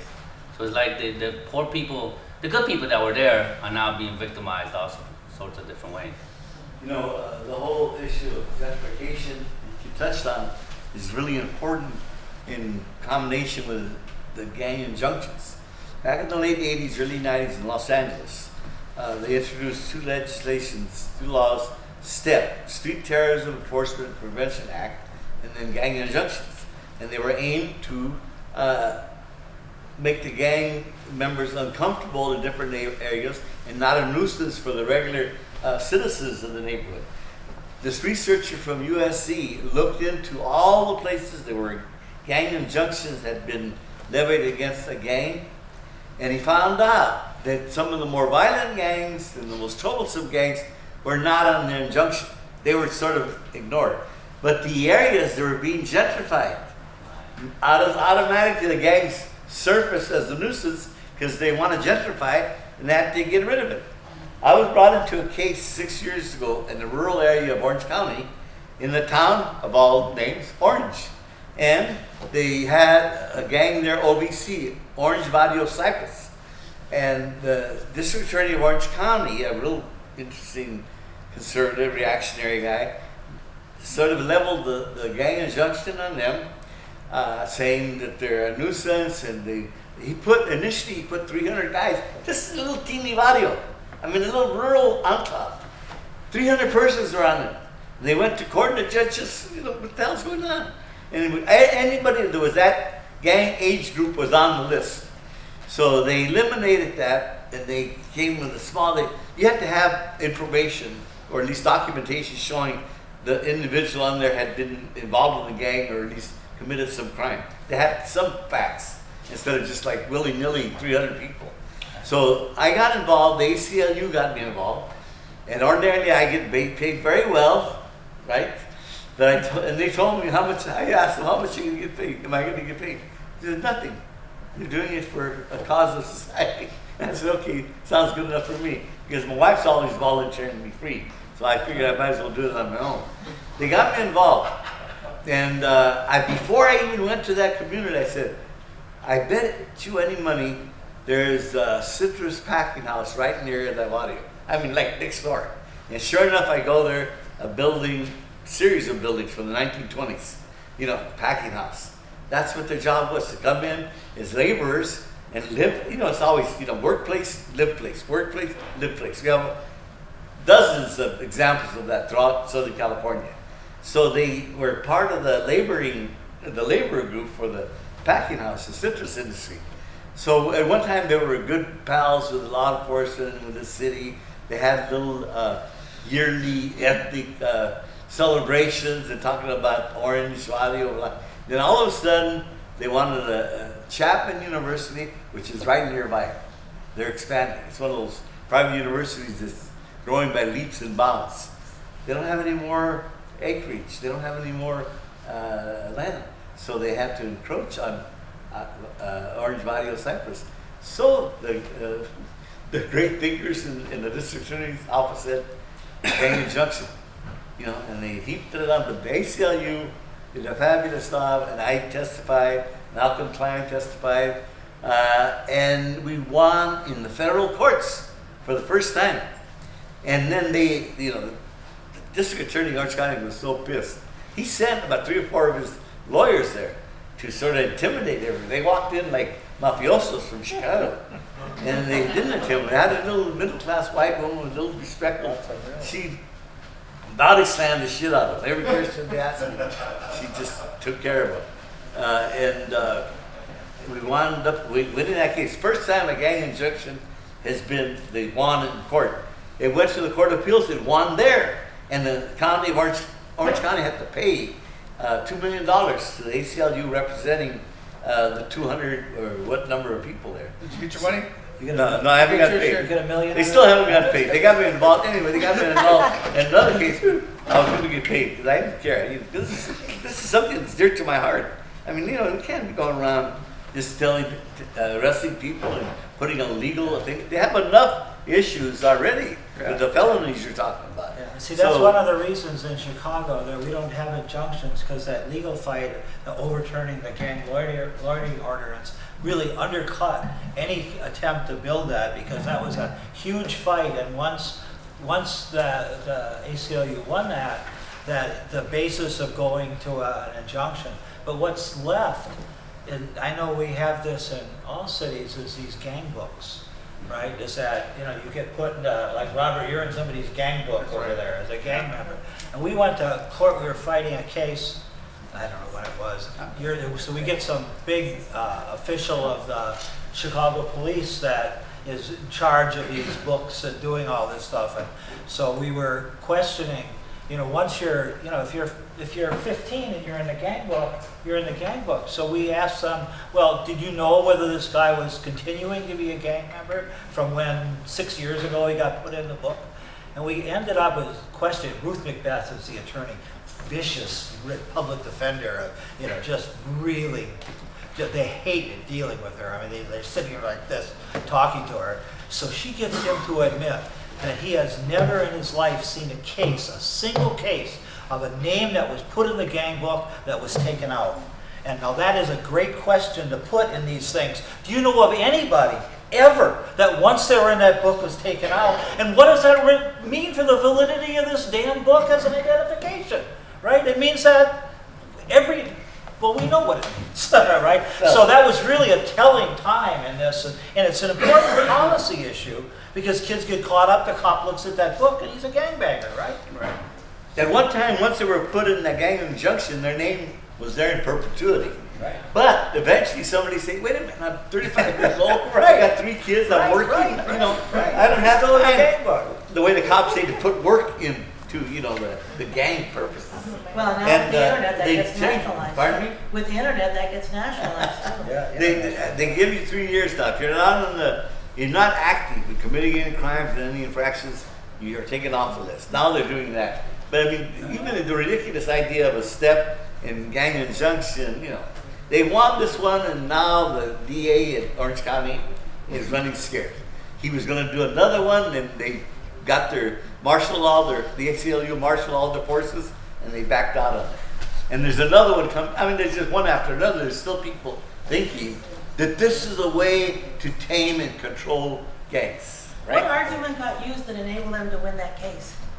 Pardon me? What argument got used that enabled them to use that case, win that case? To win that case, the argument that this yours truly and Malcolm Klein put forward, that this was not a threatening gang, that there were guys in the community that were not at the gang but were from the community. They were like from OVC but not OVC active gang members, and you can't put such a blurry definition in.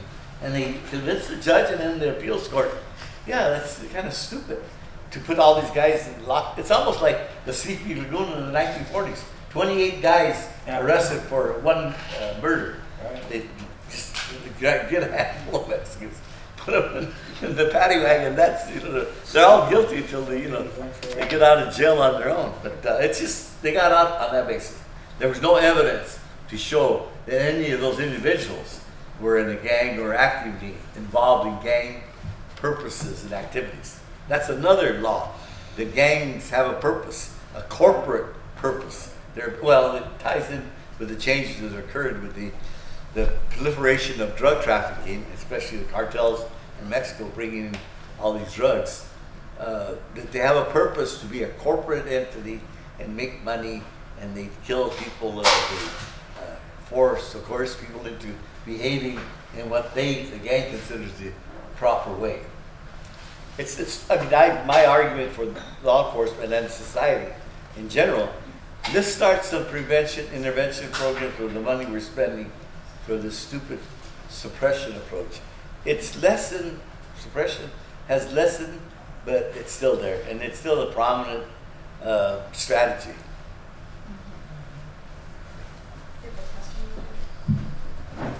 How you doing? Jose Acosta, El Poder. First of all, I wanted to tell you, all the panelists, how much I appreciate all the work that you guys have done. Very important work. And you know, communities, you're talking about communities that are so marginalized and so criminalized that nobody ever really gives them that positive, the light, right? That these are just kids that went down the wrong path for a number of different reasons and really never had a shot. And I think in understanding that and bringing the research and the data to light and making that argument about these kids, it opens up the discussions for policy strategies that will actually work and will actually change these cultures this culture of gang violence and stuff, because it's I mean, so going back to the policy side, I think in my opinion the most effective way of regenerating another generation of young people, specifically African American Latinos, is through education. I think this gentleman right here is a perfect example of that. And when you have specifically early education, because Latinos in this country have the least amount of access to early education, and that's a crucial aspect when you think about what that means. By the time they start kindergarten and elementary school, they're already behind.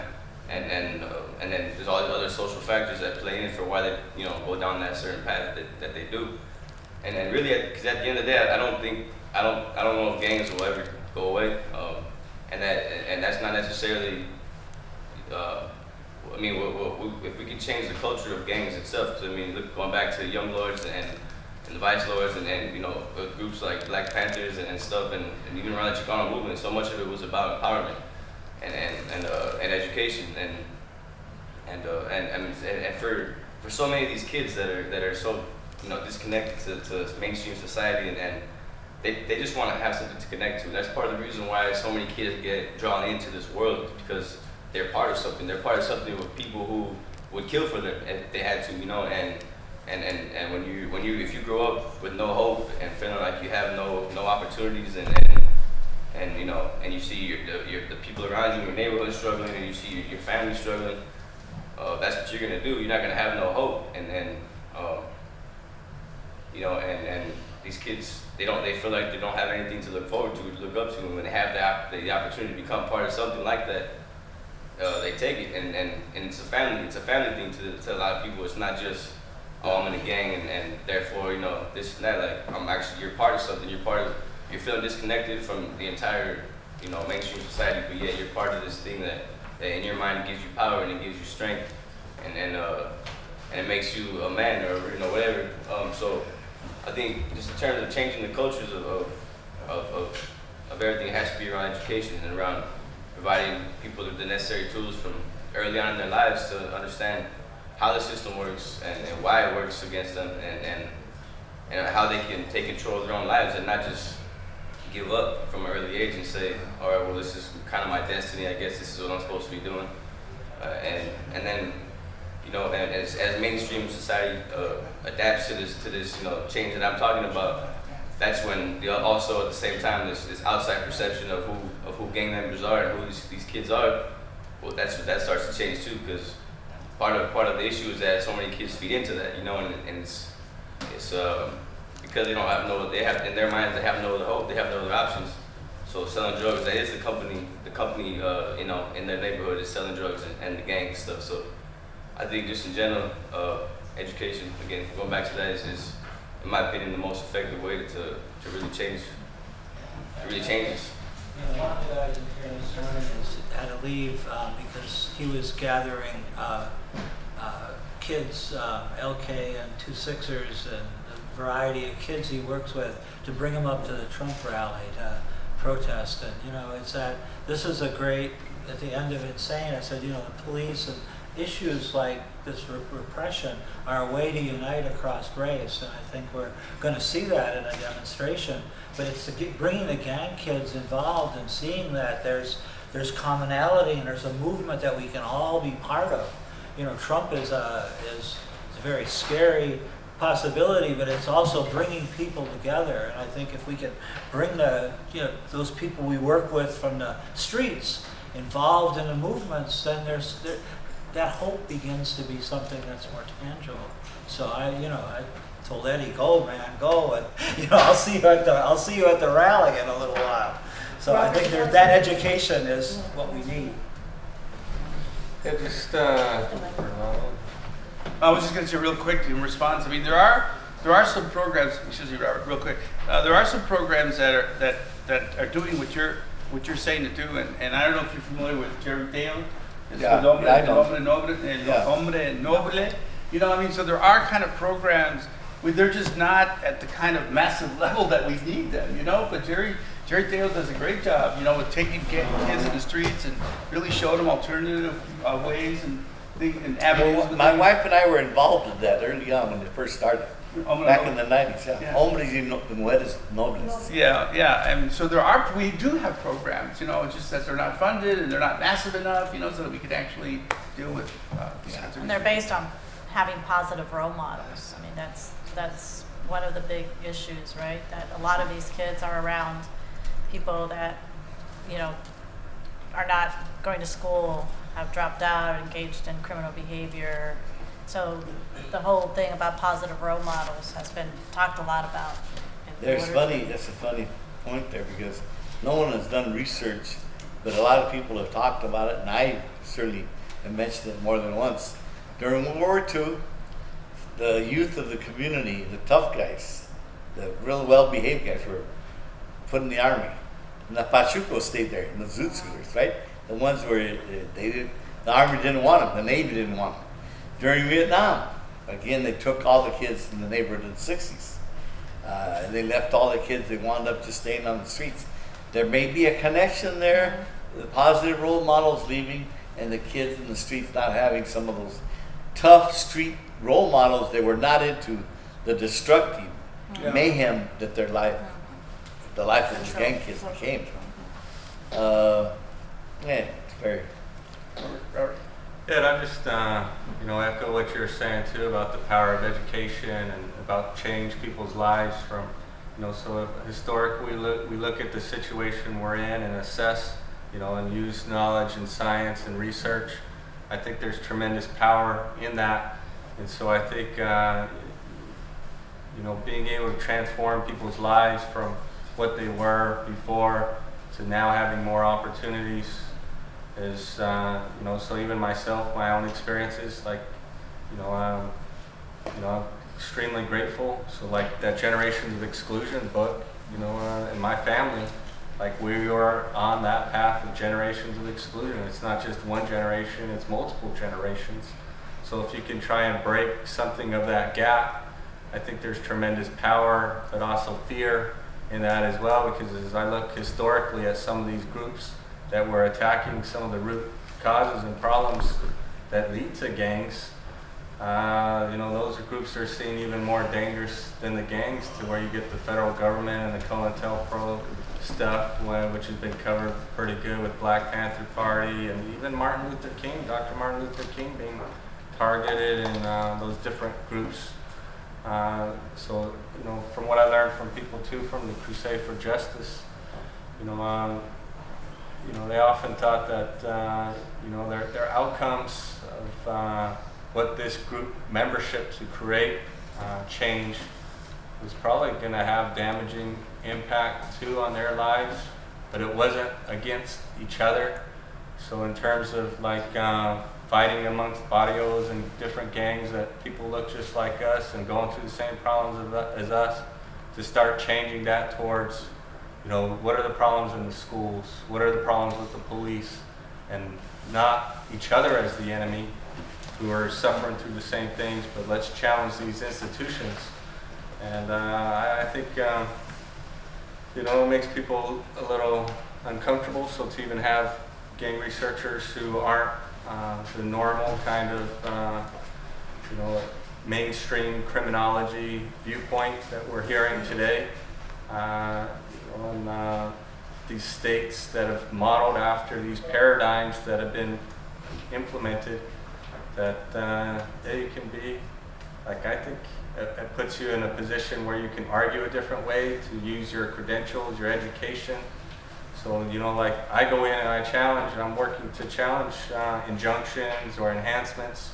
I don't just come in as someone from the neighborhood where I'm from, but I come in with a PhD, I come in with research, and I come in with other researchers, social capital too, that, you know, okay, what's your argument? And I'm trained as a researcher to use data to fight. That, yeah, I think it's very empowering, and you know, I'm all for, you know, continuing that process to get others also. But yeah, I think there's a lot of fear of, if that does happen, you know, I think we can get these root causes. Well, hopefully with education comes consciousness, right? And understanding. Marvin? Yeah, thank you, Jose, for speaking about education. And I work with teachers that work in alternative schools and working with young people that have been pushed out of the traditional public schools. But at the same time, I support local community schools, but yet the throwaway kids, as they're sometimes seen, are tied to gangs, are tied to a gang culture.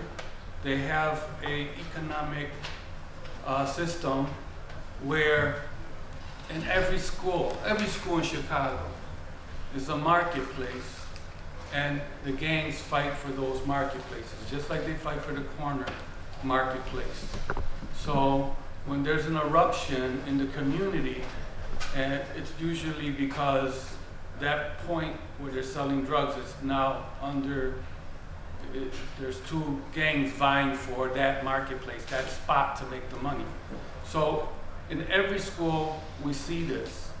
And when I was principal, I had to figure out who was the persons in my school that were leading the marketplace in my school. And every year we had to find that person. And usually it wasn't the person you expected. Somebody getting, you know, A's, showing up on time. And what I found out was, every time they had their meeting, at their meeting, because I was given the grand tour by one of the Latin kings, they took me all over the place, told me about their meetings, and said, when we go to the meetings, we gotta be there on time. Uh-oh, you got me on tape. You gotta be there on time for your meetings. If you're not there on time for your meetings, you know what happens, you get a violation. But they also wanted a discipline. They also wanted you to be on that corner. They also wanted you to be at school. They wanted you to make sure that the market was being sustained. So my worry today is that at that time, this was like in the 70s, not the 70s, 90s. At that time, there were many adults of the community that knew the gang members. And they knew, like, mira, Pedro, come here, te voy a dar un cocotazo, right? There were people in communities that were wrapped around young people and tried to get them out of the gangs, send them somewhere, do something. They were teachers at that time that knew what was going on in their classrooms when a student was doing whatever it is that they were doing in terms of gang signs. We don't have teachers that are being taught and educated about this culture. They're like, about if they see somebody wrote something on a desk or on a computer, it's actually a gang sign. They go to that computer that somebody etched something in and go, what's this? It's etched over like 6 times. Well, that's because somebody else from another gang has scratched that one out and put that one up and put that down. So you have this whole subculture happening right under your nose, in the textbooks, you know, in the washroom, of course, right? But we have to teach our teachers what that is, but also teach that we do not criminalize the youth. We work with the youth and we engage them in dialogue and talk about their passions and talk about what are the things that they are most worried about, why they're in a gang. To have those critical conversations, then to talk about alternatives. So in my school, we've tried to do that, but if it's not done community-wide, sometimes it's a losing battle. You can work with one, you can save 2, you can save 3. But I really believe that we have to work, getting back into education, we have to grow our own teachers from our communities, get them into the classroom. I think that's a critical piece in working with young people and steering them away from gangs, but at the same time, the whole thing's not about steering away about gangs. It's about having these conversations in a broader picture. But then there are implications for practice at a school level. If I would have brought a whole bunch of teachers into this room, they'll be going, what? I need more than just that. I need a set of tools. Can you give me a set of tools? So that's what I have to say, and I stand by it. I've heard that before. I think that's excellent. That's really excellent. I think teachers do need that. I think community groups do need that sort of information. We have a curriculum that we're working on. It's kind of sort of like Gangs 101 that came from SAMHSA. In fact, we're going to present it in South Carolina. There's a whole emerging Latino communities in the South, and through myself and another professor at social work at USC are going out there, said that I could send you that if you give me your send you that curriculum. You can just look at it, and it's kind of 101, right? It's not rocket science, but I mean it introduces like teachers and community practitioners and so forth about gangs. I mean, it's his first step, it's a baby step, but. Can I just add to the gentleman's? That's Marvin. Hi, Joan, this is Pauline. I just wanted to make a comment of everybody's talking about a particular item, but it's about family. And the vets coming back from the war, the prisoners that in jail, they're all been, and immigration laws, they're all destabilizing family. So when you have the family intact, 101 gangs shouldn't even be a problem because you have enough support there for the child. But for teachers, that's my opinion, but for teachers, respecting your students is the most important thing.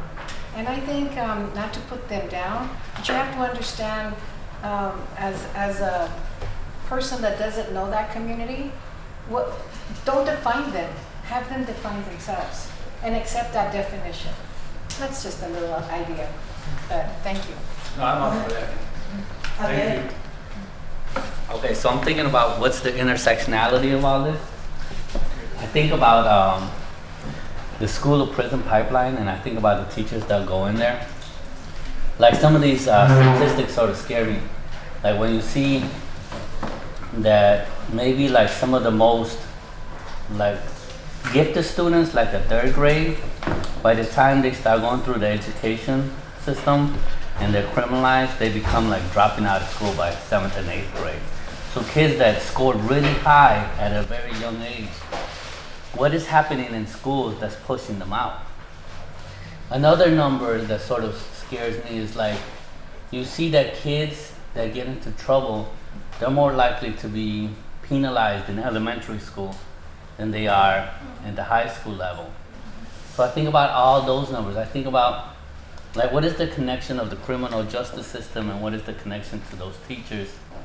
It's always like, I'm sure this is representative of the nation, but in Chicago you look at CPS, like suspension rates. So for like last year, what was it? For kids that were suspended from school, something only like 27% were for the traditional sort of crimes that we think about. They got into fights, they might have brought in a weapon. That means that 73% of all other suspensions are just like acts of defiance. So it's the teachers, it's kind of like they're acting like the criminal justice system. They don't know how to deal with this child, and they've run out of every other sort of way to deal with them. So now they're mad, but they don't know how to, there's a difference. It's like mad and bad is what they say. We're mad at kids, but they're not necessarily bad kids. We just don't know how to deal with them. And you're right, I mean, there's all sorts of reasons of why that's the case. But the intersectionality for those kids is they're getting hit by the gentrification in the neighborhood. They're getting hit by all these laws that are coming at them. They're getting hit by the school now that is criminalizing them. It is really a tough time in American society to be someone of color, to be someone who's poor, growing up, because you are so marginalized. And it is such a punitive time. You know, I could only think of my experience. I went to Roberto Clemente High School, which is a tough high school. And it was tough for when I was there. I look at anyone who made it throughout the 1990s and I think, God bless us. Because I don't know how we got out of society throughout the 1990s. But even in that time, at its height, there was still some sort of expectation that kids were gonna make mistakes. Throughout the 90s and the 2000s into today, it is just assumed that there's a zero tolerance. And there's just no way that I would have made it. I dropped out of high school so many times. I got into so much trouble in high school. It's just a miracle that in today's climate, I would have had my first record and that would have stuck on me probably when I was 14 years old. Because at 14 years old, I was in Jubilee Hall already. So by 14 years old in today's climate, there's no way. There's no way I would be a professor in the climate that we are having today. I want to add to you, one of the other things, I don't know if it's here in Chicago, but in California, you're classified as a Spanish speaker, and then you're trapped into this trapping system of being in classes with the English learner statistic. Or once you get in, you're almost impossible to get out. And that's for elementary school to junior high or middle school. And then when you get to high school, they even track you at a lower level. So you don't even get a chance to get the classes to go to college. So this reclassification thing in California is punitive because you speak Spanish. And the testing materials that are online, and I compared them to the new Common Core test of 3rd grade reading, it's the same one, but in our school district, the non-English learners were failing the test. So it's like double punitive because now the English class, they can't get reclassified. So what does that mean? That means when children can't read in California, 3 years behind reading level, they open up a new prison. So why don't we think back instead of forward about what makes gangs and start teaching them? And I appreciate your words about education and your question about education. And I know this is for a criminologist focus, but if we look at it as an educator focus, I think it's more preventative than intervention. May I just just you have to go from the language of critique into the language of possibilities. So you can make these critiques about how things are not so good. But what are you doing about it? What are you building? I'm in total agreement about the family. And I believe the family over time is not the traditional family that we had before. But I think the most important thing in terms of family now that really brings people together is our community. And we have to look at in terms of building community building. I'm not talking about economic development, which is important, but community building in terms of people relating to each other and helping each other. And with that, I participate in a big initiative in Humboldt Park, where over 3 years ago, people that live here in Chicago, like 50 schools were closed. 52. Those 2 that I missed, because I said 50, you said 2, are the 2 in my community that they closed down. We tried real hard to keep open. Before they were going to close those schools, we worked with our elected officials and we were able to push a state law that said moratorium on all school closings until the communities can participate. CPS had to they had to comply with that measure, with that rule. So they opened up all these, what they call community action councils, 9 of them across the city of Chicago. And all these different communities try to keep their schools open. But we didn't succeed. 52 were closed, 2 in my community. But in my community, our action council, and there's 9 of them across the city of Chicago, are working to support their local community schools, their local feeder elementary schools, working with their preschool programs, and creating an aligned curriculum going into the community school, and pipelines to city colleges and to public universities. I'm on the board of trustees at Northeastern Illinois University, and I support this initiative by getting the College of Education of our university to support teacher development, to support a middle school, because a lot of young people at 3rd grade, when they switch from learning to read, and then reading to learn, that's when we lose them. And then by 4th and 5th grade, they already dropped out. Not physically, but they dropped out here. And then much later, they end up in our schools. And good thing that we have those schools. But we've developed this pipeline. We've created 3 institutes, a Popular Current Institute, a Teacher Administrator Institute, and a Youth Leadership Institute, which Javier and I, we work together on some of these things, and Lisette, we work on some of these pieces. But these are community driven. And we force CPS to accept these, and these are part of the Chicago public school system, these 9 community action councils. And we have leverage now that a lot of people don't know that we do have. So we are looking at these pieces, and it's community that's driving this.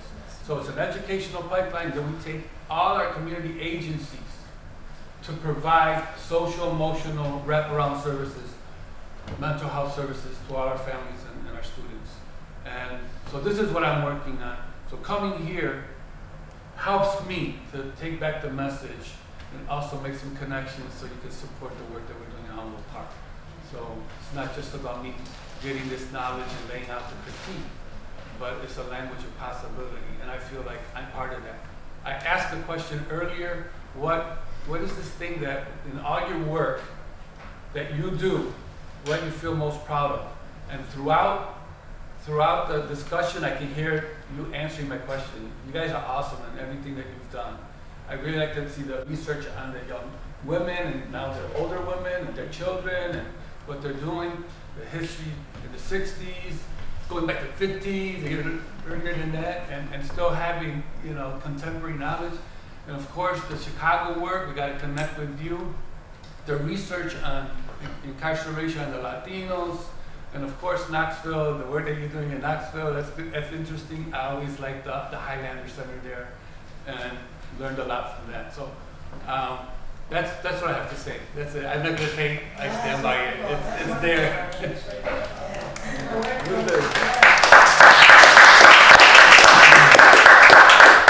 That was so good, Marvin. I'd almost like to make that be the last Well, word. Teresa has helped us as well. Teresa did our, what was it? You guided us through some development pieces of retreat. Yeah, strategic planning stuff, yeah. Big initiative that I can thank you for. Well, I'd always like to make that be the last word, but I'm going to let each of you kind of say something, and very much along the lines, I think, that Marvin raised, right, which is this question about what are each of you most proud of in your work. But if I can, not only to answer it even explicitly, right, but also to tie that into how that which you're most proud of you feel is most important to dealing with some of the issues that you think are most important facing these young people, and I guess just not young people, but young adults and beyond, right? So I'm not sure what order we want to go in here. If we go, if I could maybe start with Ellis and go this way, just some kind of something or another about and maybe even something to use this sort of magic wand that Lalo talked about, right? If your research could also be most directly applied, what difference would it make? So all those kinds of things folded together in a kind of final statement. I guess for myself, what I'm the most proudest of, I guess would be the fact that I'm able to continue working in a community where I was born and raised. So being able to do the work that I love to do, but doing it with passion and doing it with a community that I know doesn't have a voice, doesn't have people advocating for them, and in a state like Texas and South Texas in particular, it gets a lot rougher. So I think that in and of itself is something that I'm really, really fortunate to be doing and kind of happy to be able to work in that city. I think also that and I said it earlier, I think that the work that Joan Moore has done for decades, and to be able to see people here interested in the same issues that she tackled on many decades ago, I think is something that is exciting. It's something that I think we need a lot of work to do, obviously. But I think there is some optimism, right? Mark, you mentioned this. So I think there is some light at the end of the tunnel, and I agree with you. I think it's a community effort. And you can't, these individuals and these families are not in isolation, but they're in communities. So that's the $1 million question and the big thing to tackle. How do you get at these kind of more community-based interventions that don't isolate the individual? So I'm also very excited to see, hopefully there are some positive stories, positive trajectories from the women that I'll be exploring and working with. And I hope to be able to bring some good news, and if not, try to tackle the issues that are impeding that positive trajectories for these women. So. Well, I guess I'd like to just say one more time how thankful I am for being associated with Joan over the years, and I'm very appreciative the tools, you know, that she's provided, you know, to me, help me develop my own tools myself, but kind of the economic guidance and her sort of philosophy of the purpose of research and its importance to community. So that's number one. I think that if I had to, you know, if I had to say what I really wanted to accomplish in my work, I would like to see at the end of the day that, you know, our policies, you talk about policies, that we move away from a drug, you know, prohibition, you know, sort of, I mean, the orientation that we have, and one move on drugs, you know, which includes all the drugs, the drug which has resulted in the war on drugs and the kinds of things that are happening in our country as well as in Latin America. I would like to see us move away from that and adopt more of a public health model. And I think that would eliminate a big chunk of kind of problems that we have in regards to arrests and incarceration and kind of the consequences of that. So if I could see that in my lifetime, you know, that would be a great accomplishment. Thank you all for putting this panel together, honoring and zeroing in on Joan Moore's work.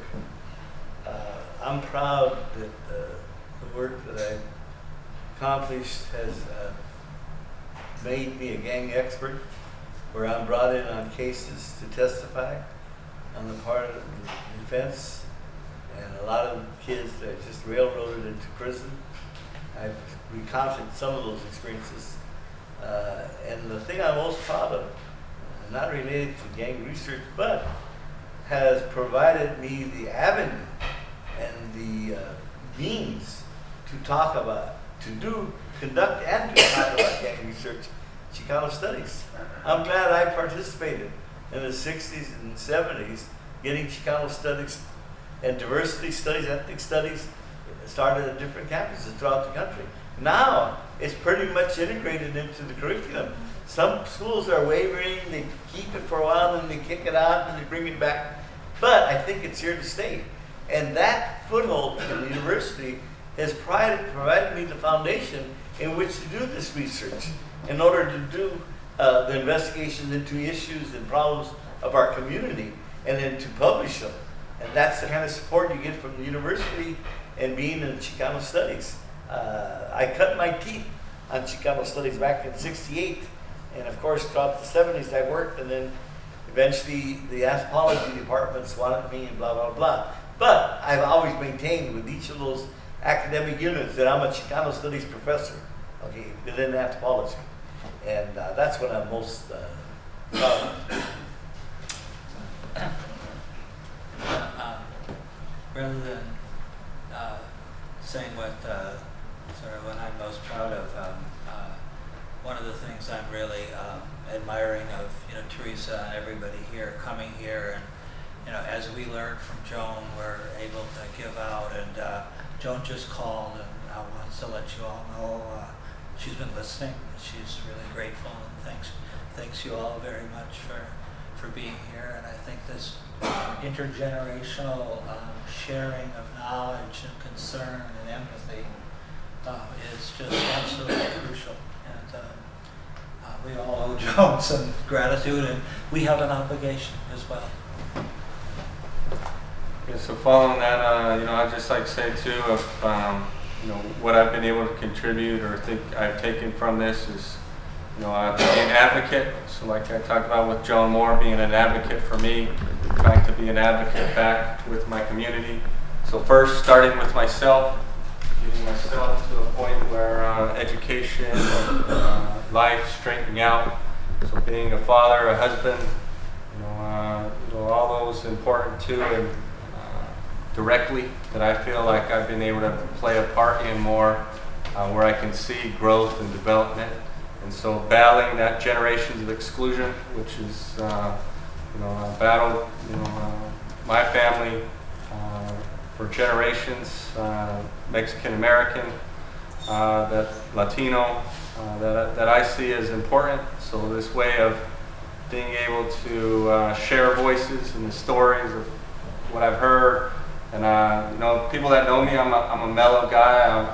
It takes a lot to work me up, but this is one thing that always fuels me to a level that nothing else does, of being passionate, to agitate, and to make sure that I'm an advocate too, to make sure that where I come from at least gets carried with the stories, and hopefully contribute back. Then you are fucked, you know, then you are done. Yeah, I think that's definitely what they're doing. I think it's a step. That's all it is. It's just a step, but it's I do think, and they ought to get into it too much, because I think it's an obviosity in some ways, though, but I think the fact that this heroin epidemic is impacting white communities. You know, nobody cares about this. And the thing about, one thing about one of my pet peeves is that we have, like, I don't know if you have it here, but we have like the gifted and talented programs for the smart kids. And you know, those kids are going to do well, they're going to go to college. You have 80%, 60% of our students that are in that lower, and they don't care about that. There's no resources there. And those kids, they don't get anything, they end up on the streets. I call them warehouses. We just warehouse people. You know, they walk through your class, they don't learn anything. They're warehouses. But we cover ourselves because we say, well, look at this 10%, 15% that are